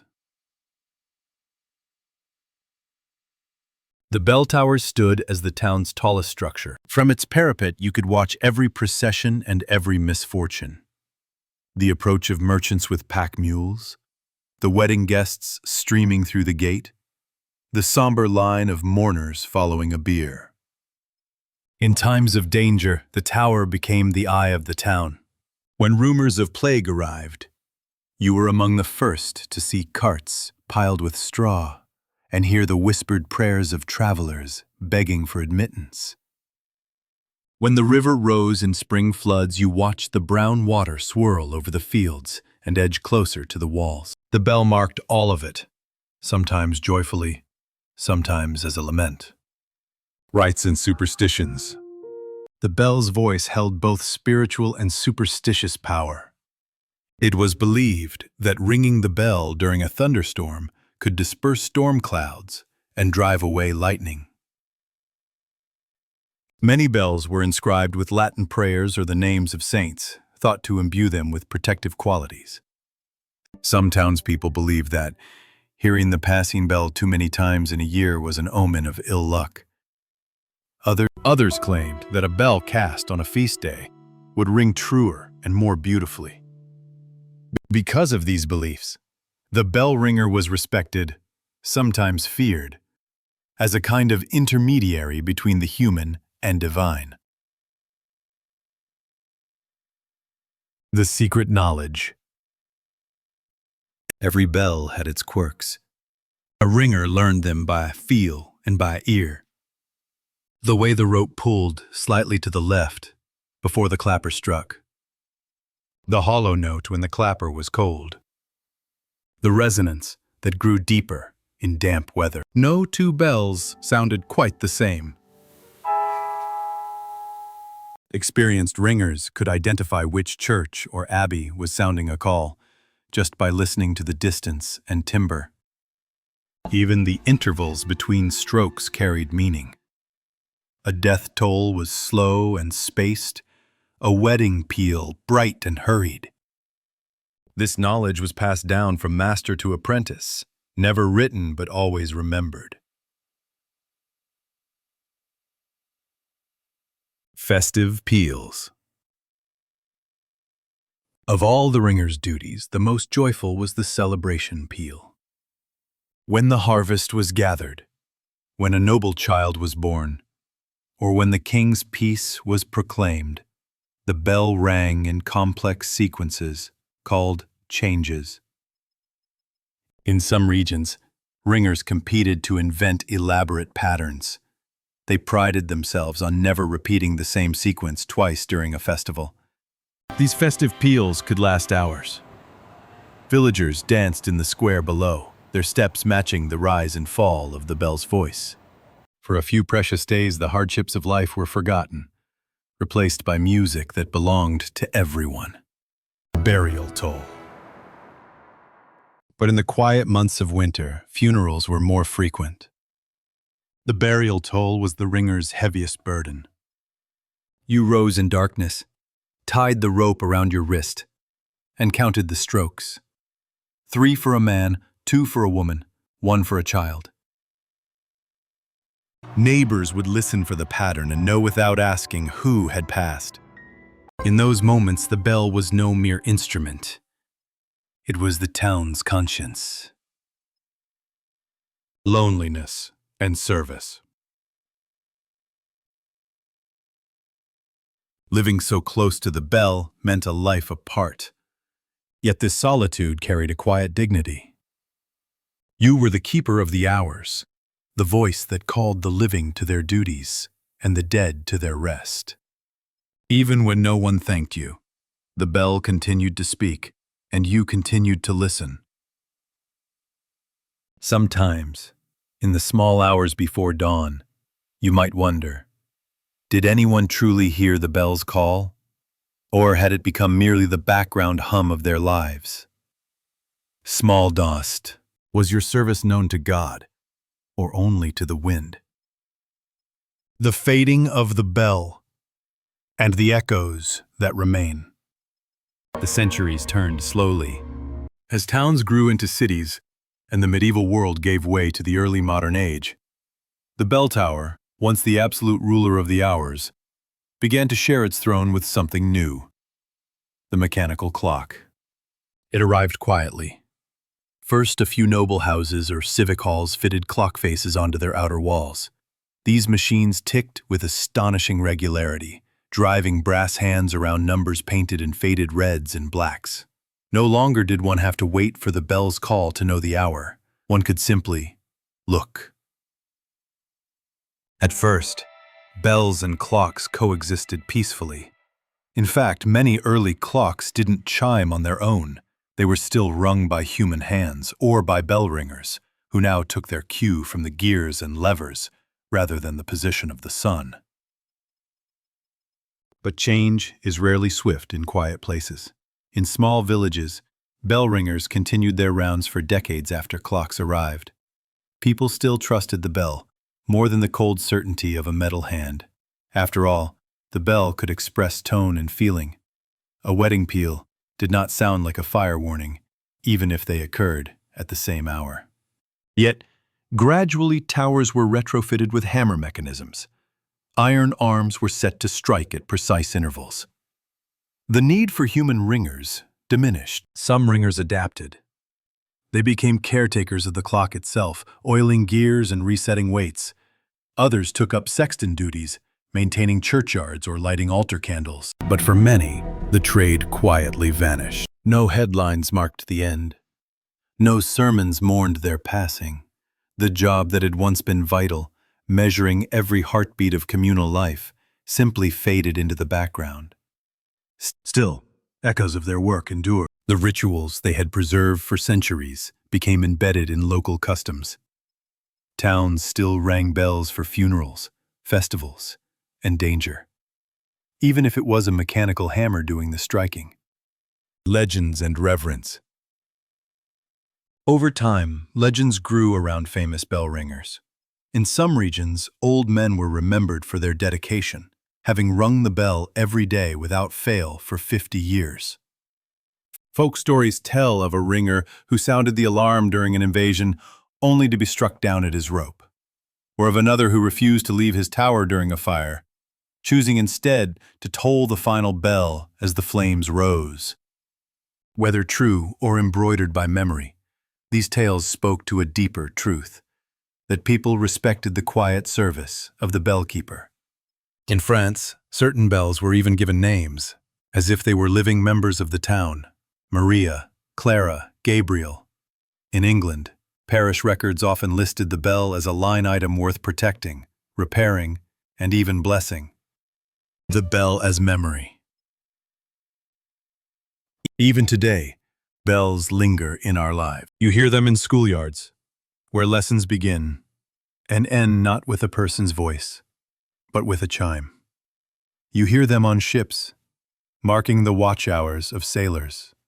You hear them in city centers, still tolling for Christmas and Easter, for New Year's Eve and Remembrance Day. These bells are the descendants of the medieval towers. They no longer require a lonely keeper in a stone chamber, but their presence is still felt. They measure not only time, but memory.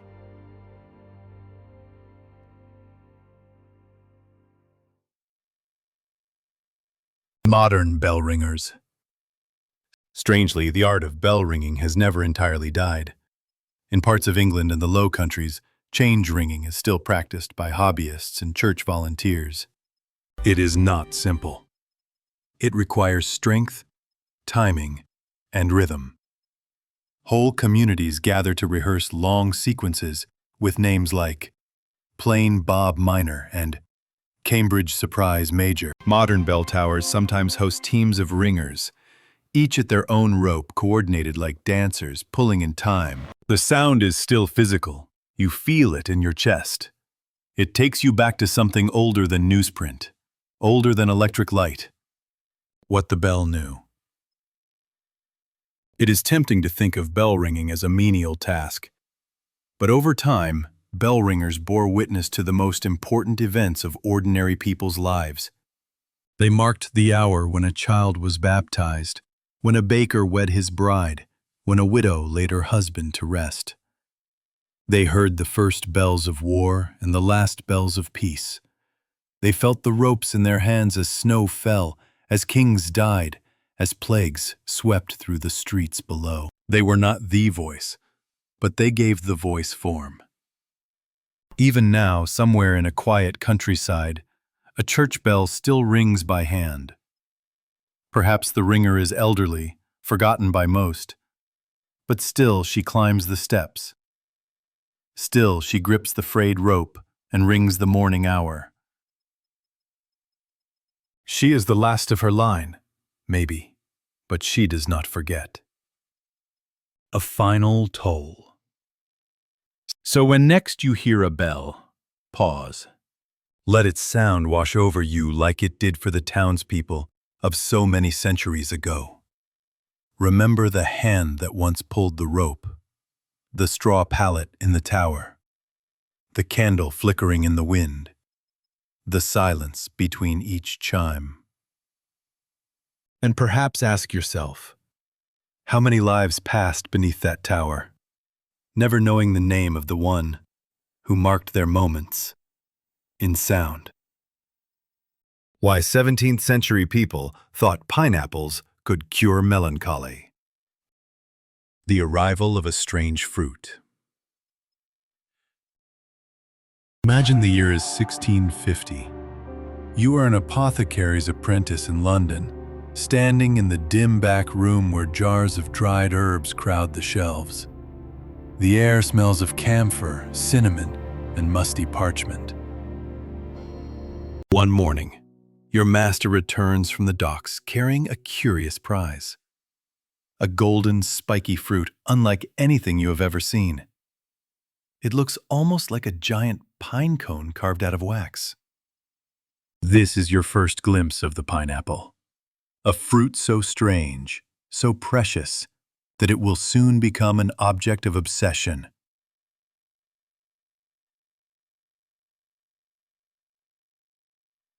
The pineapple's journey. Long before it arrived in Europe, the pineapple had been cultivated in South America by the Tupi-Guarani people. They called it nanas, meaning excellent fruit. Spanish explorers encountered it in the Caribbean, where it grew in neat rows beside cassava and maize. Columbus tasted it in 1493 and wrote admiringly of its sweetness. But it took over a century for the pineapple to make its slow way across the Atlantic in usable form. Early voyages rarely succeeded in bringing one back intact. The rough seas and humid holds of ships turned ripe pineapples to mush within days. Not until the 1600s did Dutch and English traders learn to carefully pack and preserve the fruit, sometimes slicing and drying it before the journey. When a fresh specimen finally reached London, it was treated as a marvel, half botanical curiosity, half divine gift, an emblem of wealth. Then, because transporting pineapples was so expensive, each fruit could cost as much as a servant's annual wages. A single pineapple might be displayed in a wealthy household's reception hall for weeks, rod and all, simply to demonstrate the owner's sophistication and influence. At banquets, pineapples crowned elaborate sugar sculptures. They were rarely eaten. Instead, they were passed from one grand dinner to another, a perishable status symbol. Servants were charged with polishing the rind to keep up appearances, In some cases, households even rented a pineapple to impress guests, returning it the next day for another patron to display. Pineapple and the mind. But beyond their decorative allure, pineapples acquired a stranger reputation. They were thought to cure melancholy. Symptoms included lethargy, sighing, sleeplessness, and a drifting sadness with no clear cause. Doctors offered many treatments: bleeding, purging, and herbal infusions of rosemary or sage, but none so fashionable as the pineapple. Why? Because the fruit seemed to radiate exotic vitality. Its sweet scent and golden color symbolized warmth, abundance, and the promise of far-off lands. To a society preoccupied with humors and temperaments, such qualities made the pineapple the perfect counterbalance to cold, sluggish melancholy.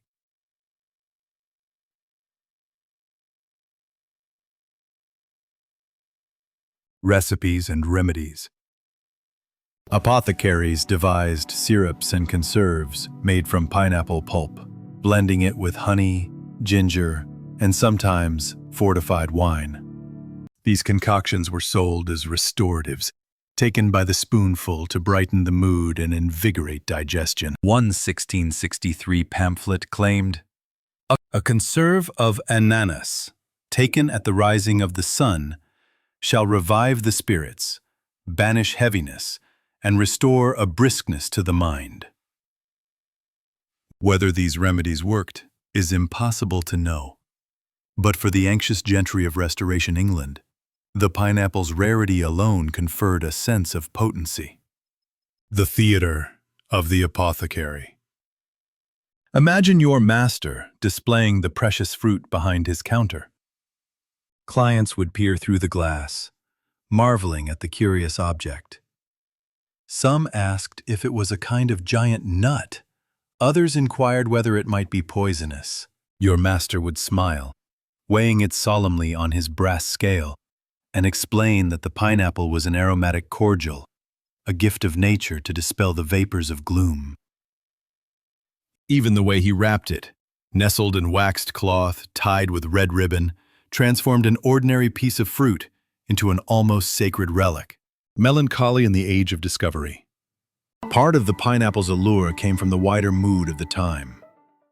Europe was flooded with strange imports. Chocolate from Mexico, tobacco from Virginia, porcelain from China. Each new commodity seemed to promise not just pleasure but improvement of the body, of the mind, even of the soul. In this atmosphere, melancholy was seen as a failure to embrace novelty. To be sad was to be closed off from the bright energies of discovery. Thus, the pineapple became more than a cure. It was a symbol of hope. When the fruit appeared at a dinner table or a pharmacy shelf, it suggested that the world still held wonders waiting to be found. A luxury of the few. Of course, ordinary people rarely tasted fresh pineapple. Most encountered it in the form of dried slivers, candied in sugar and shipped in small casks.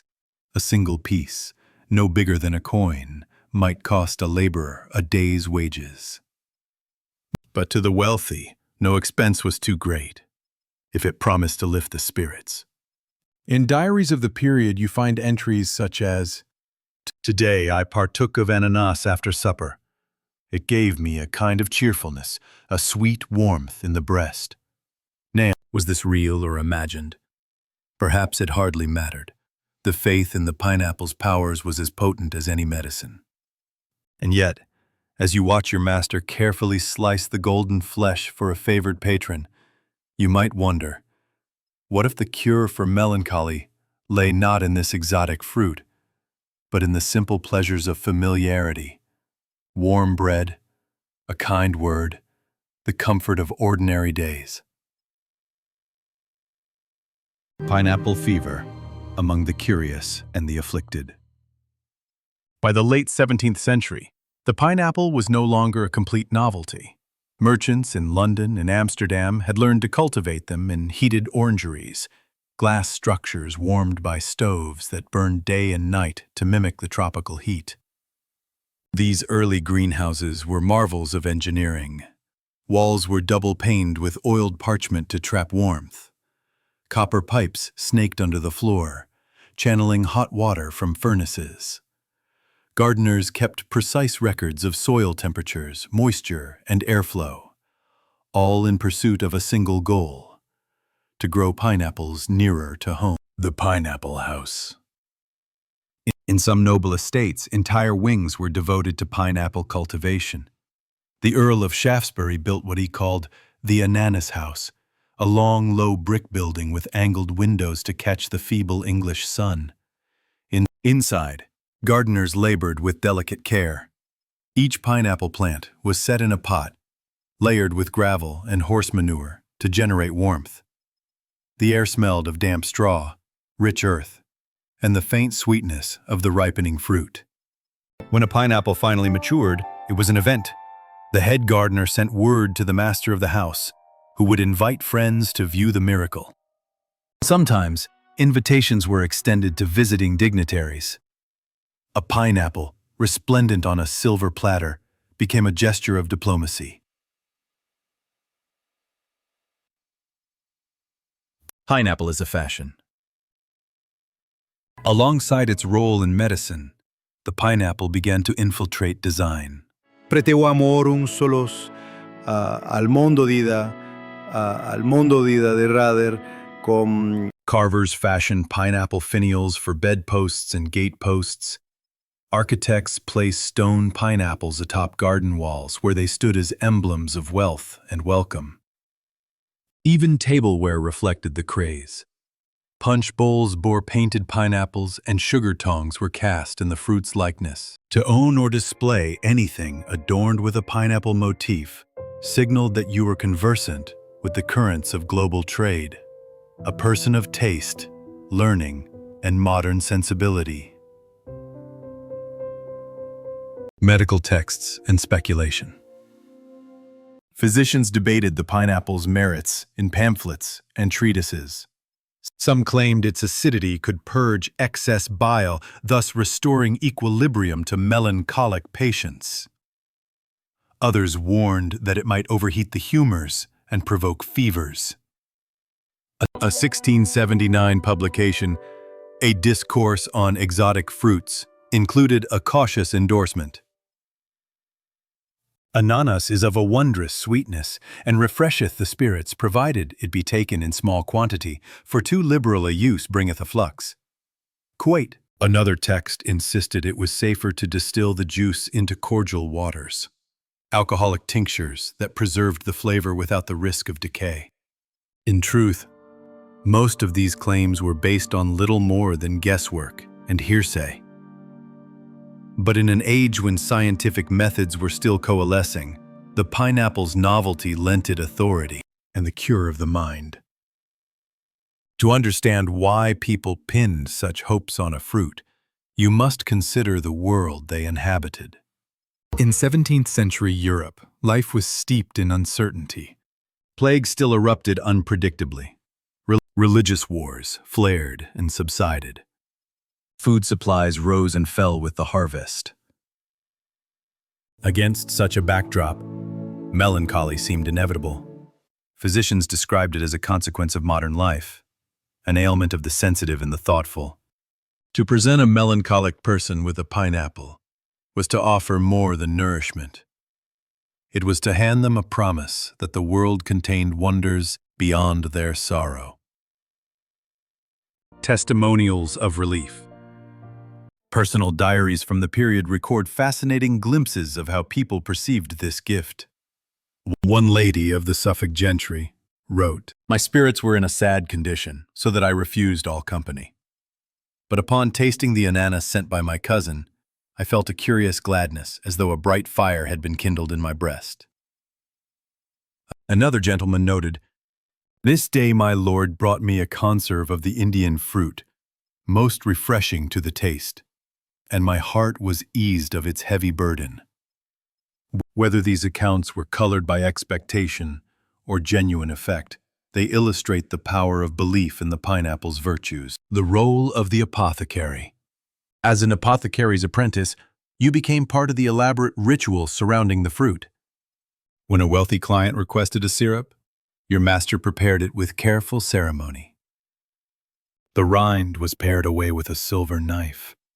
The flesh was crushed in a mortar and mixed with honey and a dram of brandy. The mixture was strained into a green glass vial, stoppered with wax and sealed with the shop's mark. Each step lent gravity to the preparation, reinforcing the notion that this was no ordinary medicine. Customers arrived to collect their vials in hushed anticipation, believing they held the key to restored cheer. The diminishing rarity. Over the decades, pineapples became more common as shipping improved and greenhouse cultivation spread. By the early 18th century, the fruit's mystique began to wane. What had once been the ultimate status symbol was now merely fashionable, soon to be replaced by newer marvels, coffee, tea, and chocolate among them. Yet for a time, the pineapple stood at the intersection of curiosity and hope, science and superstition. The human need for wonder.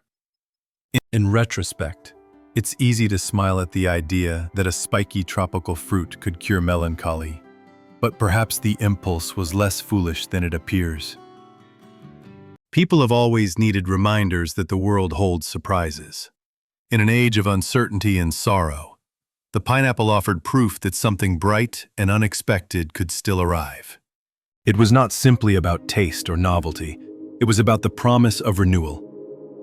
As you watched your master hand over a fresh-cut wedge to a pale, listless client, you might have wondered, was it the pineapple itself that brought comfort? Or was it the brief moment of wonder, the sense of connection to distant shores and unseen hands that eased the heart?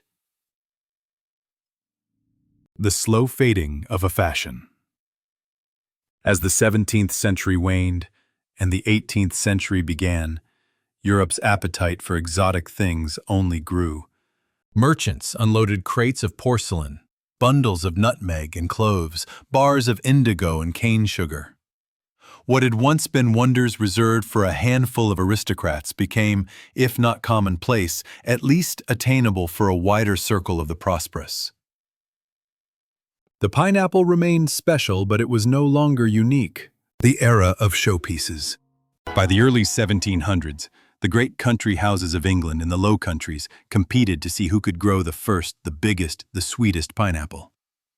At Chatsworth, the Duke of Devonshire's gardeners developed heated pits, brick-lined beds filled with rotting manure, which generated constant warmth.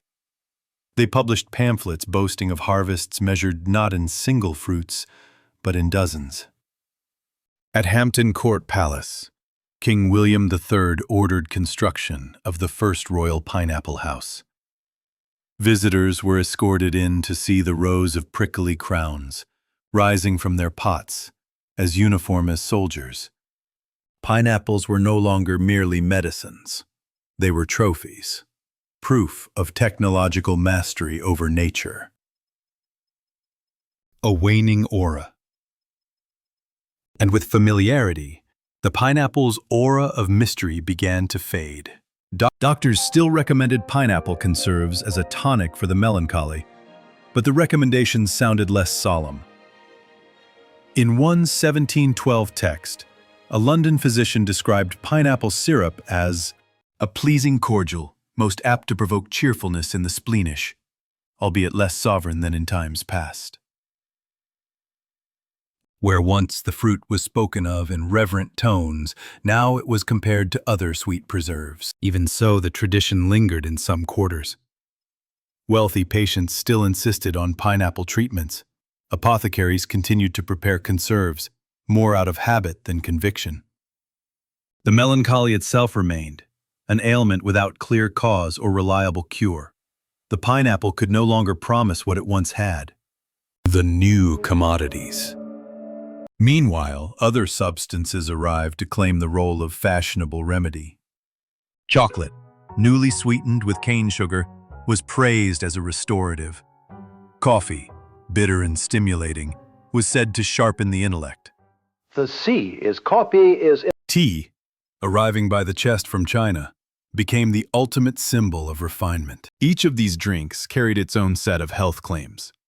Each was hailed in its turn as the answer to Europe's pervasive sadness. The pineapple was left behind, a relic of an earlier moment when its strangeness alone was enough to inspire hope. Pineapple as ornament. Though its medicinal reputation dimmed, the pineapple continued to flourish as a decorative motif. Stone pineapples crowned garden gates across Britain. Silversmiths cast pineapple-shaped finials for teapots. Embroiderers stitched the spiky silhouette into tablecloths and waistcoats. In this way, the fruit lingered in the imagination, a symbol of hospitality and global curiosity. Visitors to a manor might still encounter a preserved pineapple under glass, dusty but revered. The host would explain that this was an heirloom, the first ever grown on the estate, a reminder of when the world felt larger and more full of promise. The quiet end of a belief. As an apprentice, you might have watched this change unfold firsthand. In your master's apothecary shop, the shelf once reserved for pineapple conserve slowly made room for tins of cocoa and jars of powdered sarsaparilla. Fewer clients asked for the old syrup. More came seeking chocolate drops to ease a cough, or coffee beans to revive their spirits. Sometimes an elderly gentleman still requested a vial of pineapple cordial, out of nostalgia more than faith. You would prepare it with the same care, sealing the glass with wax and tying on the label potential. The customer would thank you gravely, as though the ritual itself brought comfort. The persistence of melancholy. And always melancholy itself remained. The bright energies of new commodities could distract, but not banish, the slow heaviness that visited rich and poor alike. In a way, this unchanging sorrow was the great equalizer. It could afflict a laborer as readily as a lord. It reminded everyone that no matter how many novelties arrived from distant shores, no person's mind was immune to darkness. Perhaps that was why the pineapple had once held such sway. It offered not just flavor, but the suggestion that something external, something rare and golden, might set things right. Echoes in modern times. Even centuries later, the pineapple retains this faint aura of optimism. You see it in hotels, where a carved pineapple greets guests at the entrance. You see it in cookbooks, promising sweetness and delight. Washed trees, interested, and bask greeting. Few remember the time when this fruit was measured out in careful doses, as medicine for an ailment no surgeon could mend. Yet if you pause to consider it, there is something touching in that long-forgotten hope. It speaks to a universal longing to be lifted from sorrow by something bright, unexpected, and new. A final reflection. So imagine yourself in the apothecary's back room, watching the last pineapple of the season being sliced open. The golden flesh yields under the knife. The scent, still sweet after all these years, rises to fill the air. For a moment, you can almost believe what your master always claimed, that somewhere in this simple fruit lies the power to cure the sadness that clings to the heart. And perhaps, in its way, it did. Not by any alchemical property, but by reminding those who tasted it that the world was larger, stranger, and more wondrous than their troubles allowed them to see. The clockmakers who spent decades perfecting one gear. The workshop where time slowed. Imagine you are standing in the narrow lane of an early 18th century European town. Augsburg, perhaps, or Geneva, where the houses tilt inward as if to whisper secrets. Here, in a small timbered shop, lives a master clockmaker whose entire life has been devoted to the measurement of time. The sign over the lintel bears a simple engraving, a clock face, encircled by the motto, Tempus tacitum, time is silent. Inside, the air is thick with oil and brass filings. Wooden benches sag under the weight of gears and escapements, screws and wheels no bigger than a coin. This is a place where time does not rush. The art of horology. In the modern world, timepieces are disposable, their secrets hidden behind sealed plastic cases. But in the 17th and 18th centuries, clockmaking was a revered craft, a marriage of mechanics and art. Clockmakers trained for decades under the eye of a master. They learned to recognize metals by touch and smell, to feel the tension in a spring, to judge a gear's perfection by the tiniest irregularity in its teeth. The apprenticeship began with menial labor, sweeping the shop, polishing brass rods, fetching coal for the forge. Over time, the apprentice was entrusted with small tasks: filing a pinion, burnishing a screw, fitting the smallest cogs into their place. Only after many years would the master allow the apprentice to touch the regulating components, the escapement wheel and the balance spring. These elements governed the clock's soul, the precise heartbeat that turned the hands. The escapement, a gentle revolution. Perhaps the most revered piece of all was the verge escapement, later improved by the anchor escapement. Before escapements, clocks had no reliable way to divide time evenly. The weight might drive the wheels too fast or too slow. The escapement introduced a rhythm, a controlled release of energy. It was a marvel that seemed almost alive, clicking in measured intervals, dividing hours into predictable segments. A master clockmaker could spend years refining the profile of a single escapement wheel. The angle of each tooth, the depth of each notch, the smoothness of every edge, all determined whether the mechanism would keep time or drift. The quest for perfection. In this little workshop, time was not simply measured, it was pursued. The clockmaker you see at the workbench is a man in late middle age. His hands are calloused but sure. His eyes, though clouded from years of close work, still gleam when he inspects a gear under the lens. For more than a decade, he has been preoccupied by one problem: the fabrication of a wheel that loses no more than a few seconds per month. Others might consider this quixotic, but to him, each flaw, each faint irregularity in motion, is an affront. He keeps a logbook of experiments filled with diagrams and meticulous notes. Teeth recut at 17-degree incline. Slight reduction in drift observed. Polished with shark skin. Surface friction reduced by measure of 0.002. Escapement weight adjusted. Further observation required. So the months slip by, marked not by seasons or festivals, but by the incremental perfection of a brass wheel. The value of precision. Why did such exactitude matter? In an age before electricity or digital timers, precision meant power. Accurate clocks regulated trade schedules and astronomical observations. A timepiece precise enough to keep Greenwich time aboard a ship could determine longitude, a vital secret in an era of naval rivalry. Yet even for domestic clocks, reliability was a mark of sophistication. Merchants who could predict the opening of the exchange gained advantage. Households who set their days by a steady chime felt themselves modern, orderly, civilized.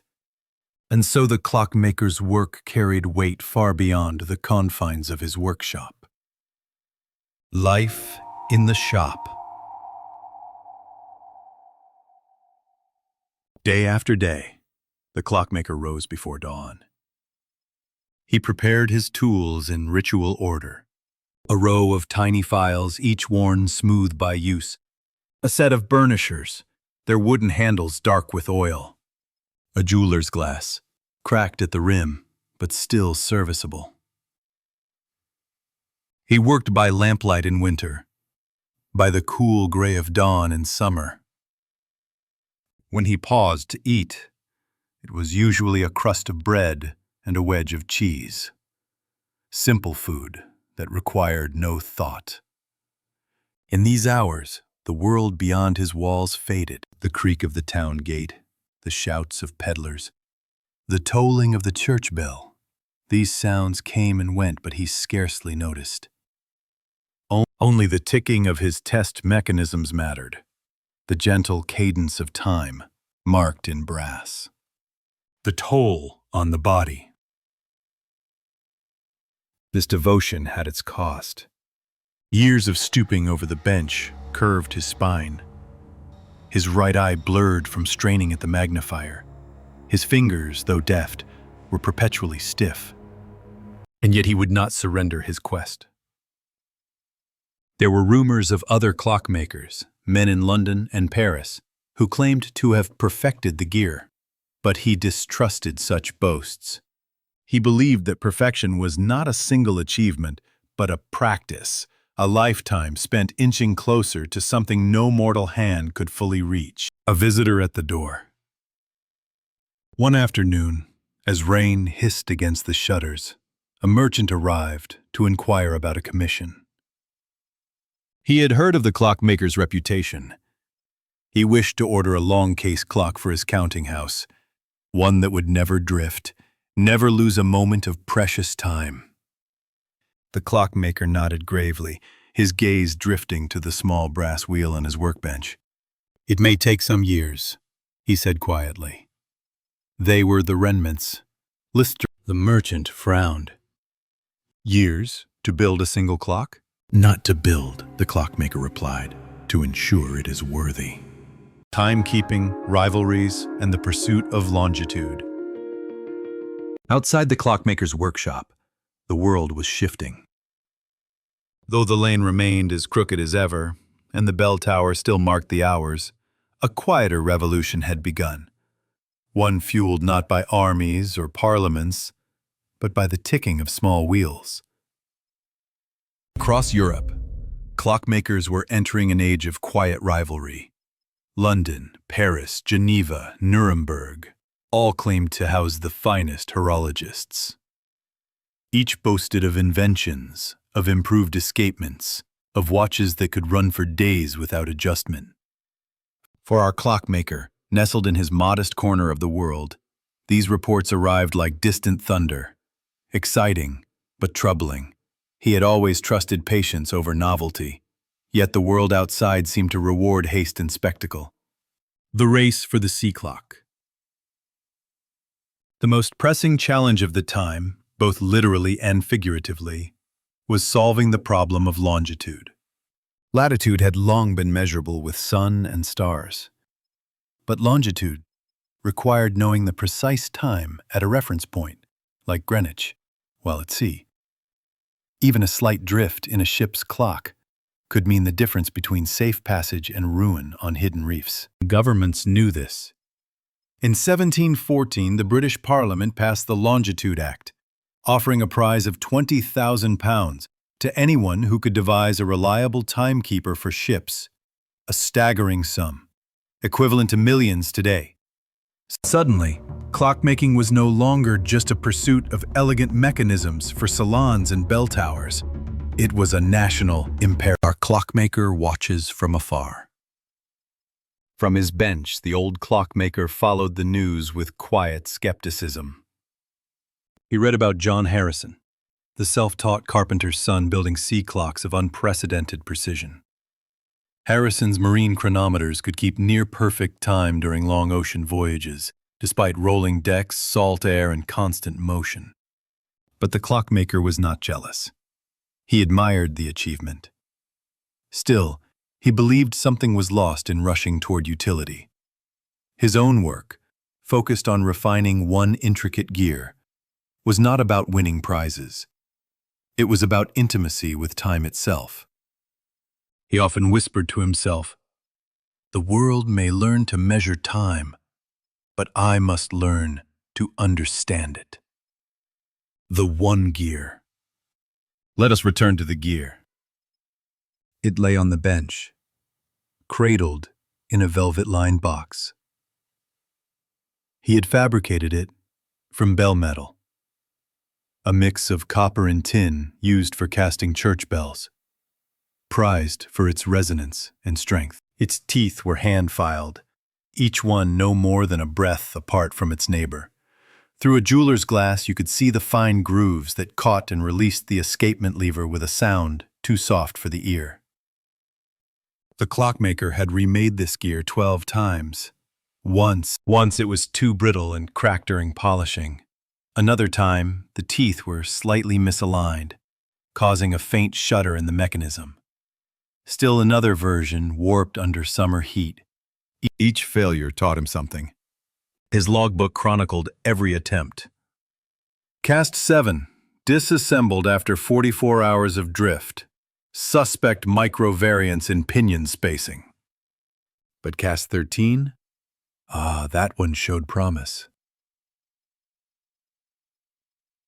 He had built a test housing, a bare-bones clock movement, just to observe this version. For 17 months it ran continuously, deviating no more than 5 seconds per month. Still, he was not satisfied. The genius of the craft. Most of his contemporaries had moved on to lighter work: pocket watches, chiming clocks with enamel dials, automatons that danced or played flutes. They earned coin, fame, even royal patronage. But the old man refused to chase spectacle. His workshop remained dim, unadorned, filled with the quiet music of ticking escapements and gears under oil. Sometimes a student would visit, hoping to learn from the master, but few stayed long. The training was slow and the instructions sparse. "Why only this one gear?" a boy once asked. "Why not build a whole clock?" The clockmaker smiled. "If one piece is flawed, the whole cannot be trusted. Time deserves better." The gear that measured at night, when the town settled and the shutters creaked in the wind, the clockmaker would sit alone with the test mechanism, listening to it tick. Each click was as familiar to him as his own breath. He claimed he could hear when a gear was running warm or cool, whether it was drifting left or holding true. To some, it might seem madness to spend years chasing such infinitesimal errors, but to him, it was a kind of devotion. He did not hear time. He heard its absence, its resistance, the space between beats where mystery lived. A visit from the watchmaker. One spring morning, a watchmaker from Paris visited. He was younger, urbane, his waistcoat embroidered with golden thread. He brought with him a gleaming pocket watch, its casing etched with vines, its face inlaid with mother of pearl. "I've heard you're the last to chase perfection in wheels," he said, with more admiration than mockery. "I pursue nothing," the clockmaker replied. "Time comes to those who wait." The watchmaker laughed gently. "We all chase time, friend. I only wondered if I might see the gear." The clockmaker showed him cast 13. The younger man peered through the magnifier, watched it turn, listened. After a long moment, he nodded. "It's the quietest gear I've ever met." "Because it's unfinished," the old man said. "The more you perfect it, the less it wishes to speak." The two men sat in silence. Eventually, the watchmaker left, but not before placing his gleaming pocket watch on the workbench as a gift. "To remind you," he said, "that not all clocks must be silent to matter." The last turn of the wheel. By now, the clockmaker was well into old age. His fingers, once nimble enough to turn the smallest screws with ease, had grown stiff. His vision blurred on overcast days. The lamp on his workbench burned longer into the evening, but the work moved slower, more cautiously. And yet every morning he returned to the same bench, the same gear, the same notebook, where for decades he had charted minute changes in temperature, pressure, and drift. It had become less a pursuit than a rhythm, a slow dance with time itself. The final trial. Cast 13 still turned in its brass frame, housed in a test clock the size of a loaf of bread. It had been running nearly 5 years. In that time, it had lost just under 35 seconds.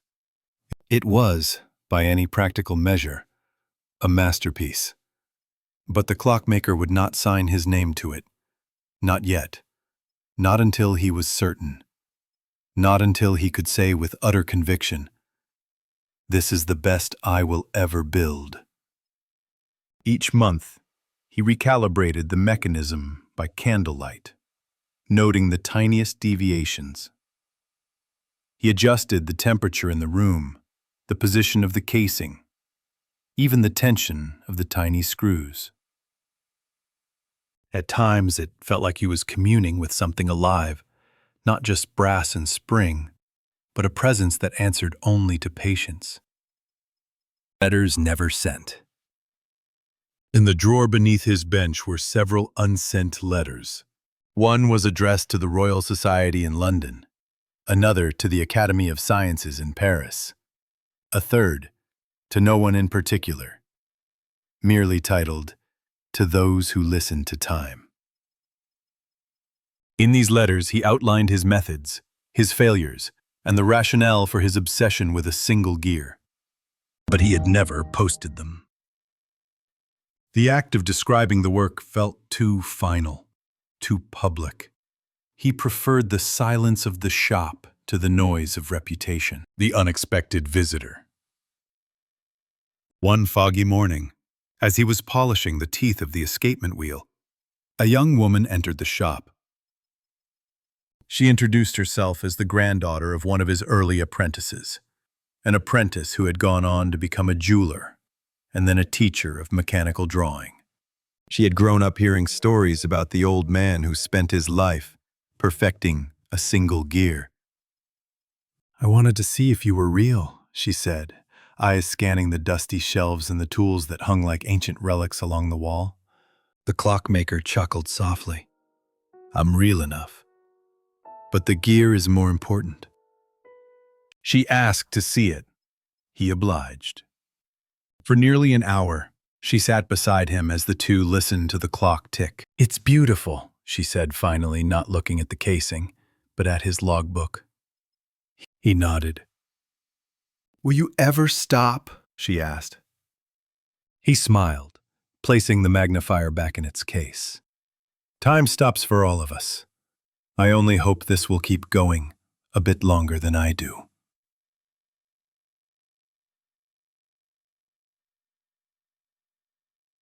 The farewell note. Weeks later, the townspeople noticed the shop remained closed several mornings in a row. Eventually, a clerk from the guild entered and found the clockmaker slumped at his bench, hand resting gently on the velvet box that held cast 13. He had passed quietly in the night, surrounded by the tick of the clock he'd built, the logbooks filled with notations so precise they could have been etched by the gears themselves. On the bench was a final entry in his familiar script. Test concluded. Drift negligible. No further improvement possible. I believe this gear measures more than seconds. It has measured a life, the gear's journey. After his death, the gear and the test clock were sent to the guild hall, then later to a museum, where it sat behind glass, still turning, still keeping perfect time. Visitors would pause to read the plaque. A gear, perfected over 40 years by an unknown master, final drift, less than 8 seconds per year. Children pressed their fingers to the glass, Horology students took notes. Some engineers tried to replicate the shape of its teeth in modern alloys. None quite succeeded. What remains? In the end, what did the gear accomplish? It did not win the longitude prize. It did not drive great machines or ring cathedral bells. But in its silence, it reminded the world that patience still mattered, that mastery was not always flashy, not always swift, that there is something noble in working not for applause, but for understanding. Some say the old man wasted his life on a gear. Others, looking closely, see the truth. He simply found the one part of the universe he could understand completely, and made it beautiful. The postal routes of camel couriers in the Sahel. Paths in the sand. Picture a morning in the Sahel, that broad band of land between the Sahara to the north and the greener savannas to the south. The horizon is a pale shimmer. The sand underfoot feels cool only for an hour or two after dawn. Soon it will be too hot to touch. In this place, you measure distance not by milestones or road markers, but by days of travel. 3 to the next well, 7 to the next walled town, 10 to the coast. Yet for centuries, people here entrusted some of their most urgent business to the slow, patient stride of camel couriers. The necessity of communication. Long before telegraphs and radios, information moved at the speed of hoof and foot. In the Sahel, news was as vital as water. A letter might announce a caravan's approach, warn of a tribal feud, confirm a debt repaid, or promise a marriage alliance. To send a message was to risk time itself. A sudden dust storm could bury the tracks. A change of season might dry a well to dust. Yet these routes persisted. From the oases of Mauritania to the markets of Gao, from the salt mines of Tagaza to the city walls of Kano, camel couriers traced invisible lines across the sand. The camel, a living vessel. Among the Tuareg, the Hausa, and the Songhai, the camel was more than transport. It was a partner in survival. A good courier camel was chosen for temperament as much as strength. Some breeds were nervous or stubborn. The finest were steady and calm, able to walk 50 miles in a day and still ruminate quietly under the stars. The couriers treated their animals with meticulous care. Each evening, they removed the heavy saddles, simple wooden frames wrapped in cloth, and massaged the animal's legs to prevent swelling. A camel's health was the difference between timely delivery and a message lost to the sands. Letters of leather and wood. Unlike the parchment scrolls of Europe or the silk messages of China, Sahelian letters were often simple tokens. A small piece of leather, incised with marks recognizable only to sender and recipient, might confirm a promise. A wooden tally stick might record a debt or serve as a receipt. In some cases, messengers carried spoken messages, memorized word for word, an oral contract preserved by repetition and trust. And sometimes, more formal correspondence traveled in sealed leather packets, tied with dyed cords to show origin or urgency. The simplest letter might take weeks to reach its destination. But in a world without faster means, this was the thread that bound communities across hundreds of miles. Stations along the way. A network of stopping points dotted the routes, tiny encampments with wells, palm shelters, and clay cisterns. Couriers timed their departures to reach each station before midday heat grew deadly. At a station, the camel was watered, slowly to avoid bloat, and the courier might trade news with the keeper. In this way, even those who never traveled far knew who had passed and when. These stops served as the rough equivalent of a post office and inn, though they offered little in the way of luxury.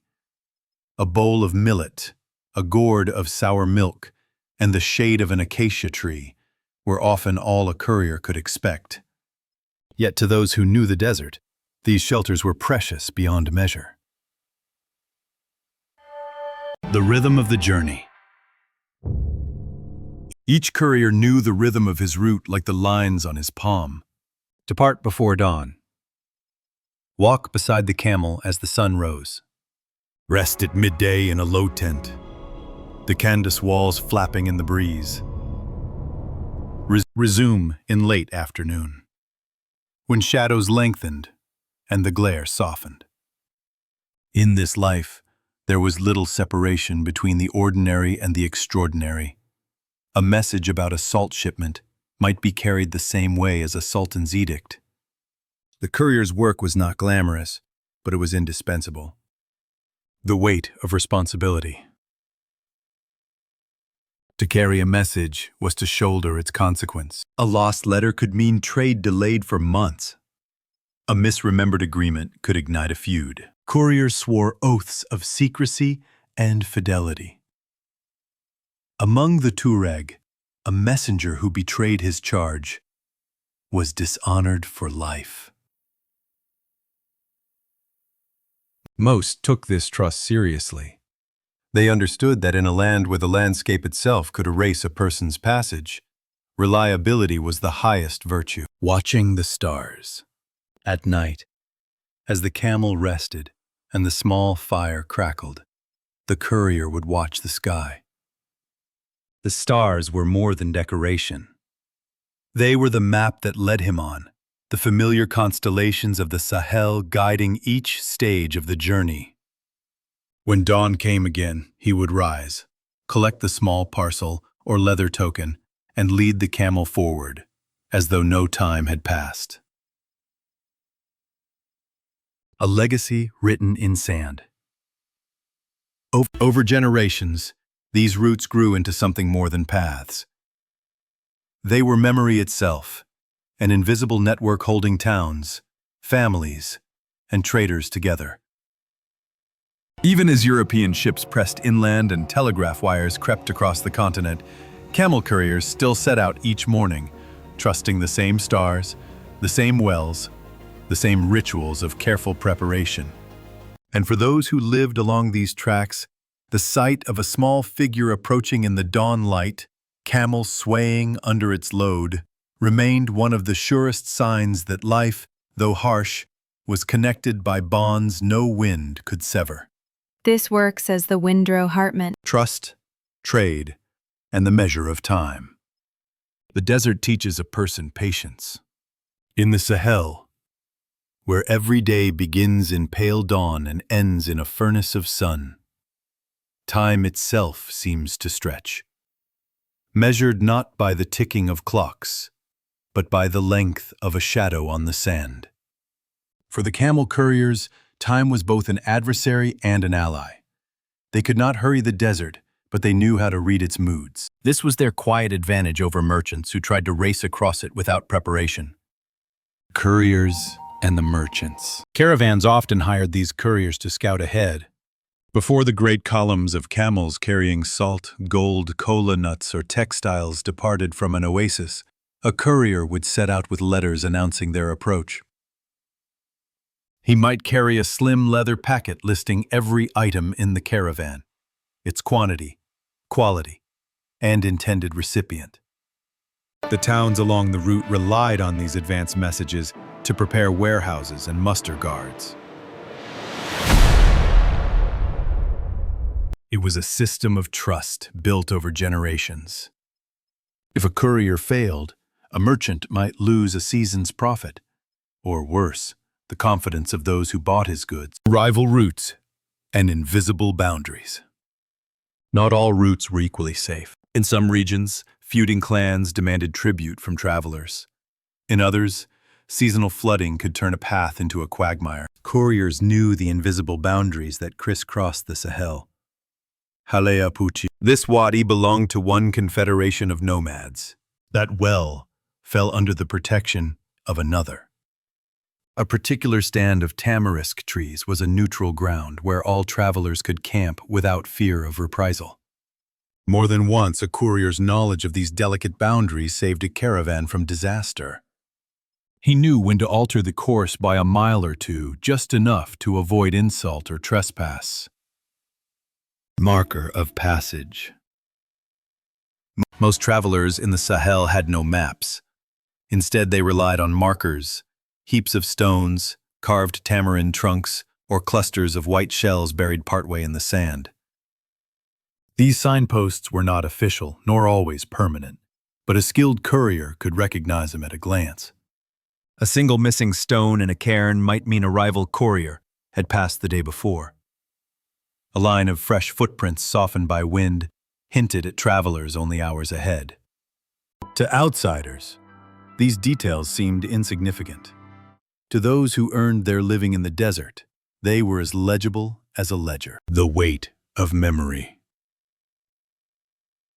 Couriers were trained from youth to memorize not only their routes, but the customs attached to each stopping point.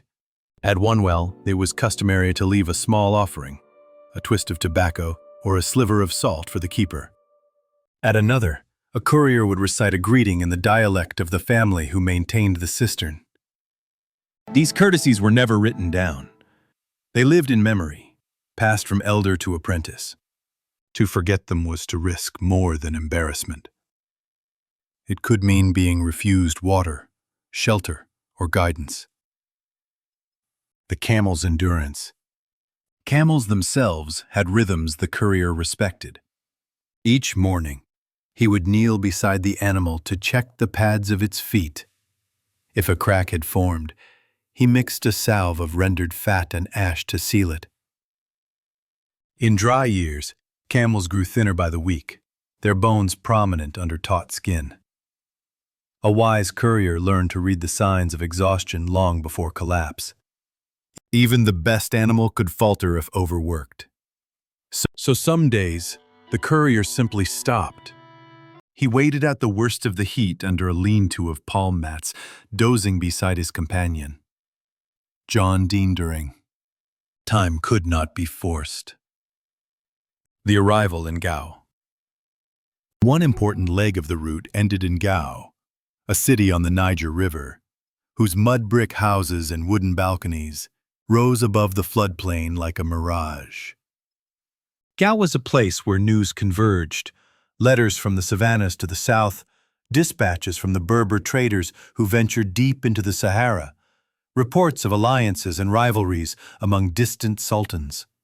When a courier entered Gao, he stopped first at the house of the chief merchant to deliver any sealed packets.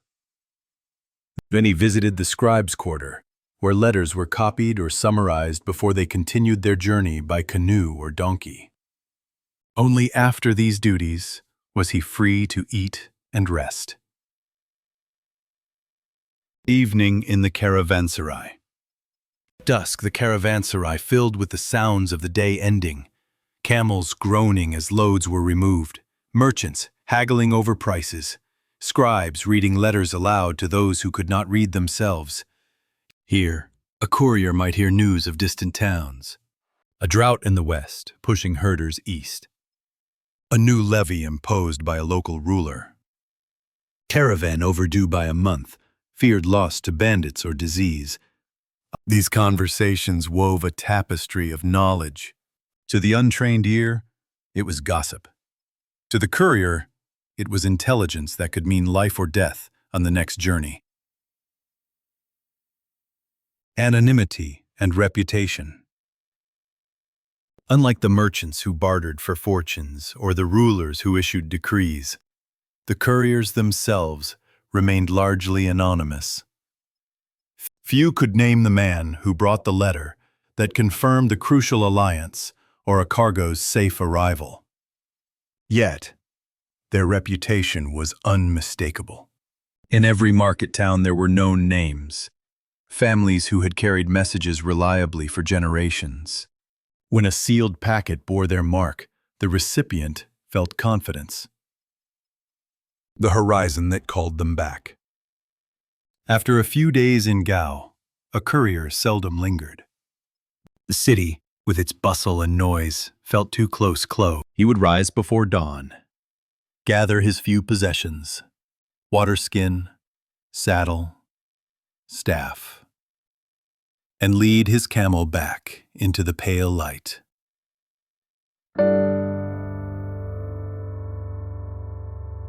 Ahead lay the long, unmarked way, south or west or east, wherever the next message waited. As he walked, he listened for the first breeze stirring the acacia branches and for the familiar creak of the camel's harness. Each sound reminded him that even when the work was tedious, it mattered. That carrying a message across the Sahel was more than labor. It was a quiet promise that no distance was too great for human connection. The vanishing tracks. By the late 19th century, the old patterns of the Sahel were beginning to change. European colonial expeditions pushed inland, laying claim to rivers, caravan towns, and the spaces in between. Telegraph poles rose like pale ribs across the landscape. Steamers churned up the Niger. And yet, for many years, the camel couriers continued to depart at dawn, carrying messages the telegraph could not reach.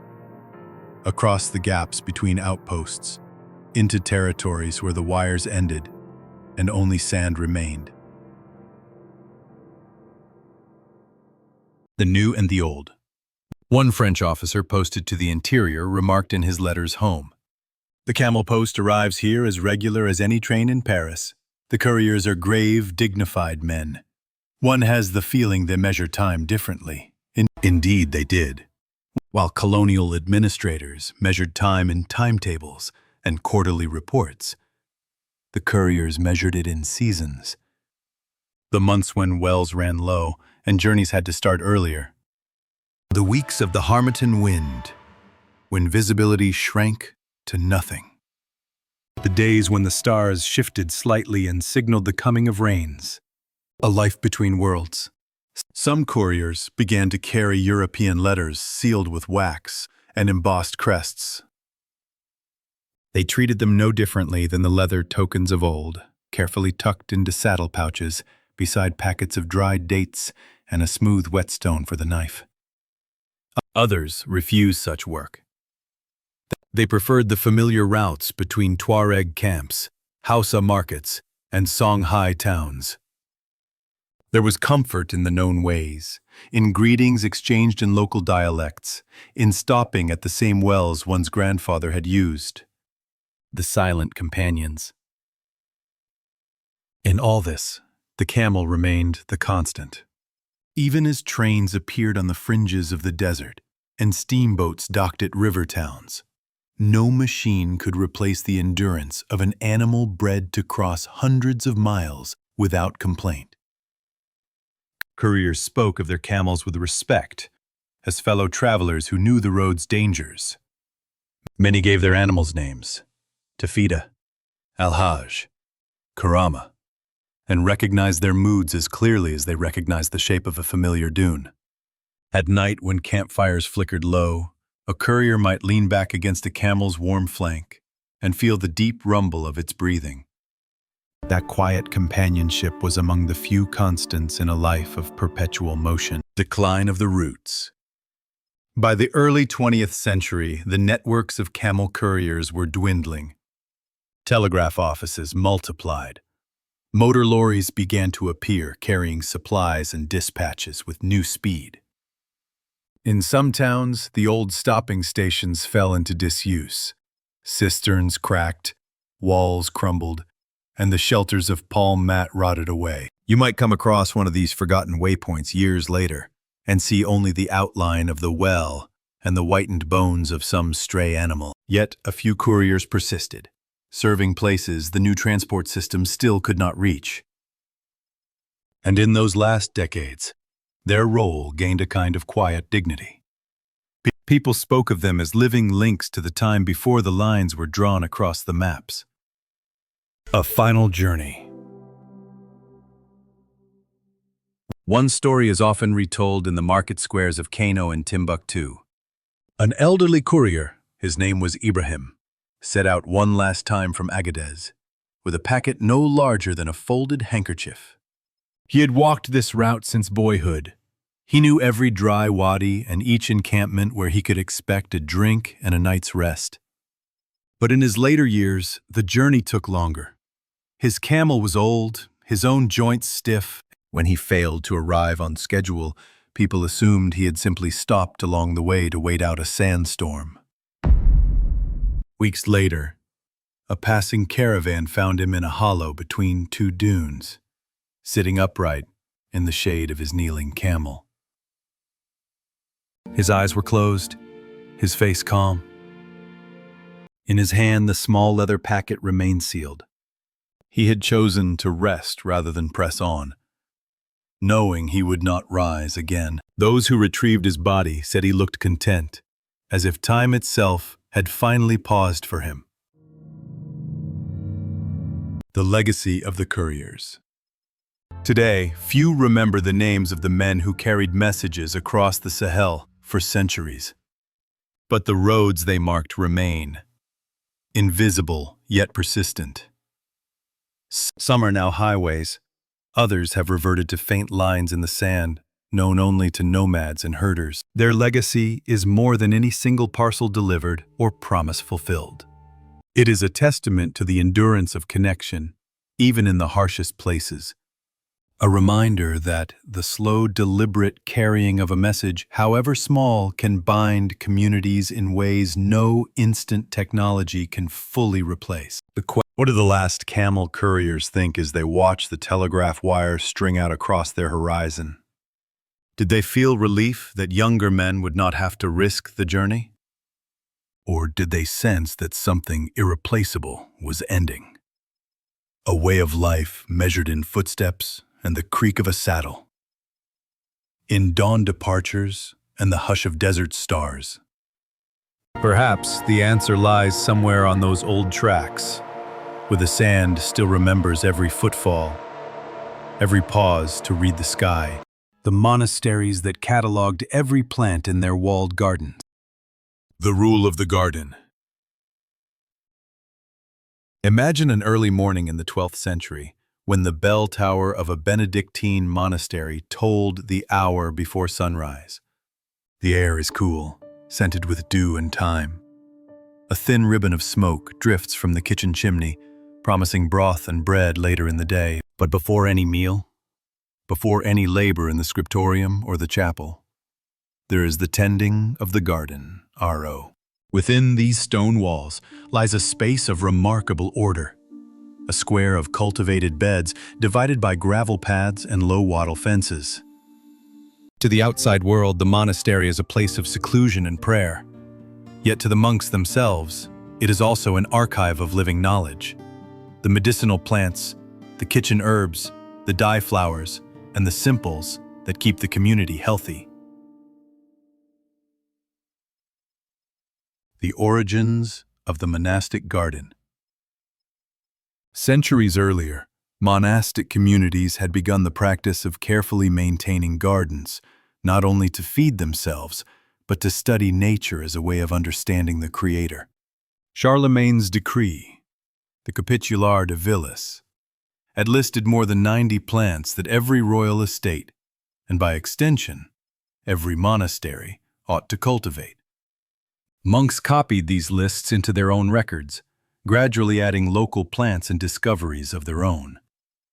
In time, a kind of competition arose, though no one called it such, to see which community could assemble the most complete and precise record of the natural world within their cloister walls. The daily rituals. Before prime, the monks moved through the garden in small groups. Lecco, one brother, carried a wax tablet on which he would note which plants were thriving, which showed signs of blight, and which needed harvesting. Another knelt among the rows to examine each leaf for signs of worms or rust. Each plot had a simple wooden placard with its Latin name: Salvia officinalis for sage, Melissa for lemon balm, Hyssopus for hyssop. A novice might be assigned to memorize these names as part of his training, repeating them under his breath as he weeded and watered.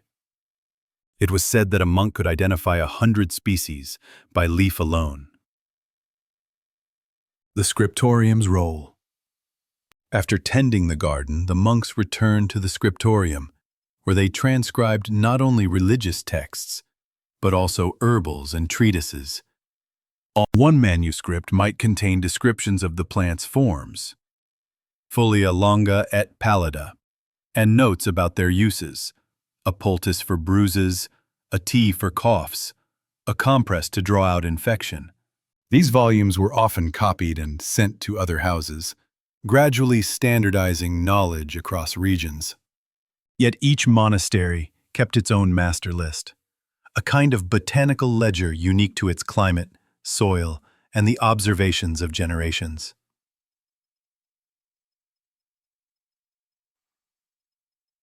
The garden as hospital. For the infirmary, the garden was a pharmacy. A narrow bed along the south wall grew feverfew and pennyroyal for headaches. Lavender was dried and hung in sachets to ward off pests. Comfrey roots were pounded into poultices to set broken bones. Even the lowly nettle was valued, steeped to make a tonic or boiled into a potherb rich in iron. The brothers believed that God had placed cures for every ailment in the natural world, if only they would learn to recognize them. This conviction infused their gardening with a purpose beyond mere sustenance. The quiet rivalry. From time to time, a visiting brother would arrive, bearing a cutting or seed from a distant abbey. These exchanges were both an offering and a subtle boast. See, we have cultivated Angelica archangelica, which thrives despite our damp summers. But we have perfected the raising of winter savory even in poor soil. In this way, knowledge spreads slowly outward, through patient exchange rather than conquest. A single sprig of a foreign herb could take years to adapt to new soil. But once it thrived, it became part of the monastery's record, noted in the margins of the herbals in meticulous script. The rule of silence. Most of the day was governed by silence. In the garden, gestures replaced speech, a nod toward a drooping stalk, a finger laid on a wax tablet to indicate a needed entry. This quiet was not emptiness. It was a shared understanding that every detail mattered.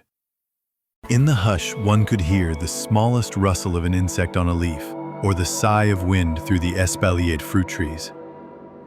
And in that attentiveness, the monks believed, lay the possibility of learning God's hidden order. A legacy in leaves. As years turned to decades, the records grew. When an abbot died, his successor continued the work, revising lists, adding observations, and noting when a particular cultivar failed and was replaced by another. Visitors were often surprised to see that the garden log, kept in the same cupboard as the Gospel, was as large and carefully preserved as any holy book. In these pages, the monastery's life was inscribed not just in prayers, but in the slow, patient study of what grew under their care. An unfinished catalog. By the time the sun rose fully, the brothers would return to the cloister walk, their sandals brushing the flagstones. Another morning's notes were added to the ledger. And still, the catalog was incomplete. For every plant named and recorded, a dozen more waited beyond the walls. Seeds carried by birds or blown by storms, unknown to any scribe. The garden was a fragment of creation, a puzzle that would never be wholly solved. And in that knowledge, the monks found a peculiar comfort, the scribes of roots and remedies. By mid-morning, the garden had begun to warm. Bees drifted between the lavender and marigolds, their low hum filling the spaces where conversation did not. In this hour, when other work might demand attention, repairs to the cloister roof, preparation of midday broth. A few brothers remained in the scriptorium, transcribing the observations gathered at dawn. Here, among the inkpots and vellum, the monastery's true treasury was preserved, not gold or relics, but the patient record of plants and their uses. The herbals. Most European monasteries kept copies of at least one classical herbal, often a version of Dioscorides de Materia Medica, or the herbarium attributed to Apuleius. These texts had traveled across centuries and kingdoms, their Latin sometimes altered by local scribes who added glosses in the margins. Ever X, for toothache, chew the root while fasting. Accorda, boil in wine for fevers of the spleen. Use with caution, it provokes excess humors. But no manuscript, however venerable, contained all knowledge. So each monastery maintained its own supplementary lists, hand-copied folios describing when to plant and harvest, how to dry and store, and what mixtures yielded the best results. In some abbeys, these records spanned generations. The entries written in a progression of hands, bold, slanting Carolingian minuscule, giving way to later Gothic scripts. To the brothers, the age of an entry mattered as much as its content. A note made by a long-dead herbalist carried the weight of experience no fresh observation could replace. Seasonal labors. Throughout the year, the garden followed a rhythm almost as strict as the liturgical calendar. In early spring, seedlings were started indoors, set in trays of soil near the kitchen hearth, where the warmth encouraged sprouting. By Lent, the beds were weeded and manured, their edges retied where frost had loosened the wattles. At midsummer, flowers and leaves were gathered in baskets, hung from beams in the drying room, and carefully turned each day to prevent mildew. The we avoid come autumn, roots were lifted, angelica, comfrey, valerian, and packed in straw for storage. Even winter brought work, sorting dried herbs into jars, preparing decoctions, updating the lists. In each season, there was a quiet satisfaction in knowing that no effort was wasted.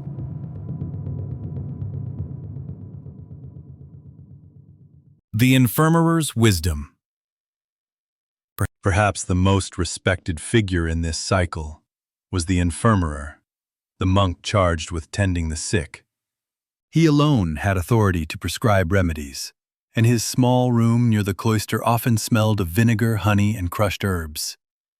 The infirmerer's ledger contained recipes that blended ancient practice with hard-earned local knowledge. Gryos, a poultice of yarrow and lard for festering wounds. A syrup of horehound and honey for persistent cough. A wine infusion of wormwood for stomach complaints. Each recipe was annotated with careful notes about proportions and preparation, refined over decades. The garden was never separate from this work. It was the infirmary's foundation. Borrowed knowledge. Occasionally, travelers brought new lore. A visiting friar from the south might share the technique of grafting quince onto pear rootstock. A lay brother returning from pilgrimage to Compostela could describe a Spanish herb unknown in the north. These scraps of information, once tested, were added to the monastery's lists, each a small expansion of the known world. Yet the monks did not accept every novelty. Some remedies were politely recorded and never used. Others were debated over many seasons, tested in small doses before inclusion in the master book. This caution was not distrust alone. It was an acknowledgement that the land itself often dictated what would thrive and what would fail. A culture of precision. Outside observers sometimes found monastic record-keeping excessive. One 13th century visitor to a Cistercian house noted with bemusement that the gardener measured the growth of each bed with a length of cord, recording the results in a ledger. Reports said earlier. 2 fingers in a fortnight's time, this being colder than the prior year. Yet to the brothers, these measurements were a duty. They believed that to tend the earth, without observing its smallest changes, was to squander God's gift. Even the shape of a leaf or the way dew collected along its veins was worth noting. The kitchen and the garden. Not all uses were medicinal. The kitchen relied on the garden for flavor and preservation. Chives and parsley brightened pottage. Mustard seeds, ground into paste, kept through the winter. Coriander and dill seasoned fish from nearby streams. In lean years, when grain harvests failed, the monastery might survive on little more than pulses and whatever greens could be coaxed from the beds. This was why no task was too humble, no weeding or watering dismissed as beneath notice. In each act of care lay the assurance that the community could endure. Learning in silence. Silence governed these lessons. A novice learned not by lectures, but by imitation. Watching an elder test soil between his fingers, or trace a stem to see where rot had begun. Only in the scriptorium, where the infirmer reviewed each note, did quiet words break the stillness. Write that the fever few came in bloom early. Mark the time of harvest in the margin. Then silence returned, and the work continued. The garden is testament. By late afternoon, the beds stood in neat order, some flowering, some cropped to stubble after the day's gathering. The placards naming each plant gleamed pale in the low sun. To the monks, this garden was more than provision. It was a living testament that knowledge could be preserved not only in books, but in the careful tending of what grew under their hands. And though they knew the catalog would never be complete, each entry brought them closer to understanding the order they believed God had placed in all things. By evening, the garden lay hushed in the amber light. The brothers moved along the paths with unhurried steps, pausing to brush soil from their robes or collect the last cuttings of the day. Beyond the walls, the world had begun to shift. Markets bustled with merchants carrying spices from the Levant. University scholars debated Galen's theories of humors. New treatises arrived from Italy, bound in fine leather and inscribed with elaborate initials. But inside the monastery, the daily ritual remained unchanged, a devotion to the steady, meticulous recording of what grew in their care. The herbarium room. Tucked beside the scriptorium was a small chamber, lined with shelves. Here the monks kept their herbarium, pressed specimens mounted on parchment, each labeled in neat Latin script. Some were faded with age, their colors dimmed to shades of sepia. Others were newly gathered, still fragrant when the pages were opened. One misplaced folio could unravel years of careful record-keeping. This discipline was more than habit.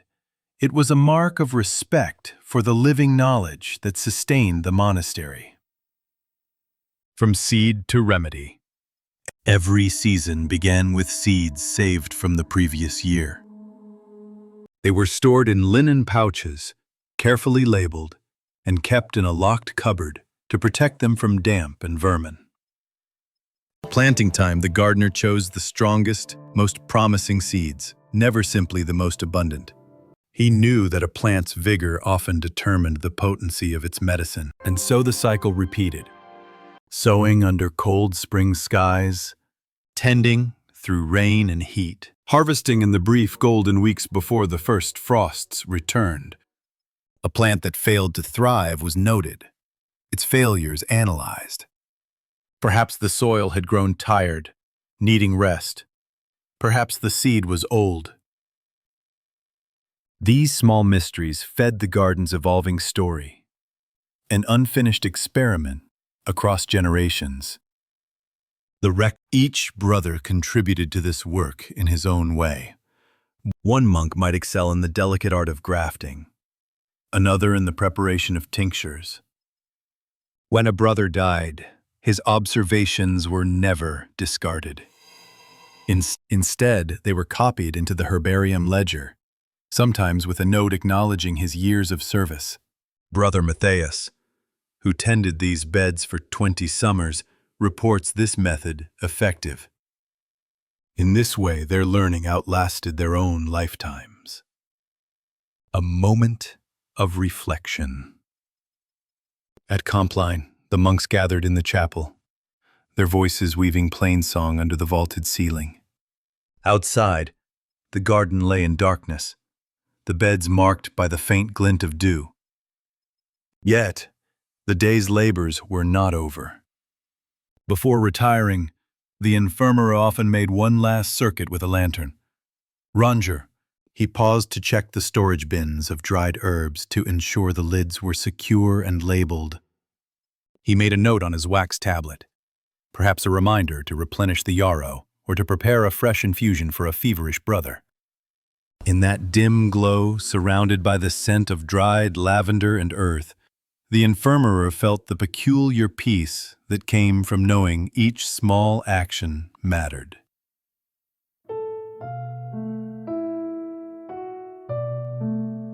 Encounters with the outside world. From time to time, news reached the monastery of discoveries elsewhere. A passing scholar might speak of gardens at Salerno, where learned physicians catalogued foreign plants with unprecedented rigor. A letter might arrive from a distant abbey describing a new method of distillation or the use of exotic spices for healing. Such tidings were received with curiosity, but also a certain quiet satisfaction. For all the brilliance of scholars in distant cities, there was something irreplaceable about the knowledge earned here among familiar walls and soil. The seeds of the future. As the Middle Ages gave way to the early Renaissance, some monasteries began to share their collections more openly. Visitors copied pages of the herbals, carrying them home to seed gardens of their own. Over decades, this exchange created a network of living archives across Europe, each community adapting the lists to its own soil and climate. The monks never claimed to have finished their catalog. They knew the task was too vast, too tangled with the slow workings of nature. Yet, they took pride in what they had gathered. If a single recipe for a wound salve or a note about the best time to sow fennel helped another house survive, then the effort was worthwhile. A walk through the garden. In the last light of day, imagine a brother making his final circuit of the beds. He pauses to inspect the rows of sage and hyssop, bending to touch a leaf. He notes which plants have begun to set seed, which have faded. He feels the quiet presence of those who came before, generations who tended the same soil, wrote the same careful notes, and wondered the same questions. What hidden virtues lay in an unremarkable weed? What subtle change in soil or air brought vigor or decay? Could the Creator's purpose be glimpsed in a single sprig of rosemary? The unfinished catalog. In the morning, new entries would be added. A novice might be sent to collect seeds or to copy a fresh description into the ledger. And so the catalog continued, incomplete, imperfect, but growing. Its margins filled with observations, questions, and the quiet determination to know the world more fully, one leaf at a time.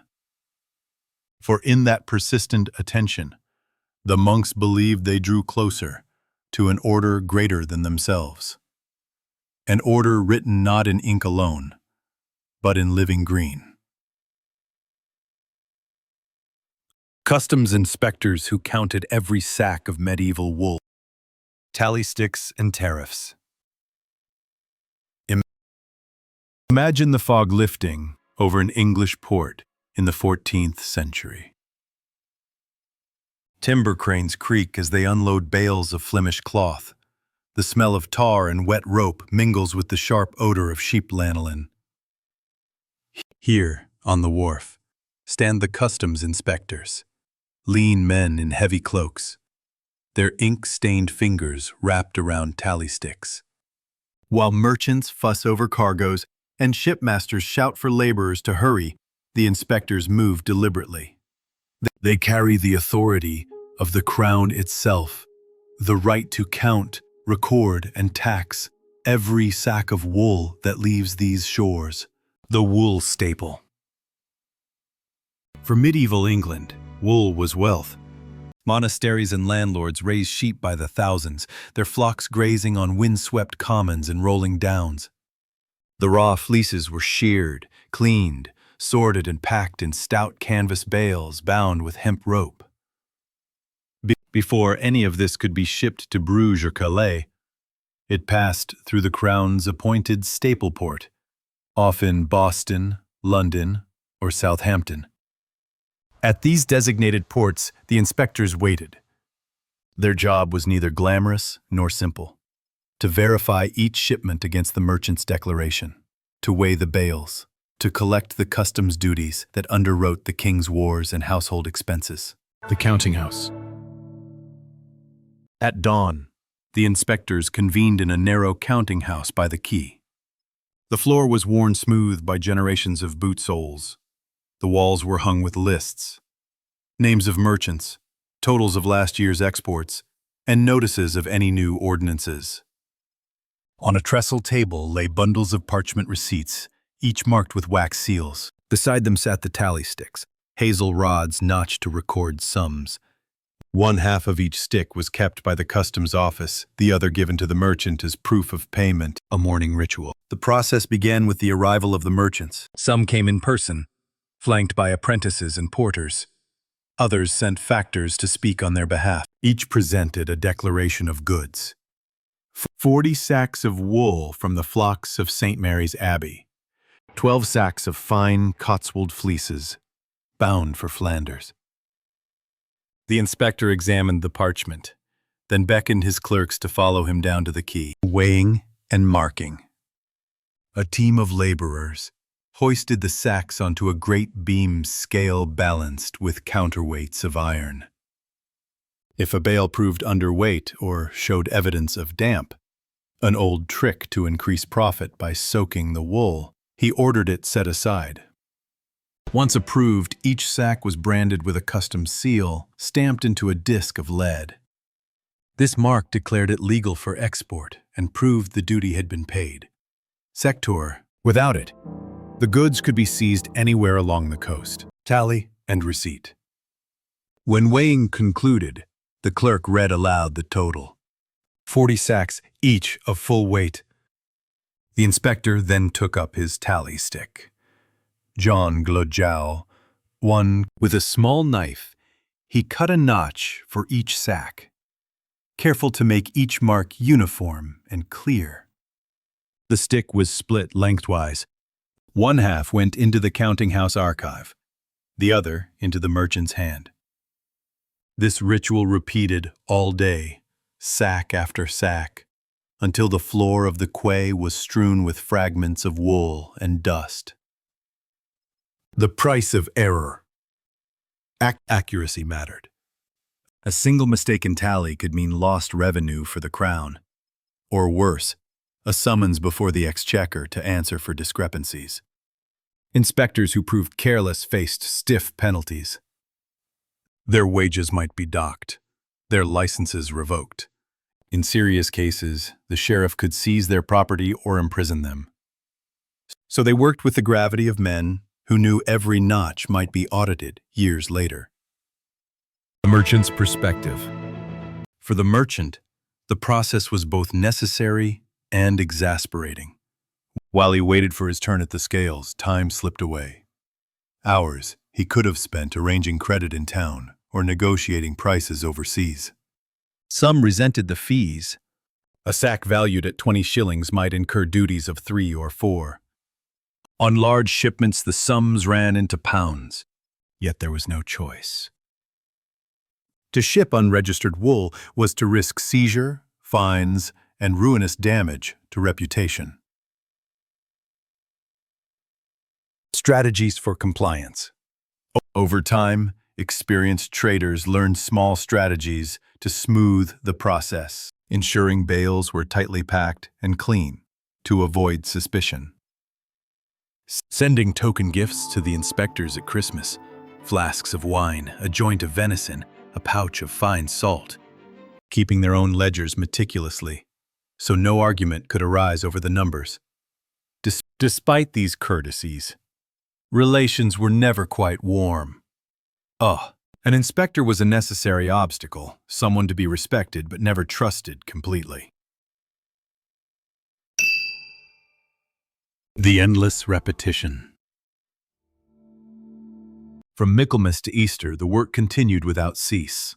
Storms might delay shipping, but the counting house remained open. When plague or famine struck, wool shipments sometimes slowed, yet the inspectors came each dawn to watch for carts rumbling over the cobbles.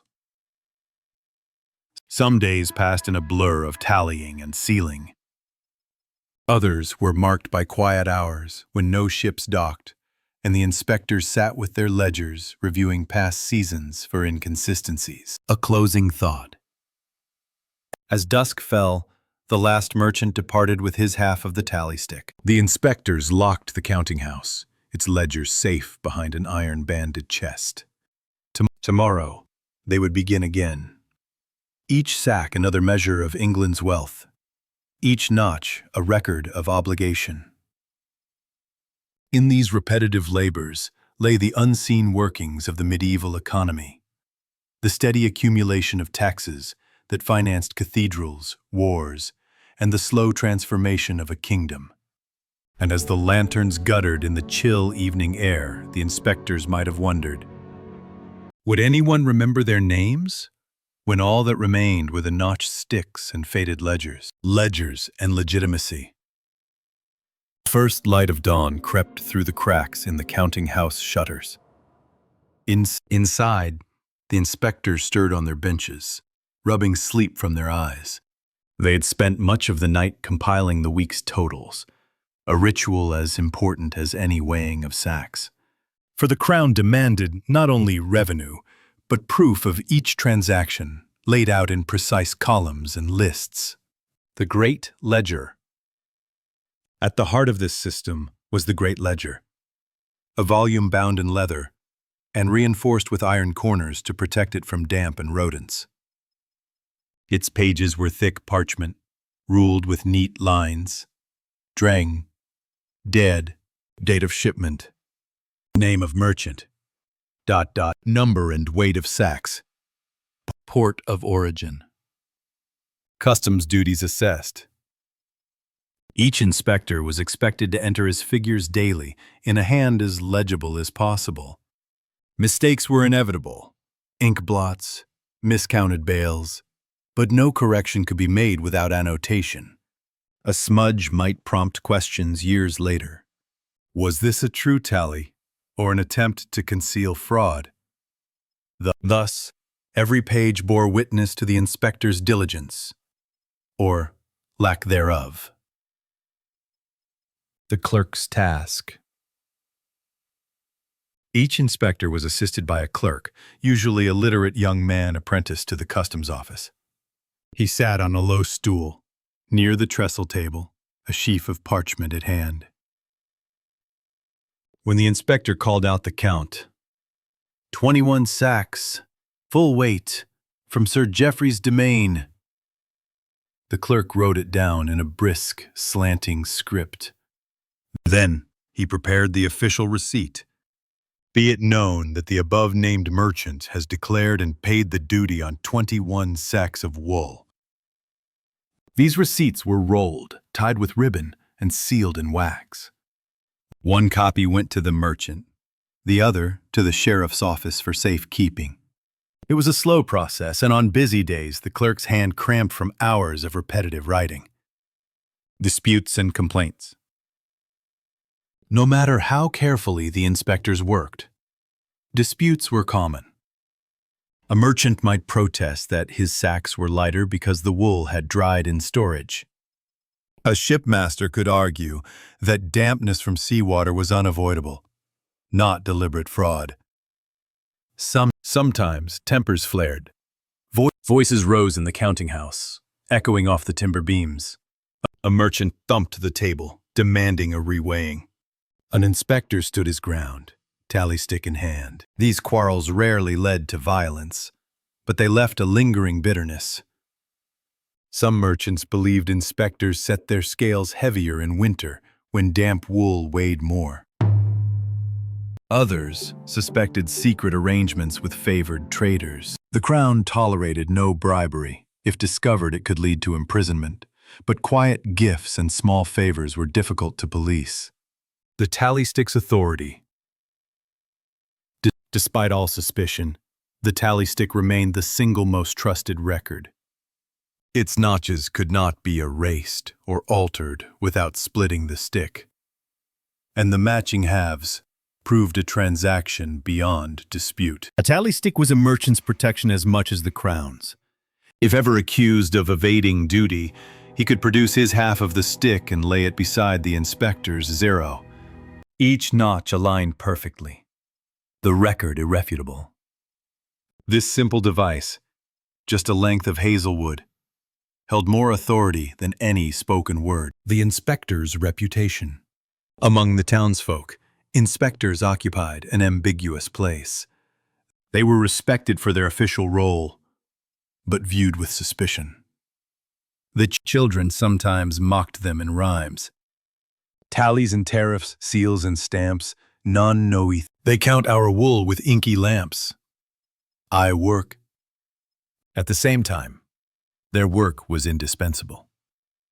Without customs revenue, the sheriff could not maintain the town watch or repair the bridge, nor could the crown finance its armies in France or its lavish royal progresses. Thus, even those who grumbled admitted the inspectors were necessary. Number 7. Quiet hours. There were days, especially in deep winter, when the harbor lay silent. No ships arrived. No carts rumbled over the quay. In those hours, the inspectors reviewed past ledgers for discrepancies. They checked the seals on stored sacks, ensuring none had been tampered with. They mended tally sticks and trimmed quills. Sometimes they simply sat and watched the gulls circle the empty wharf, grateful for the respite. Yet even then, a part of them stayed alert. A sudden arrival could break the quiet. A snow-dusted cart rolling in with an urgent shipment. A shipmaster eager to clear his cargo before ice closed the harbor. The cost of neglect. An inspector who grew careless risked more than his wages. Every few years, royal auditors visited each staple port. They compared the great ledger to the receipts in the sheriff's office and to the sums received by the exchequer. If the totals did not match, an inquiry began. Sometimes the discrepancy was an honest error, a miscopied number, a missing receipt. But if the auditors suspected theft, the consequences were severe. Seizure of property, forfeiture of wages, imprisonment in the castle jail. Such cases became cautionary tales, retold in other ports. Inspectors learned to dread the approach of the auditor's barge, its painted stern gliding silently into the harbor. The merchant's perspective revisited. For the merchant, the customs inspection remained a tedious necessity. He might spend days waiting for the inspector to call his shipment to the scales. He fretted over the moisture in his bales, the accuracy of the weights, the readiness of the clerks. Yet once the tally stick was split and the seal affixed, he could finally turn his thoughts to profit. The best price to negotiate in Bruges, the exchange rates in Flanders. the alliances with cloth merchants across the channel. This moment, when the last receipt was handed over, brought relief like nothing else. The wool was no longer merely a burden to be measured and taxed. It was now a commodity in motion, a promise of silver in the counting houses of Europe. A closing reflection. As dusk fell and the counting house door creaked shut, the inspectors glanced at the tallies of the day. They knew tomorrow would bring more sacks, more arguments, more careful notching of hazelwood. Yet in their quiet way, they were stewards of an invisible empire. The commerce that bound villages and kingdoms, monasteries and cities, into one vast web of obligation and trade, and perhaps, in the stillness before sleep, they wondered.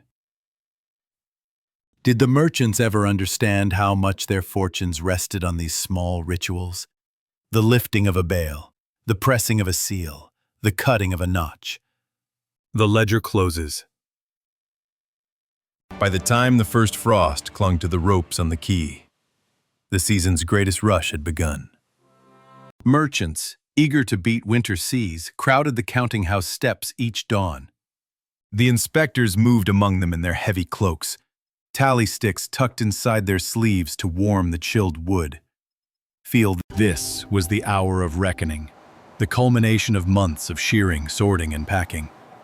Every sack on the quay held the profits of entire estates, the fate of monasteries, the taxes that would repair bridges and pay soldiers.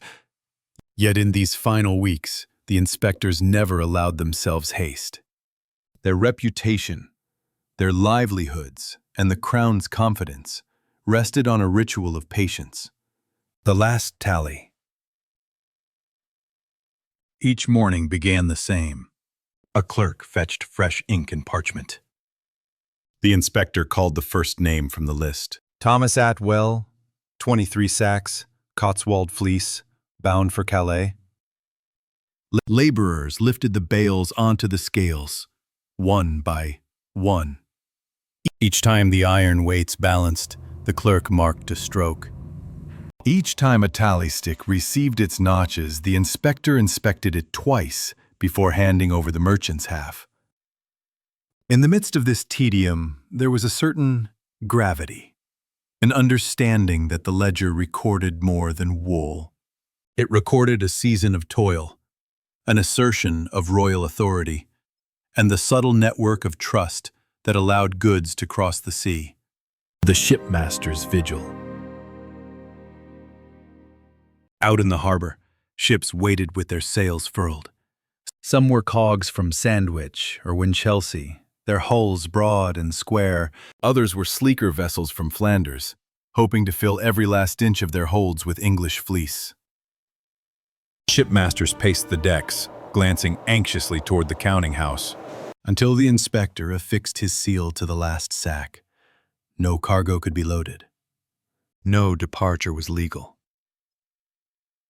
On these mornings, a merchant's clerk might sprint from the quay to the counting house and back again, delivering papers, confirming names, pleading for prompt inspection.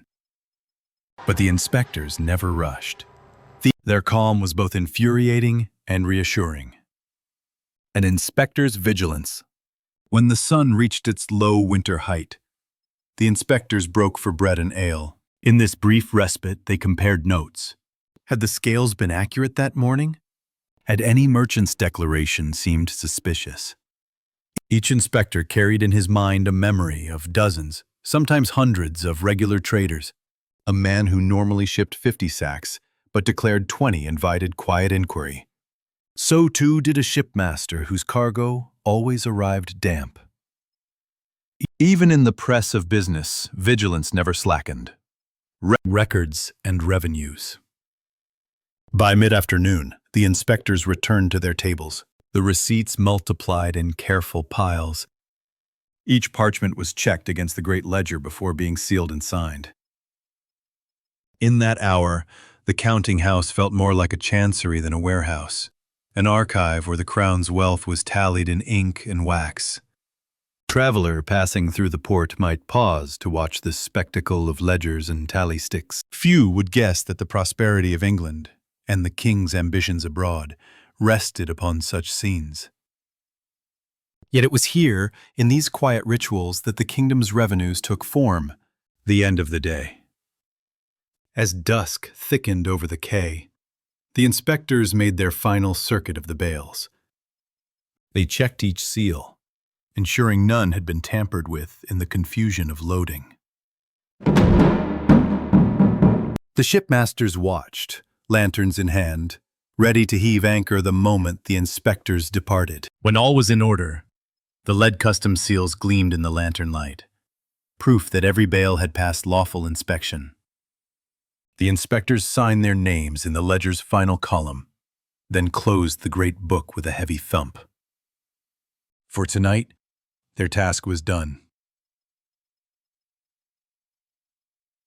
Scene costs. But behind this orderly conclusion lay hidden tensions. A merchant who found a discrepancy might protest for weeks, sending letters to the sheriff, the exchequer, even to Parliament. A shipmaster who sailed without proper seals risked ruin, his cargo confiscated, his reputation destroyed. An inspector who erred, even in good faith, might see his property seized or his name struck from the Crown's register. These risks made the profession as fraught as it was essential. Yet most inspectors preferred to speak of their duties in plain terms. We measure, we record, we keep faith. Such modest words masked the delicate balance they maintained. The Wool's Journey. Once the last seal was set, the merchant's attention turned seaward. Lorge, their bales were winched aboard, stowed beneath canvas tarpaulins, and tied down against the swell. By dawn, many ships had already slipped their moorings, bound for the Low Countries. In Bruges or Ghent, the bales would be unloaded, weighed again, and sold at the great cloth markets. Coins would change hands, contracts signed, new shipments arranged. Yet none of this could happen without the inspectors, notches, and seals. Their quiet labors were the hinge upon which every fortune turned. A ritual completed. In the counting house, the inspectors cleaned their knives and tally sticks. They locked the ledgers in the chest secured with an iron hasp, and before stepping into the cold evening, they paused to look back across the darkened quay. The ships were gone now, leaving only the empty timbers where bales had stood. But the record remained, an unbroken line of numbers and names, proof of a kingdom's commerce. Final reflection. As the inspectors walked home along the frozen lanes, perhaps they allowed themselves a small sense of pride. For though few would ever know their names, their work knit together the realm. Without them, trade would founder, revenues would vanish, and the king's ambitions would fade to rumor. And so each evening closed as the day began, with the sure knowledge that tomorrow would bring more carts, more sacks, more tally sticks to notch. The counting would never end. And in that constancy lay a quiet honor, one measured not in fame, but in the smooth grooves cut into a length of hazelwood. The royal gardeners who measured every tulip bulb, the arrival of the exotic bloom. It was a cold spring morning when the first crate of tulip bulbs arrived at the royal palace. The year was 1578, and the gardener, a stooped man named Master Hawley, stood watching as the crate was lowered from the cart. The wood was marked with the seal of the Dutch Merchant Guild, and a faint perfume rose from the straw packing. Tulips had already become fashionable curiosities among the wealthy.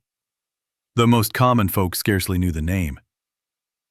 To the royal household, these bulbs represented not merely flowers, but a new symbol of prestige, something to be recorded, measured, and above all, controlled. The origins of a craze. Tulips were not native to England. They came by circuitous paths, from the Ottoman Empire to the Low Countries, from the Low Countries to the estates of English lords, and finally to the walled gardens of the palace itself. Each bulb carried with it the mystique of the East. Rumors of sultans who cultivated entire hillsides of striped blooms. The stories were half true, embroidered by merchants eager to inflate their value. But to the king and his courtiers, the tulip's rarity was irresistible. To possess a bed of them was to prove one's sophistication and one's wealth. Unloading and inventory. Master Hawley supervised the unloading. Each crate was opened carefully, the straw brushed aside. A clerk, quill in hand, called out the details. Number of bulbs per crate. Varieties where known. Simple red, white edged in pink, purple so dark it seemed nearly black. Condition of the skins, firm, free from rot. Beside him, an apprentice gently lifted each bulb to inspect it. When a flaw was found, a soft spot, a suspicious blemish, the bulb was set aside and noted in the margin of the ledger. Nothing was discarded without record. The Ledger of Rarities. The royal gardeners maintained a separate ledger for these exotics. It was bound in green leather, its pages marked with careful headings. Bulbus tulipae, red. Bulbus tulipae, variegated. Northern, bulbus tulipae, black. For each entry, the gardener recorded, under the source of the bulb, its estimated value. The date of planting.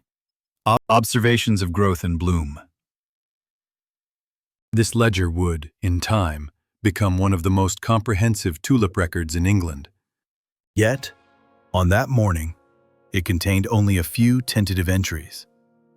Scribbled lines of hope and curiosity.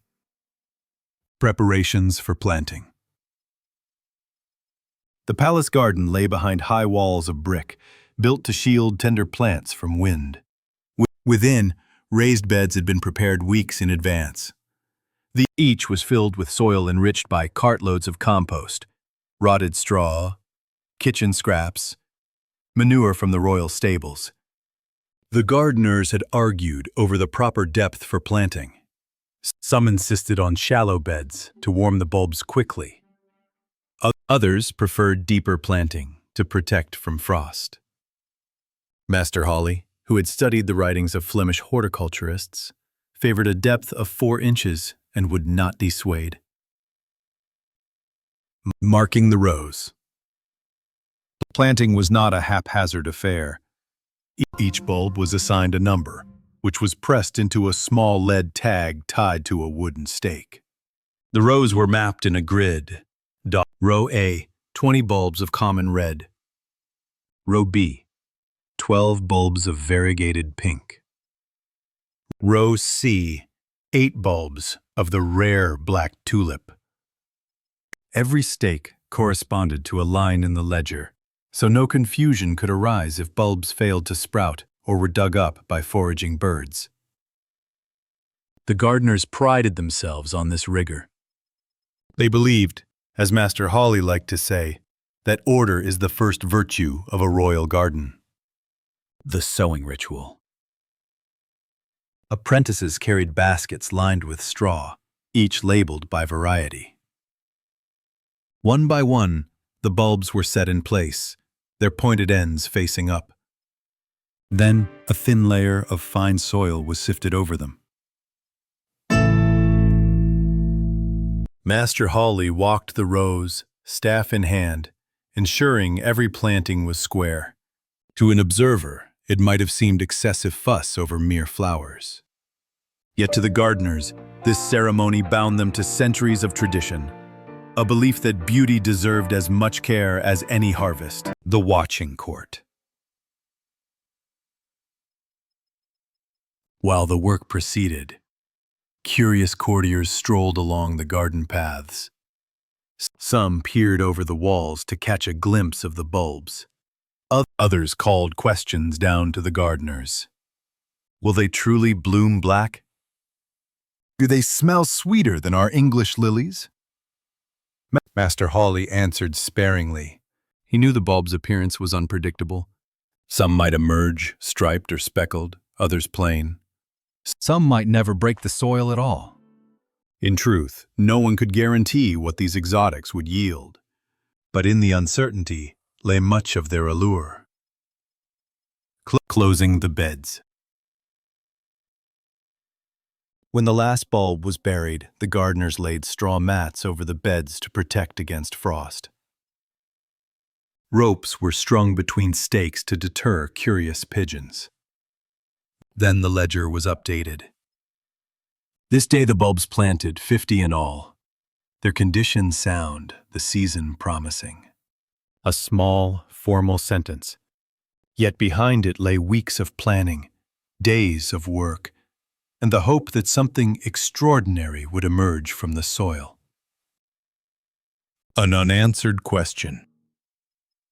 As twilight settled over the walled garden, Master Hawley paused to study the beds one final time. What did it mean to invest such care in a thing so transitory? Could any bloom, no matter how rare, justify the attention, the expense, the quiet fervor that had gripped the court? He had no answer. Only the knowledge that in a few weeks, the earth itself would reply. The careful watching. The weeks that followed the planting passed in a slow procession of quiet tasks. While the palace hummed with intrigue, diplomats arriving, masks performed in the great hall, the royal gardeners slipped in and out of their walled domain, tending to beds that looked, to untrained eyes, utterly empty.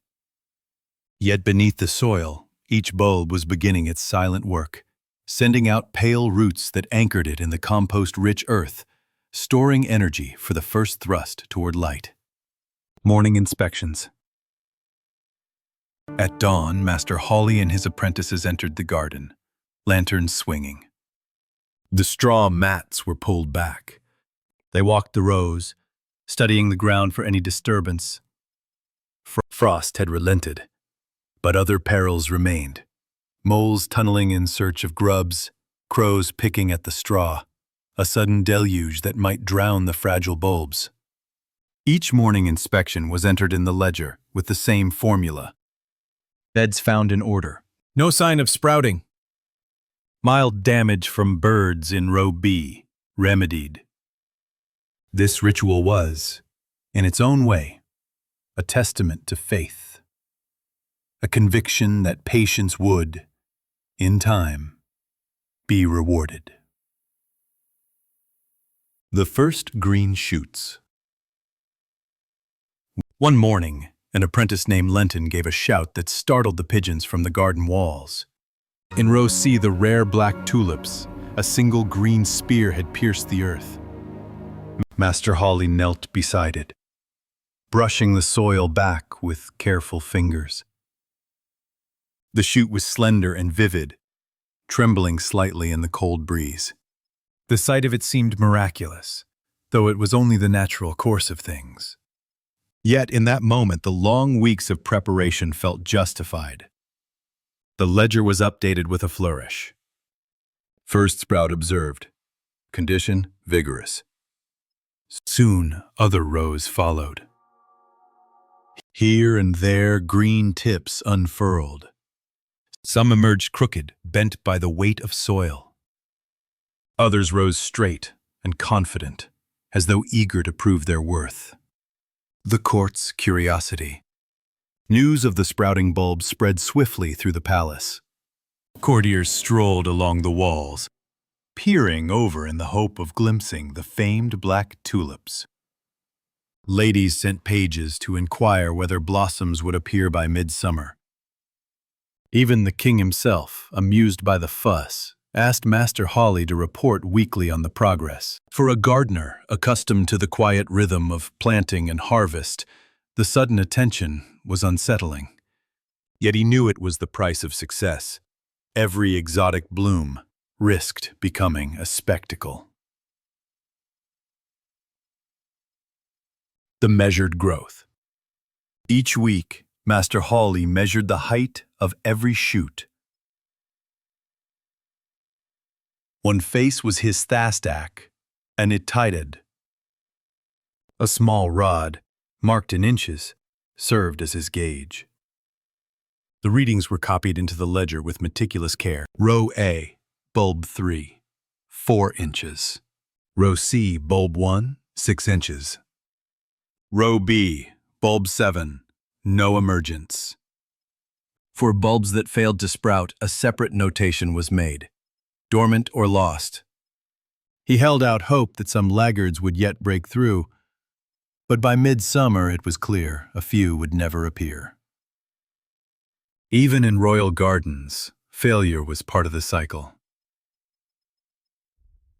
Perils of the season. By June, the greatest threat was no longer frost, but drought. The clay soil, so cold in March, now baked into hard crusts. To counter this, the apprentices hauled buckets from the well at dawn and dusk, watering each row until the soil glistened dark. Master Hawley taught them to water sparingly. Too much moisture could rot the bulbs or encourage mildew. Too little, and the leaves would scorch. Balance was the key, and balance required constant attention. Notes on appearance. As the leaves unfurled, subtle differences emerged. Manly. Some bulbs produced broad, bluish foliage. Others bore slender, pale green blades.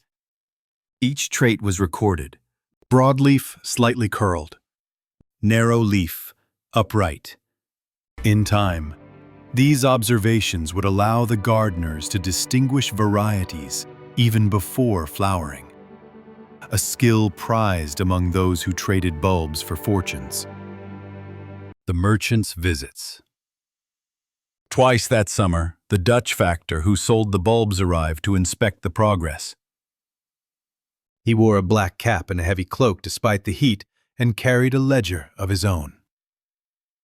Walking the rows, he bent to study each plant, occasionally murmuring approval or frowning at a stunted shoot. To Master Hawley, these visits were both validation and trial. He knew the merchant's reputation, a man who could recall the lineage of every bulb in Europe. Yet the gardener refused to be intimidated. His own records, he believed, were no less precise. Disappointments and hopes. As midsummer approached, a few bulbs began to yellow prematurely. No amount of watering revived them. The apprentices fretted, certain they had erred. But Master Hawley shook his head. Some bulbs fail no matter the care. Better to accept it. Even so, he ordered the withered shoots dug up and examined. If rot was present, the other bulbs might be at risk. The apprentices worked with solemn care, aware that each failure would be marked in the ledger for posterity. A closing question. By July, nearly all the bulbs had reached their full height. Flower buds swelled at the tips, still tightly closed. When they opened, the true nature of each variety would be revealed. Some would be common reds and pinks, but a few, if the merchant's promises held, might bloom in colors never before seen in England. And so, on a warm evening, Master Hawley stood among the rows, the ledger in his hand. He wondered, would the court's fascination endure if the blooms proved ordinary? Or would the tulips, however beautiful, fade into the background, another passing fashion, briefly measured and then forgotten? The brief and glorious bloom. By early August, The walled garden had become a place of hushed expectancy. Each tulip stood on its slender stalk, green blades arching, buds tight but swelling, as though the soil itself held its breath. The apprentices moved more slowly now, careful not to brush against the stems. Even Master Holly, ever practical, carried his tools in silence. For all knew, bloom was imminent. The first petal unfolds. It happened quietly, as these things often do. One morning, Roe's sixth bulb, an unremarkable-looking shoot, revealed a blush of crimson at its tip. By noon, the bud had opened into a full bloom. 6 curved petals of bright red, flecked with yellow at the base. It was not exotic by Dutch standards, but to the gardeners it was glorious. The first tulip ever to bloom in the royal garden, Master Holly called the apprentices to observe. They stood around the flower as though it were a visiting dignitary. Then the ledger was brought out and an entry made. Bloom observed. Bulb A6. Red, flecked yellow. Petal shape, broad. Fragrance, slight. Each detail mattered. This was not merely a flower, but a specimen, a proof of success. It was practical Jew. It is herdly and is try to do the game self of man. You were the garden erupts. Everybody, everyone cyclist or card danding the boli setterve. The bounds of the broady. Within a week, the rest followed. The entire garden seemed to come alive in waves of color. Bold crimson, delicate rose, pale cream, and, in row C, a nearly black bloom with purple edges. This last was the source of much excitement. It was not true black, but close enough to match the merchant's claim. Courtiers descended upon the garden in droves. Ladies in fine gowns carried parasols and posed beside the rows. Pages were dispatched to fetch the king. Even foreign envoys asked to view the English tulip marvel. Measuring the moment. Master Holly remained composed. Each bloom was measured with his rod, petal width, stem height, leaf spread. Color was described in the plainest language possible. Bulb C3, very dark purple, 5 petals wider than base, bloom stable. Bulb B7, variegated pink and white, early fading. No value judgment was entered. Beauty, he believed, was less important than behavior. A flower that held its bloom 3 days longer than its neighbor was, in his mind, more notable than one with rare coloring. Courtiers and comparisons. The palace buzzed with opinion. The cream-colored tulips are finer than the red. No, it is the striped variety that will set the trend. So someone suggested the king should name the blooms. Another proposed sending cuttings to the Queen of Scots, but Master Holly refused to allow a single bulb to be removed. They were not yet ready to be divided. And besides, once removed, the connection between bloom and ledger would be broken. To the gardener, that would be an unforgivable lapse. The decline begins. As August waned, the tulips began to fade. Some lost color first, their petals paling at the edges. Others bowed under the weight of their blooms, stems no longer strong. A few snapped during summer rains. Apprentices removed the fallen petals, weighing them, pressing some between sheets for reference. Each decline was noted, just as bloom had been. Bulb B3, stem drooping, petals bruised, color faded. No sentiment was shown in the ledger, only data. The beauty of the garden was not in its height, but in its faithful recording. Seed or bulb, By early September, Master Hawley faced a choice. Should the bulbs be lifted and stored for next season, or left in place to produce seed? Seed meant waiting years for bloom again. Bulbs, properly dried and replanted, would flower the next spring. He chose bulbs. Each was lifted, brushed clean of soil, dried in straw-lined trays and tagged with a ribbon matching its ledger entry. C3, the black-purple tulip, was given a place of honor in the storage shed. A6, the first to bloom, was held aside to be shown to the king. The garden grows quiet. Once the bulbs were lifted, the garden looked strangely bare. Empty beds, trampled straw, kilra, a few petals caught in the grass like forgotten flags. The courtiers stopped visiting. The king did not ask for further reports.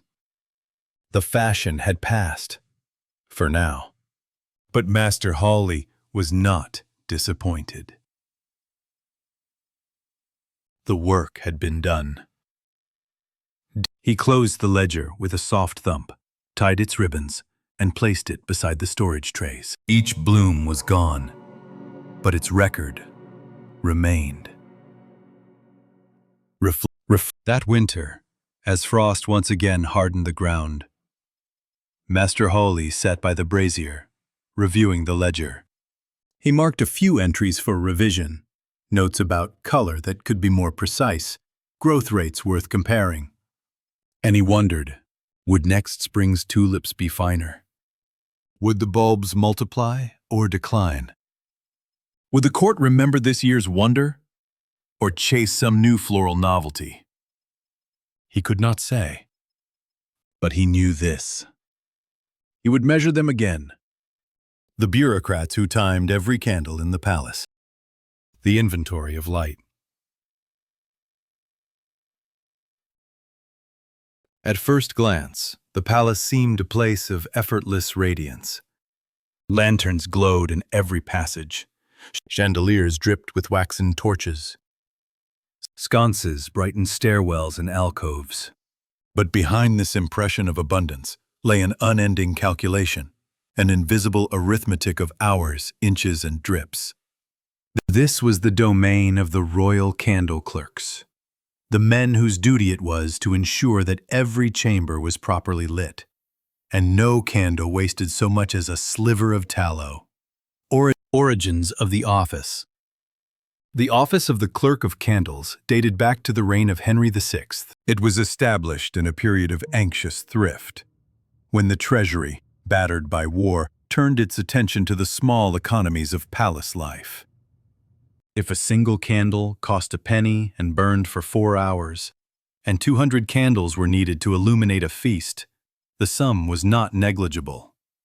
So the office was endowed with authority to track all purchases of wax and tallow, to inspect each delivery, to allocate candles according to rank and occasion. No chamber could be lit without their written order, no chandelier raised without a signed permit. The counting chamber. In a vaulted room near the palace kitchens, the clerks maintained their records. The chamber smelled of cold wax and dusty ledgers. Shelves were lined with boxes, slim tapers for servants' quarters, thick pillar candles for the chapel, ornate beeswax torches reserved for the king's table. The deals of power after bid done. On the longest wall stood a row of scales, used to weigh batches of candles. Each was measured before being placed in storage and again before distribution. Any discrepancy was noted in a ledger, with a precise record of date, weight, and intended use. Morning tally. Each dawn began with a tally of the prior night's consumption. Pages carried trays of stubs, burned ends of tallow or wax, sometimes no more than a thumb's length. The clerks inspected each, measuring what remained against the candle's original weight. In theory, no flame ever flickered without leaving an accounting. If too much candle was missing, the chamberlain responsible would be charged. It was not unknown for a careless footman to forfeit a month's wages over a missing inch of wax. The head of this operation was Master Lambert, a stoop-shouldered man with a nose like a quill pen. He had served 3 sovereigns and was rumored to recall the tally of candles from coronations held decades before. He wore a dark robe marked with a small silver candle brooch, the badge of his office. When he entered the counting chamber, all conversation ceased. He was said to possess a gift, to estimate a candle's burning time by sight alone. More than once he had lifted a taper, turned it slowly in his fingers, and pronounced, 3 hours burn, no more. When tested, he was rarely mistaken. An endless procession. The palace never truly slept. Banquets ended past midnight, and ambassadors conferred in private rooms until dawn. Priests recited vigils in the chapel at all hours. And so candles were forever moving in and out of the counting chamber. A Brownda president's many buddies method self, delivered in bundles, wrapped in oiled cloth, counted, weighed, and signed for. Lit in iron sconces or silver candelabra. Returned as stubs for final measurement. This cycle repeated daily, and the ledgers expanded in steady increments, each page ruled into neat columns of consumption and remaining stock. One of the clerk's most taxing duties was the preparation of major feasts. When a banquet was announced, Master Lambert would summon his assistants to calculate number of tables, expected guests, hours of illumination. For every 50 guests, a certain number of tapers was allotted. High tables required finer wax. Corridors and staircases needed lanterns to guide guests safely. On the eve of a banquet, the counting chamber buzzed like a hive. Clerks compared lists, weighed extra reserves, prepared slips of authorization. No aspect was too small for notation. If a torch burned an hour longer than planned, the surplus had to be justified. The notation of hours. Among the clerks' peculiarities was their system of timekeeping. Every candle issued came with a note. Issued to Chamber of Audience, expected duration 3 hours. Pages assigned to lighting duties carried sand glasses, small wooden timers, to track burn times. Once the sand ran out, the candle was inspected. If more remained, it was extinguished and returned. If it burned faster than expected, a notation was made. In this way, time and wax were bound together, measured with the same deliberation as royal finances.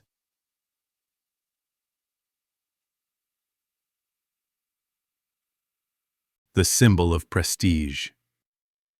The candle was not merely a tool. It was also a marker of status. A nobleman who received thick beeswax tapers for his chamber could boast of royal favor. A guest lodged in rooms lit only by tallow understood his place in the hierarchy. Even the king used candle allotment to convey approval or reprimand. On one occasion, it was said, a courtier who had fallen from grace was left to dine by a single guttering taper, a public sign of diminished standing. An unanswered question. He traced his finger down the columns of figures, pounds of wax consumed, hours of illumination granted. Outside, snow fell silently over the darkened courtyards. He wondered, not for the first time, whether all this measuring truly saved the kingdom so much coin as the treasury claimed. Did each candle accounted for justify the time spent recording it? Or was it simply the habit of control, the belief that nothing, however small, should escape notation? He could not decide. Yet come morning, he knew he would take up the ledger again, and the counting would resume. The rituals of allocation. By the time dawn rose over the eastern towers, the clerks were already at their desks, quills sharpened, ledgers unrolled. Each day followed a ritual as precise as any chapel service. Candle allocation was not merely a task of supply. It was a ceremony of rank, occasion, and protocol. The summons to collect. At the first hour past sunrise, pages from each household chamber appeared outside the counting room. They waited in a quiet line, each holding a slip of parchment bearing the seal of their master.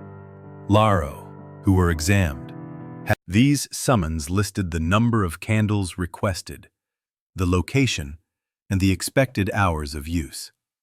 A page for the Queen's apartments might carry an order for 12 beeswax tapers for the sitting room, 6 thick pillar candles for the bedchamber, 2 lanterns for the antechamber. A lesser courtier's page might carry a more modest request, 4 tallow tapers for writing, 1 candle for personal grooming. When the door opened, the pages entered in order of precedence, an unspoken reminder that candlelight itself was a privilege measured by birth and station. Master Lambert's inspections. Each request was read aloud by Master Lambert. He compared it to the ledger's prior entries. Had this chamber overstepped its monthly allotment? Had the previous day's stubs been returned as required? Was the quantity appropriate for the rank? If any discrepancy arose, the page was instructed to wait while a clerk consulted the records. In the case of persistent error, missing stubs, unaccounted wax, the chamberlain might be summoned to explain himself in person. Few courtiers relished that humiliation. The weighing of bundles. Once approved, the clerks prepared the candles in bundles wrapped with twine. Each bundle was weighed twice, once before wrapping, again after, to ensure no candle had been slipped inside unnoticed. An ivory tag was attached to each bundle, marked with the following: chamber name, quantity, weight to the ounce, 1 expected burn time. One clerk noted, in a margin of the ledger, the precise hour the candles were issued. In theory, no bundle left the counting chamber without this careful authentication. Lighting and timing. When the bundles arrived at their destinations, the pages delivered them to the appointed chamber servants. These servants held the secondary responsibility, the lighting of candles at appropriate times and the management of burn duration. At dusk, the first tapers were set alight and the sandglasses turned. Each hour, a servant checked the progress. Should the flame gutter or burn too quickly, a note was prepared to explain the anomaly. Any candle extinguished before its time was trimmed, saved, and returned for reallocation. Thus, no wax was ever wasted, at least in theory. The role of the royal auditor. Once per quarter, the royal auditor of household accounts arrived unannounced to examine the ledgers. He wore a blue robe, his hair powdered white, and carried a thin rod he tapped against each page as he read. Any inconsistency, however small, was underlined in red. A missing weight entry. An unreturned stub, a discrepancy between requested and issued quantities. These notations were not mere corrections. They could lead to fines, demotions, or, in rare cases, dismissal. One clerk years before had been found guilty of underreporting candle returns in exchange for coins from a minor lord. He was removed from service and his name struck from the register. Among the clerks, this story was repeated often as a cautionary tale. Candles as currency. Over time, candles themselves became a kind of soft currency. When favors were exchanged among lesser courtiers, it was not uncommon to see a note reading, "For your assistance, You shall have 2 tapers from my allowance. Master Lambert disapproved of this practice. He believed it encouraged a dangerous laxity. But the palace was a place of constant barter, and the small economies of light were no less important than the grand exchanges of jewels or coin. Indeed, some households prided themselves on never exceeding their candle allotment, while others, more profligate, were known to burn through their quota in a single fortnight. Seasonal demands. Winter was the most taxing season. Darkness fell early and lifted late. Candles were required in every chamber from afternoon until dawn. During such times, the counting chamber bustled with double its usual staff. Extra deliveries arrived from the chandlers, wagons heavy with wax and tallow. The clerks drew up supplemental schedules. Additional tapers for the library. Emergency reserves for the Great Hall during feasts. Lanterns for watchmen along the outer walls. Even in the depths of night, pages would sometimes arrive, breathless, carrying an urgent request for more candles. An ambassador newly arrived, a birth, a vigil.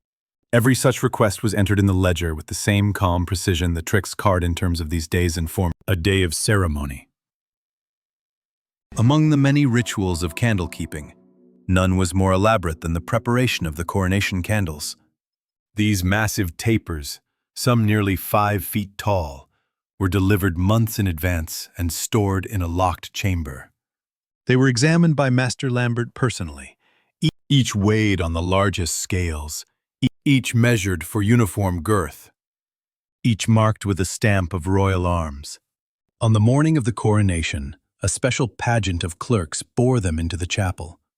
When the candles were lit, 4 on the high altar, 2 before the throne, the blaze was said to outshine any daylight that might creep through the stained glass.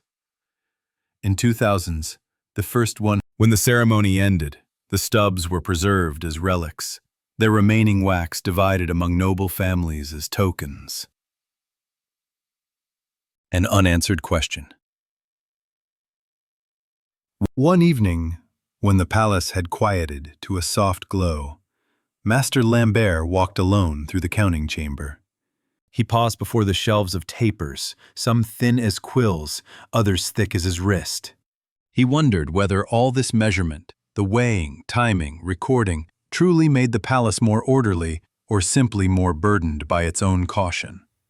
Was it possible that in their quest to master every flicker of flame, they had lost something of the simple wonder of candlelight? He did not know. Yet when he returned to his desk and dipped his quill, he felt the old satisfaction. Whatever the philosophers might say, the ledgers were correct, the numbers aligned, and each candle had been accounted for. The Ledgers of Twilight. Autumn descended on the palace, bringing longer nights and the slow creep of chill through every passage. For the clerks of the counting chamber, this was the most crucial season. With darkness stretching for half the day, their duties multiplied. No longer was candle accounting a quiet background operation. It became, for a time, the lifeline of the entire household. The dusk rounds. Each evening began the same way. Pages came with trolleys to collect the day's supply. Master Lambert or his senior clerks walked the aisles, ensuring that each bundle was tied, tagged, and weighed with perfect accuracy. Then, with a nod, he released them to vanish into the labyrinth of corridors. But dusk was only the start.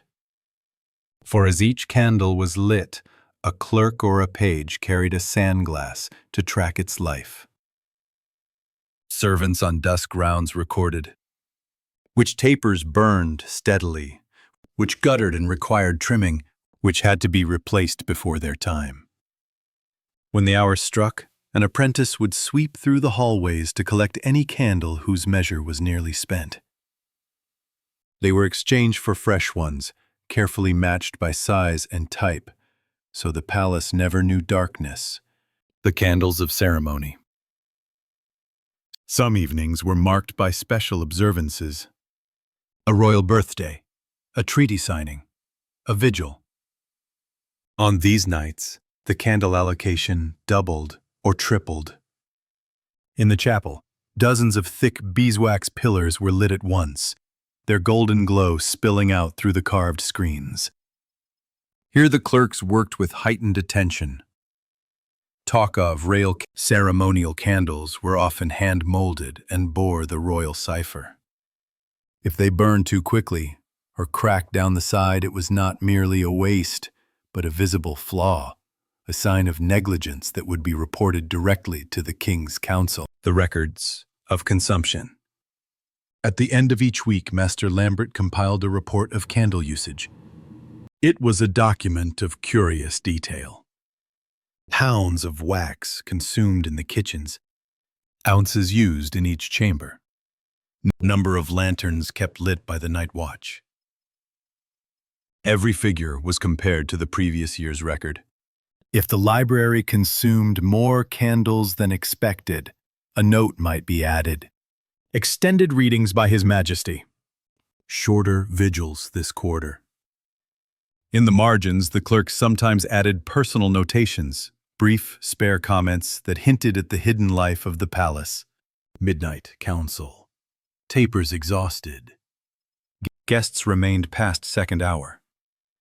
Though no gossip was allowed in the counting chamber, the ledgers themselves told their own quiet stories. The dangers of inattention. Mistakes were rare, but they did occur. An apprentice might mislabel a bundle. A page could fail to return stubs. If any discrepancy remained unresolved, Master Lambert summoned the responsible servant. In a low, even voice, he would recite the figures. 4 tapers unaccounted. 9 hours of illumination unlogged. What explanation? There was no room for excuses. Sometimes restitution was demanded, a deduction in wages to cover the loss. More often, a note was entered in the permanent record. A second infraction brought a heavier penalty. Yet the clerks were not cruel. They understood that, in a palace of endless candles, perfection was an aspiration, never a guarantee.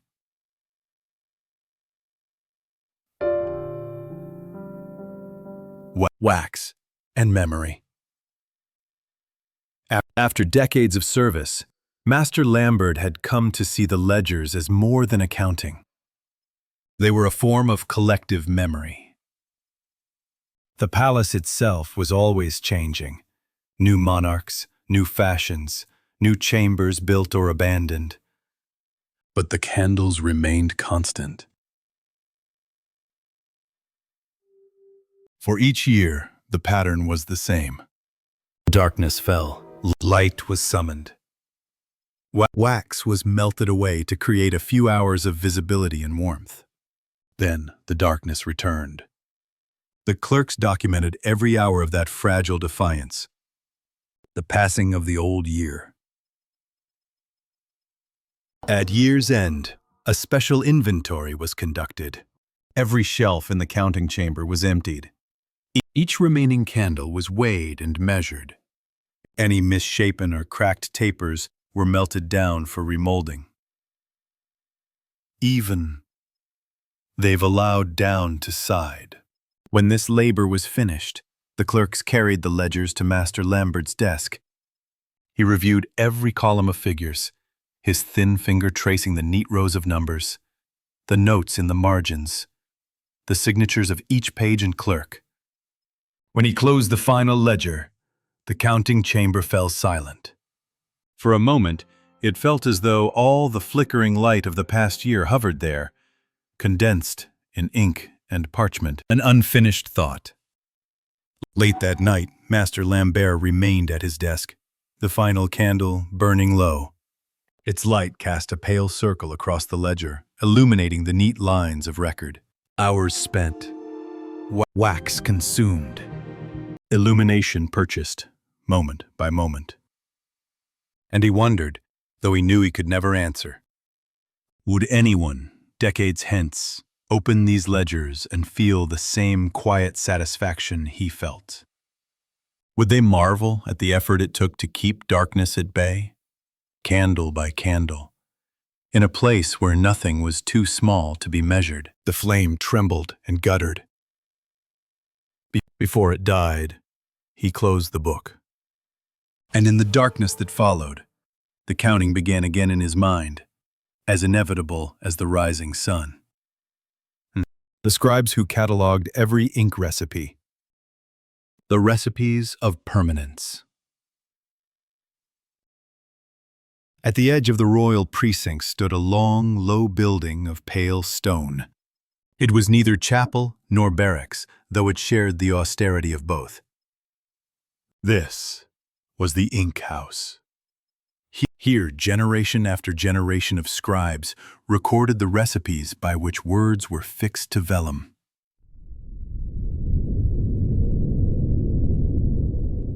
While kings and armies rose and fell, these men devoted their days to an altogether quieter conquest, the taming of ink. Origins of the ink house. The ink house owed its existence to a single catastrophic event. In the reign of King Stephen, a shipment of charters, bound for the exchequer, was ruined when their ink faded in a single damp season. Dozens of deeds, tax records, and legal judgments dissolved into near illegibility.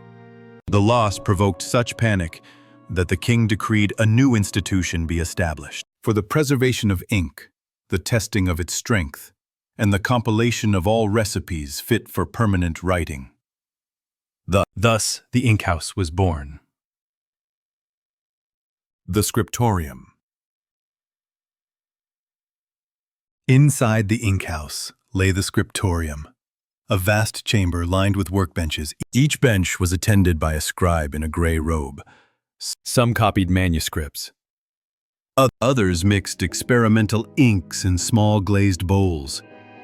Still others stood by the testing wall, a long panel of prepared parchments where new formulas were applied in neat rows.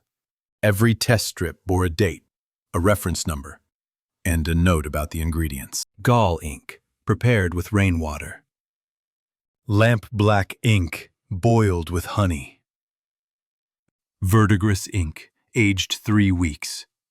Once applied, these strips were left to cure.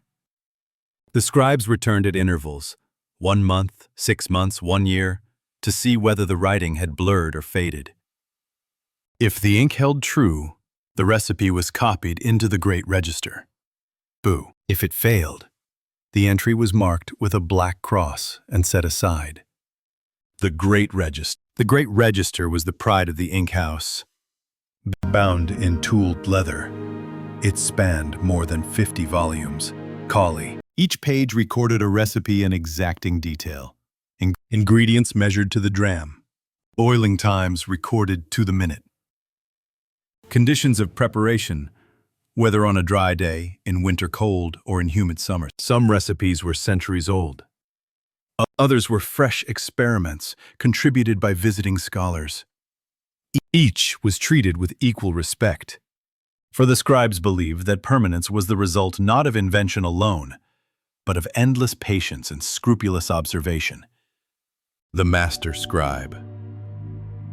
At the center of this quiet world sat Master Everard, the senior scribe. A tall, thin man with parchment-colored skin, he was said to possess the most exacting hand in the kingdom. When he tested an ink, he did so with an unhurried care that verged on reverence. First, he examined the liquid in a glass vial. He noted the color, viscosity, and scent. Then he dipped his goose quill and drew a line upon test parchment, steady, unbroken. His judgments were trusted beyond question. If he declared an ink fit for the Great Register, no further trial was required. If he condemned it, no protest could reverse his decision. Ink as a measure of time. To the scribes, each recipe was more than a tool. It was a mark of its era, proof of what the age had valued. Gall ink, rich and nearly black, spoke of legal solemnity. Soot-based ink, pale and easily smeared, betrayed the haste of less careful clerks. Colored inks, red for titles, Green for illuminations, were considered luxuries, used sparingly. Master Everard often observed that one could trace the rise and fall of kingdoms simply by studying the inks in their surviving documents. The bold, iron-rich lines of conquest, the delicate, watery scripts of decline, the elaborate pigments of ostentation before ruin. In this way, ink became not only a substance, but a silent historian. The apprentices. Young apprentices were admitted to the ink house each spring. They arrived, wide-eyed and stiff in their new robes, expecting to learn the art of writing. Instead, they spent their first year learning the properties of ink. To grind oak galls to the correct fineness. How to dissolve gum arabic without lumps. How to tell when an infusion was properly aged. Only when they had demonstrated mastery of these preliminaries were they permitted to set quill to parchment. Many found the discipline daunting. A few, overwhelmed by the monotony of weighing and timing, quietly departed to seek livelier occupations. Those who remained grew into scribes whose patience was matched only by their precision. A day's routine. Each day in the ink house began before dawn. By lamplight, the scribes prepared their benches.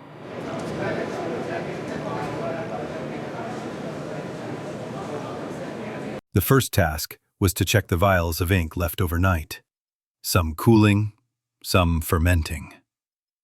Notes were entered in the daybook. Batch 142, thickened beyond use. Batch 143, clarified and ready. Then came the testing. Rows of lines drawn in careful succession, each marked with the time. By noon, the chamber was scented with the earthy tang of galls and vinegar.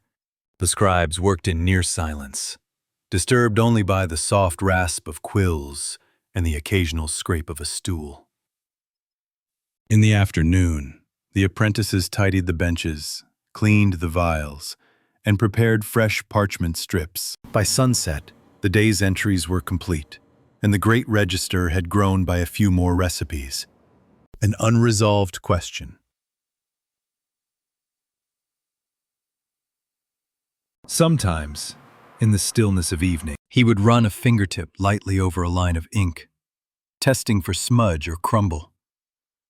And he wondered, though he never voiced the thought aloud, was it truly possible to create an ink that would never fade? Could any substance, no matter how carefully prepared, withstand the centuries unblemished?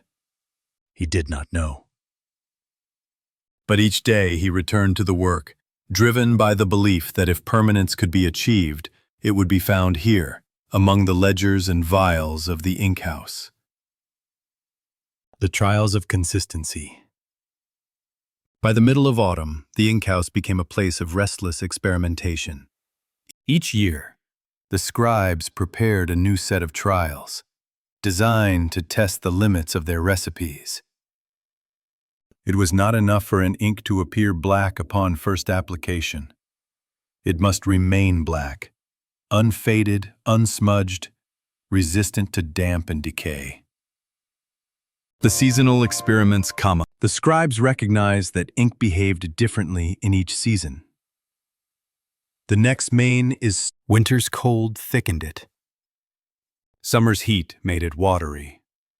Spring dampness turned some batches sour. Therefore, each recipe underwent testing across all weathers. This seasonal rotation of experiments occupied the better part of every year. In winter, gall ink was tested for flow and opacity. In spring, verdigris and soot-based inks were applied to damp parchment to test for bleeding. In summer, samples were left in direct sun to see how quickly they browned. In autumn, the slow fermentation of certain batches was tracked, sometimes over many weeks. Master Everard believed that only through such meticulous cycles could true consistency be achieved. The Ledger of Failures. Though the Great Register recorded only proven recipes, the ink house also maintained a second, less celebrated record. The Ledger of Failures. Bound in rough hide and kept on a low shelf, this ledger listed every formula that had disappointed the scribe's hopes. Its entries were stark and unsparing. Batch 22, faded within 3 months. Batch 39, corrosive to parchment. Batch 67, prone to mold. Apprentices were required to read the ledger in their first year. It was considered a necessary education in humility. For every ink that endured, a dozen had failed. And failure, Master Everard often remarked, was the only honest instructor. The visiting scholars. From time to time, scholars from distant lands arrived to share their knowledge of ink. A Benedictine friar from Lombardy once demonstrated an ink that glimmered with flecks of gold dust. A scribe from Cordoba brought a recipe that used pomegranate rind for a rich brown pigment. A Persian merchant contributed a vial of deep indigo ink derived from crushed lapis.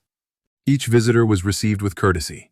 The recipes were tested with the same rigor as local formulas. In some cases, these exotic inks proved stable and were recorded in the Great Register. In others, they faded as surely as the humbler compounds of oak gall and iron salt. The dangers of corrosive inks.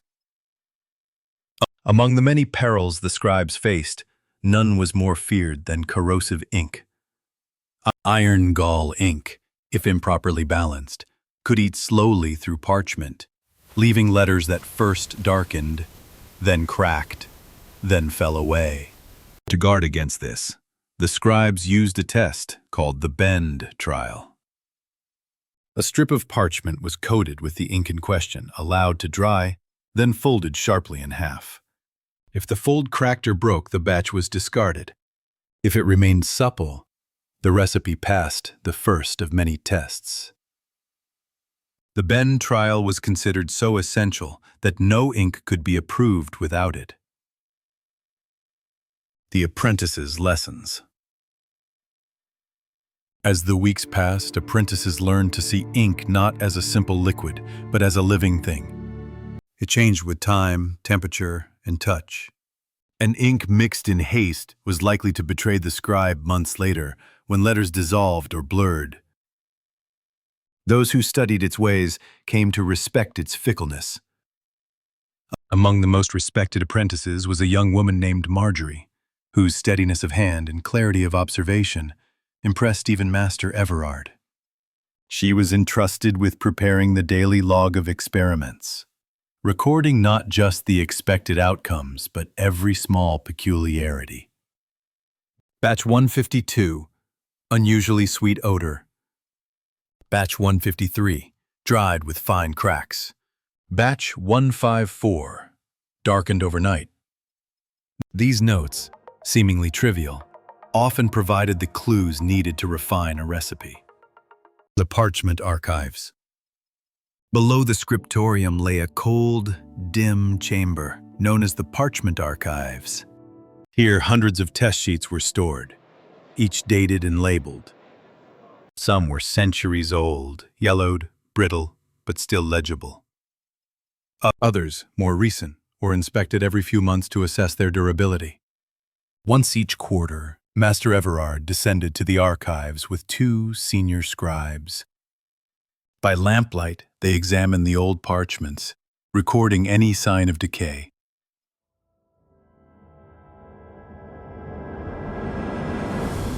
It was a solemn ritual, conducted in near silence. When they emerged, their faces were often thoughtful, as if they had glimpsed the slow erosion of all things. In reputation. Beyond the walls of the ink house, the scribe's work was watched with keen interest.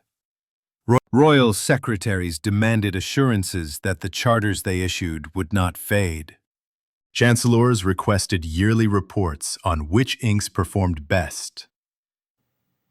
Even merchants who sold the raw materials, galls, vitriol, lampblack, tried to learn which recipes were preferred, hoping to profit by supplying favored ingredients. The scribes, however, shared little beyond what was formally entered in the Great Register. They considered it their duty to protect the integrity of their craft and to resist the temptation to curry favor by disclosing incomplete findings. An evening reflection. One evening, as rain tapped gently at the high windows, Master Everard sat alone at his workbench. Before him lay an ancient sheet of parchment, inked by a scribe long dead. The letters remained dark, their edges clean. He ran a fingertip across the writing, feeling its slight texture. How many years had passed since it was first inscribed? How many seasons of damp and heat had tried to break it down? Yet here it remained, proof that, once in a while, ink could outlast its maker. He wondered not for the first time whether the formulas he recorded would endure as well. Could any recipe truly hold against the slow wear of centuries? He did not know. But as the rain fell and the lamps flickered low, he resolved to keep testing, line by line, batch by batch, until the question was answered. The legacy of the Great Register. Winter settled over the ink house like a pale shroud. Frost crept along the window mullions. The air inside was sharp and still, scented faintly with the tannins of parchment and the metallic tang of iron salts. The scribes drew their gray robes tighter and set about their work. For them, winter was not a time of rest. It was the season most favorable to testing an ink's true endurance. Freezing trials. Each year in January, the scribes prepared what they called the freezing trials. New batches of ink were applied in careful lines to prepared parchment strips. Then, in a ritual older than any living scribe, the test sheets were carried down to the lowest vault, an unheated stone chamber that never rose above the temperature of a cellar. Here the ink would face a month of cold, its particles contracting and pressing against the parchment fibers. When the vault was opened in late winter, Master Everard inspected the lines for splitting, flaking, or any hint of discoloration. Many recipes failed this final test, but those that survived were regarded as close to perfection as any scribe dared hope. Marjorie's discovery. Among the apprentices, Marjorie had grown into a diligent and inventive scribe. Her notebooks brimmed with observations, some mundane, some curious. One afternoon, while preparing a batch of gall ink, she noticed that heating the mixture gently over coals rather than boiling it produced a softer, deeper black. The old instructions called for a rolling boil, but she persuaded Master Everard to let her try this gentler method. After a month of testing, her ink showed remarkable properties. It dried quickly, resisted smudging, and remained supple even after the bend trial. With measured solemnity, Master Everard entered it into the Great Register as Recipe 217, Marjorie's ink. It was the first time in decades that a new preparation had been given a scribe's name. For the other apprentices, this was a quiet reminder that even in such an ancient craft, there remained room for discovery. The Commission of the Royal Charter. Not long after Marjorie's ink was recorded, the palace messenger arrived with a commission. The king required a new royal charter to be drafted and inscribed, an imposing document intended to confirm the succession of a distant province. It would be read aloud in councils and copied by lesser scribes throughout the realm.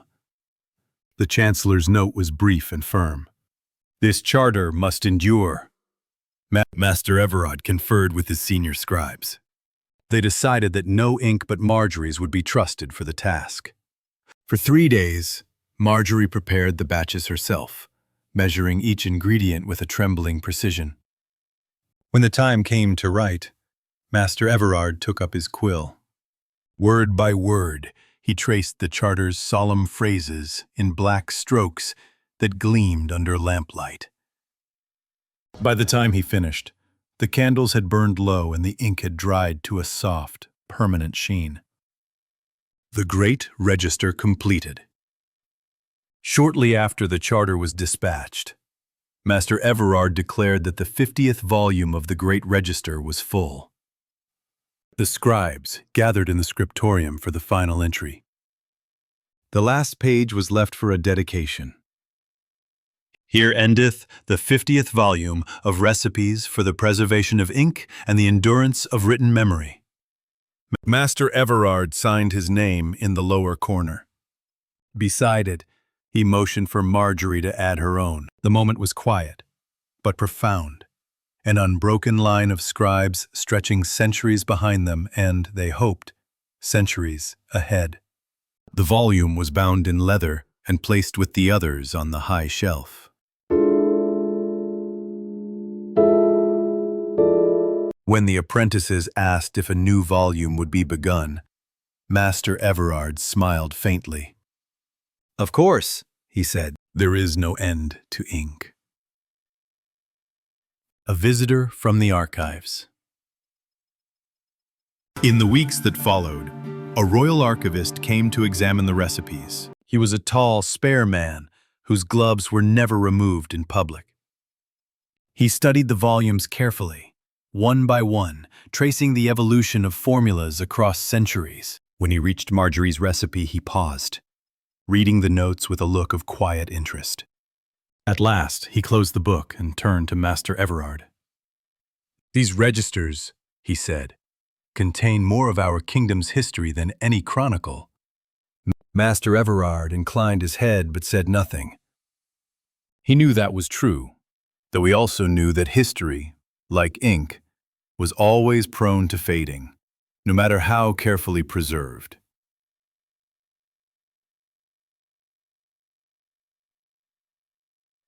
Ink as legacy. The scribes understood that their work was invisible to most of the world. Courtiers and merchants saw only the finished documents. They never thought of the months spent mixing, testing, and refining the ink that carried those words. Yet without that labor, no law or treaty could endure. Ink was the hidden backbone of governance. It was the fragile barrier between memory and oblivion.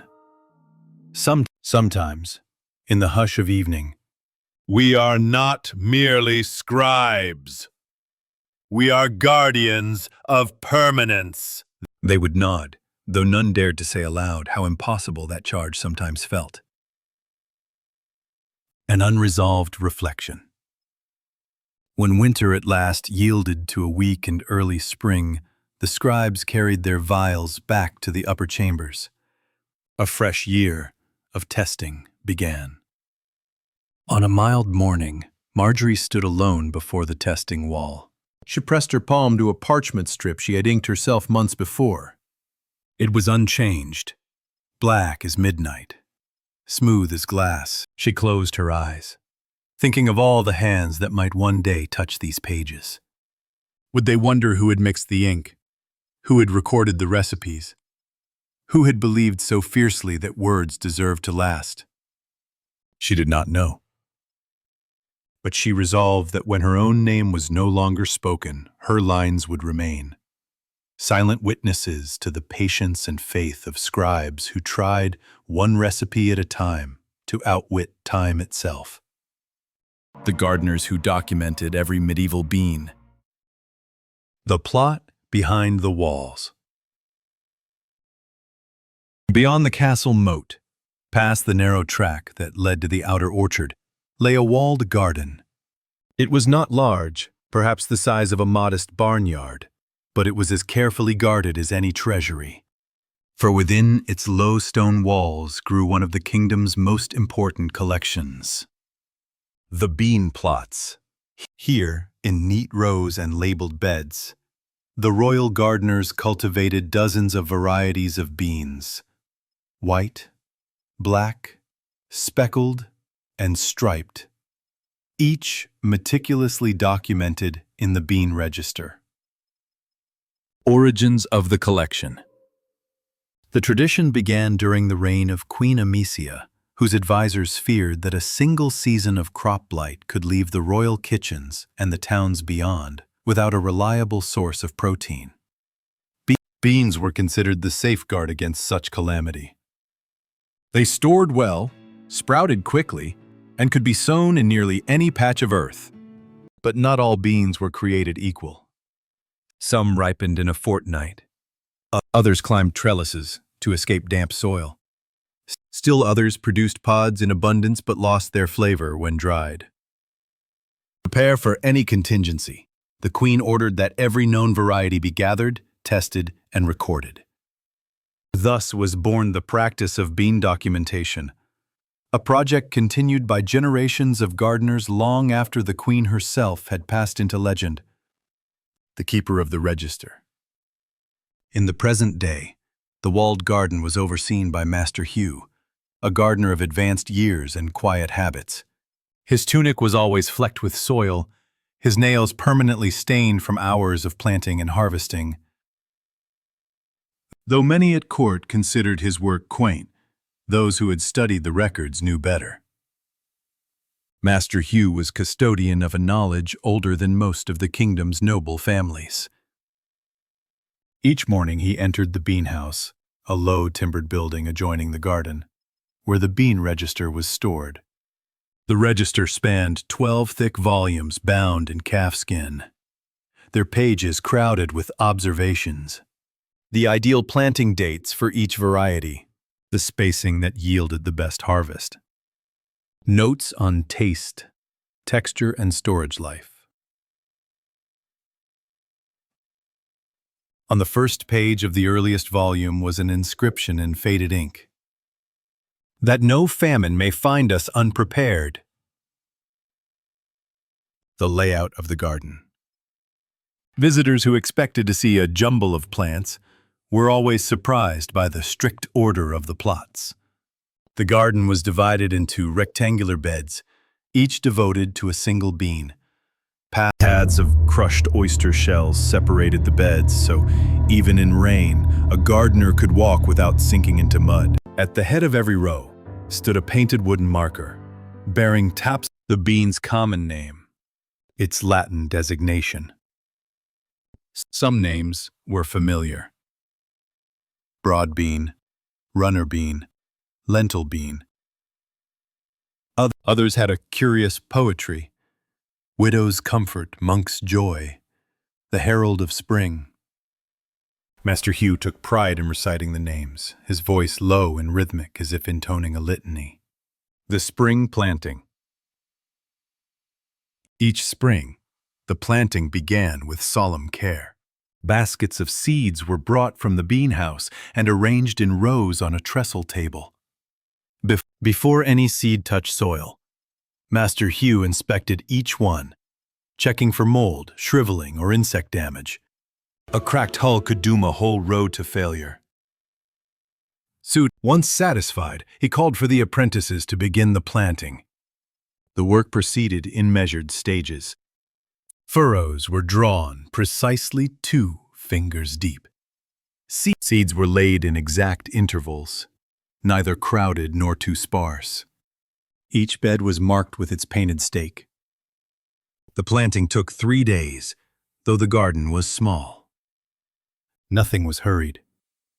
Every gesture was deliberate, a quiet assertion that time and care yielded better results than any rush. The apprentices' training. The young gardeners who came to serve their apprenticeship expected to learn pruning or orchard grafting. Instead, Master Hugh began their education with beans. Beans are the measure of a gardener, he told them on the first morning. Nothing grows faster.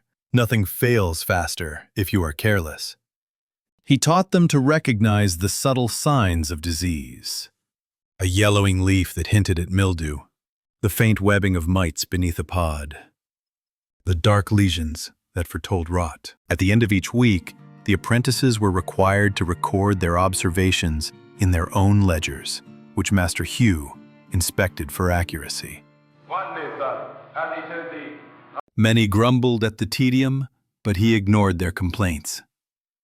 "Those who cannot document a bean," he said evenly, "cannot be trusted to tend a tree." The Bean Festivals. Despite the work's monotony, there was one time each year when the garden was celebrated.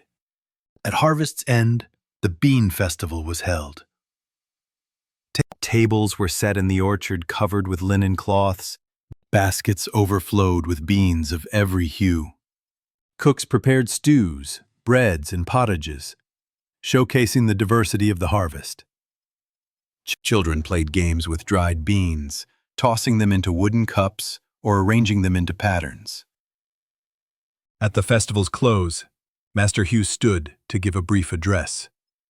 "Let no one forget," he always began, "that in these small seeds lies the difference between hunger and plenty." The crowd applauded politely, though few stayed to hear the full reading of that year's yields. Yet for Master Hugh, the ceremony was not for the onlookers. It was a ritual of respect for the plants themselves. An unresolved question. On the evening after the festival, the garden fell silent. Master Hugh walked the rows alone, lantern in hand, pausing by each marker. He thought of all the seasons he had spent here, watching the same beans sprout, blossom, and wither.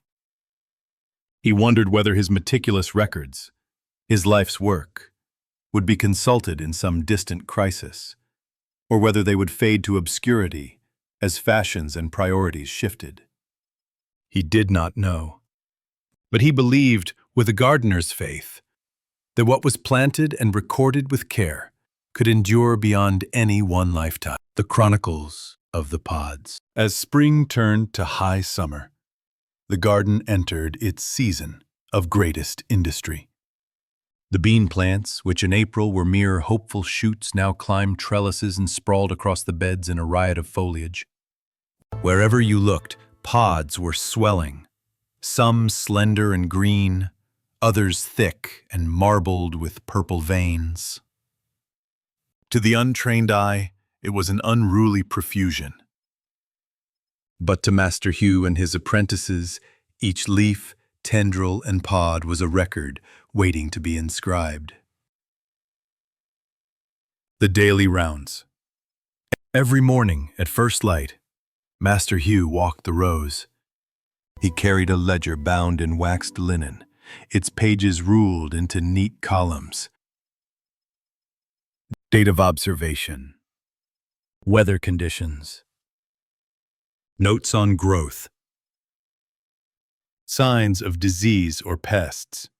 He stooped often to inspect a pod more closely or to lift a leaf and peer beneath it. Occasionally he called an apprentice over to see some instructive detail. A tiny hole drilled by the bean weevil. A patch of powdery mildew beginning to colonize a stem. The faint yellowing of a plant's lower leaves, warning of nutrient depletion. The apprentices followed, pencils in hand, recording each observation in their own ledgers. The work demanded a patience that many struggled to muster, but Master Hugh insisted that no other approach would do. A garden cannot be understood in haste, he often reminded them. It must be watched as you might watch a candle burn, steadily, without distraction.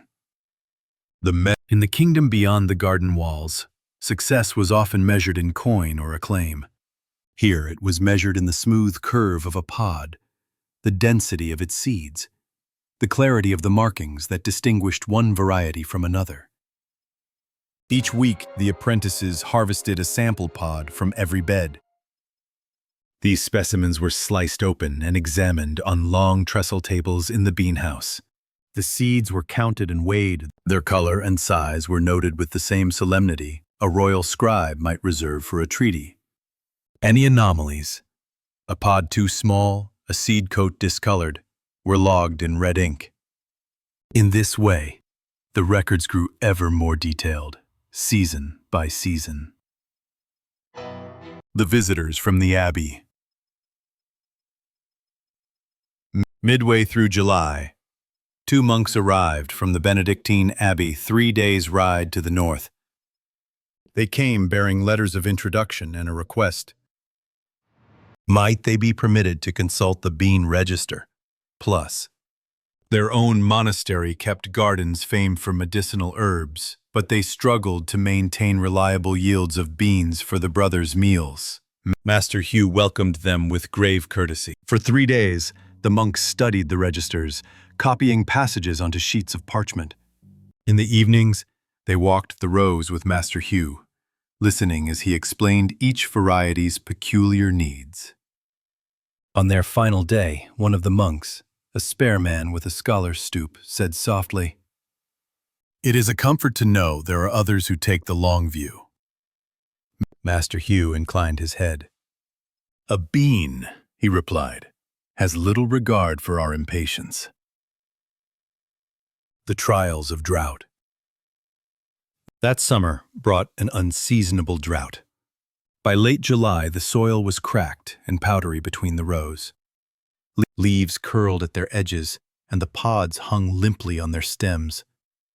Each day, the apprentices hauled buckets from the well to water the beds. They worked in silence, faces reddened by heat, shirts clinging to their backs. Still the plants suffered. One by one, the most delicate varieties began to wither. Master Hugh watched their decline with a sorrow that he did not trouble to disguise.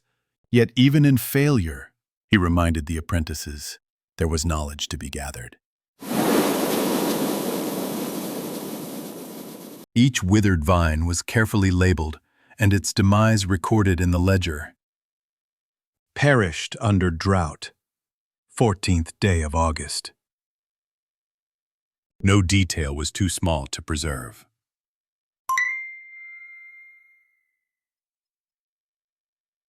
Marjorie's observations. Marjorie, now in her 2nd year of apprenticeship, had become a keen observer. Though she had once despaired at the slow pace of documentation, she now found a peculiar satisfaction in it. During the drought, she began an independent experiment. She planted a row of widow's comfort beans beneath a layer of straw mulch to retain moisture. Her notes detailed the method and daily measurements of soil dampness. While the uncovered rows languished, her beans remained green and vigorous. When she showed Master Hugh her results, he studied her ledger in silence. At last, he nodded gravely and said, "You have proved that even old knowledge can be renewed." He instructed her to add her findings to the bean register. It was the first new cultivation technique recorded in 20 years. The late harvest. By early September, the rains returned. Too late to save all the beds, yet the hardiest beans rallied, their pods swelling at last to full ripeness. The apprentices moved among the rows with baskets, gathering the pods one by one. Each variety was kept separate, weighed and tallied before being carried into the bean house. There, under the flickering lamplight, the seeds were spread on linen sheets to dry. The room smelled of earth and green husks. It was a humble harvest compared to years past. Still, Master Hugh regarded it with quiet pride. "A record," he told the apprentices, "is not a boast. It is a witness. This year will be remembered not for abundance, but for endurance." An unresolved question. On the evening the last seeds were gathered, Master Hugh lingered alone in the bean house. He ran his hand over the rows of drying pods, feeling the faint heat that rose from them. Each carried within it the memory of a season, heat, hardship, and the stubborn will to grow. He wondered if any of these seeds would still be known 100 years hence. Would some future gardener read the ledger and understand how much care had been given to preserve them? He did not know. But he believed that what was planted with devotion could, in time, outlast the gardener who sowed it. The seeds that waited. By late autumn, the walled garden lay quiet. The beds, once dense with green, had been cleared and dug over. Only the markers remained, pale wooden stakes rising from bare earth like a silent record of what had grown there. The air was sharp with the promise of frost. It was the season when the beans themselves became the focus, no longer as plants but as seeds, tiny repositories of a year's struggle and care. The sorting tables.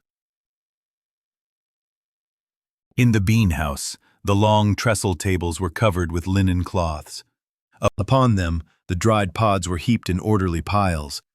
Each heap was labeled with a slip of parchment, bearing its variety's name and the date of harvest.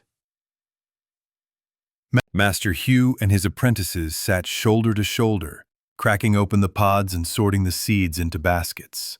The work was slow and methodical. Every seed was inspected for blemishes, cracks, or the dullness that hinted at poor germination. Those that passed inspection were placed in cloth bags, carefully labeled. The rest were set aside to be used as fodder or compost. As the baskets gradually filled, the apprentices fell into a contemplative quiet. Only the soft rustle of husks and the occasional note from Master Hugh broke the hush. See this speckling here? That is the sign of good ripening. A pale stripe like this one often means the plant was stressed and flowering. They worked until the lamps burned low and their hands were sore. But none complained. There was a gravity to the process, as though each seed carried not just the memory of the season past, but the promise of seasons yet to come. The ledger of germination. Once the seeds were sorted, they were tested for viability. 10 from each batch were placed between damp linen cloths and kept in a warm corner of the bean house. After a week, the apprentices checked them for sprouting. Marjorie was charged with recording the results in the ledger of germination. This volume, nearly as thick as the bean register itself, documented every batch's performance over decades. When she turned to the first page, she read an entry written in a spidery hand, nearly 100 years before. Monk's joy beans, 90 in 100 sprouted. It was a reminder that every season stood in a long chain of cultivation, one that stretched behind them into the past and ahead into an unknown future. Marjorie's own notations were precise. Widow's comfort, 9 of 10 sprouted. Runner bean, 6 of 10 sprouted. The herald of spring, 10 of 10 sprouted.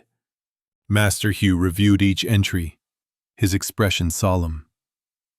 The numbers were more than data. They were the measure of the year's success. The winter lectures. As the cold deepened, the work shifted indoors. Each evening, the apprentices gathered in the bean house, while Master Hugh delivered lectures. By lamplight, he spoke of topics as varied as soil composition, crop rotation, and the history of beans in the kingdom. He told them of the great famine during Queen Amicia's reign, when the bean register had guided planting that saved thousands. He described the arrival of new varieties brought by traders who journeyed across the mountains. Sometimes, this bean, known as the Black Herald, was first sown in the year of the frost. It yields well in poor soils but requires vigilance against rot. The apprentices took notes, though often it was Marjorie whose records were the most detailed. To her, every lecture was another link in the chain she hoped to carry forward. Marjorie's proposal. On the last evening before the midwinter festival, Marjorie approached Master Hugh with a small ledger she had been keeping privately. In it, she had begun drafting an index to the bean register, an attempt to cross-reference varieties by growth habit, resistance to disease, and culinary use. I thought, she said hesitantly, it might help the next gardener find what he needs more quickly. Master Hugh turned the ledger over in his hands. He read several pages in silence. At last he looked up, and in the flickering lamplight, she thought she glimpsed something like pride in his eyes. "This is good work," he said simply. "If you would agree, I should like it copied and bound as the index of the bean register." Marjorie felt her cheeks warm. "Yes, master," she murmured. "I would be honored." The Midwinter Festival. When the shortest day arrived, the garden lay hidden under a thin crust of snow. Inside the beanhouse, the apprentices arranged the dried pods and labeled baskets in neat displays for the Midwinter Festival. Though most villagers came for the cakes and warm cider, some paused to examine the beans. Marjorie stood beside the display, explaining to anyone who asked which varieties stored best, which required trellises, which produced the richest flavor. Few lingered long. Still, she felt the quiet satisfaction of sharing knowledge, however modest its audience. At dusk, Master Hugh gave a brief address. "In these small seeds," he intoned, "we hold a record of resilience.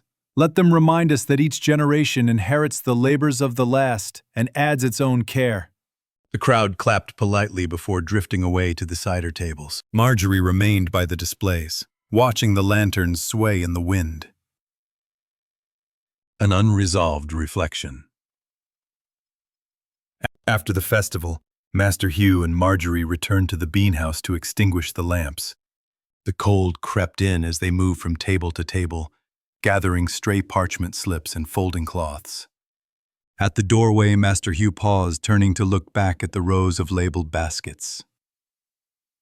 "Sometimes wonder," he said softly, "whether any of this will matter when we are gone." Marjorie thought of the ledger she had begun, the names she had memorized, the countless hours spent in quiet observation. "I think it will," she said. "If not to everyone, then at least to someone." He nodded, and for a long moment, neither of them spoke. Outside, the snow fell in slow, drifting flakes. Each was as fragile and brief as a season's harvest. Yet within the beanhouse, the seeds waited, patient and unassuming, ready to begin again when the frost lifted. So we have wandered together, through gardens and scriptoria, among ledgers and inkpots, seed vaults and candle molds. You have listened to the slow unfolding of lives spent in devotion to details that others often overlooked. Perhaps you have noticed, as I have, how these forgotten labors reveal something essential. That the work we call boring is often the work that preserves our memory. Every recipe in a register, every seed dried and labeled, every candle formula tested for smoke and light, these were small acts of faith. Faith that words deserve to be read, that harvests should be kept safe, that darkness can be held at bay by a steady flame. Though centuries have passed, the impulse remains the same. To tend, to record, to prepare, so that what matters is not entirely lost to time.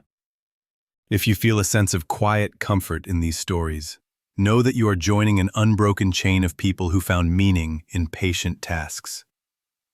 People who believe that care, rather than spectacle, is what truly endures. So, as you drift toward sleep, carry this reflection with you. Even the humblest labors can shape history.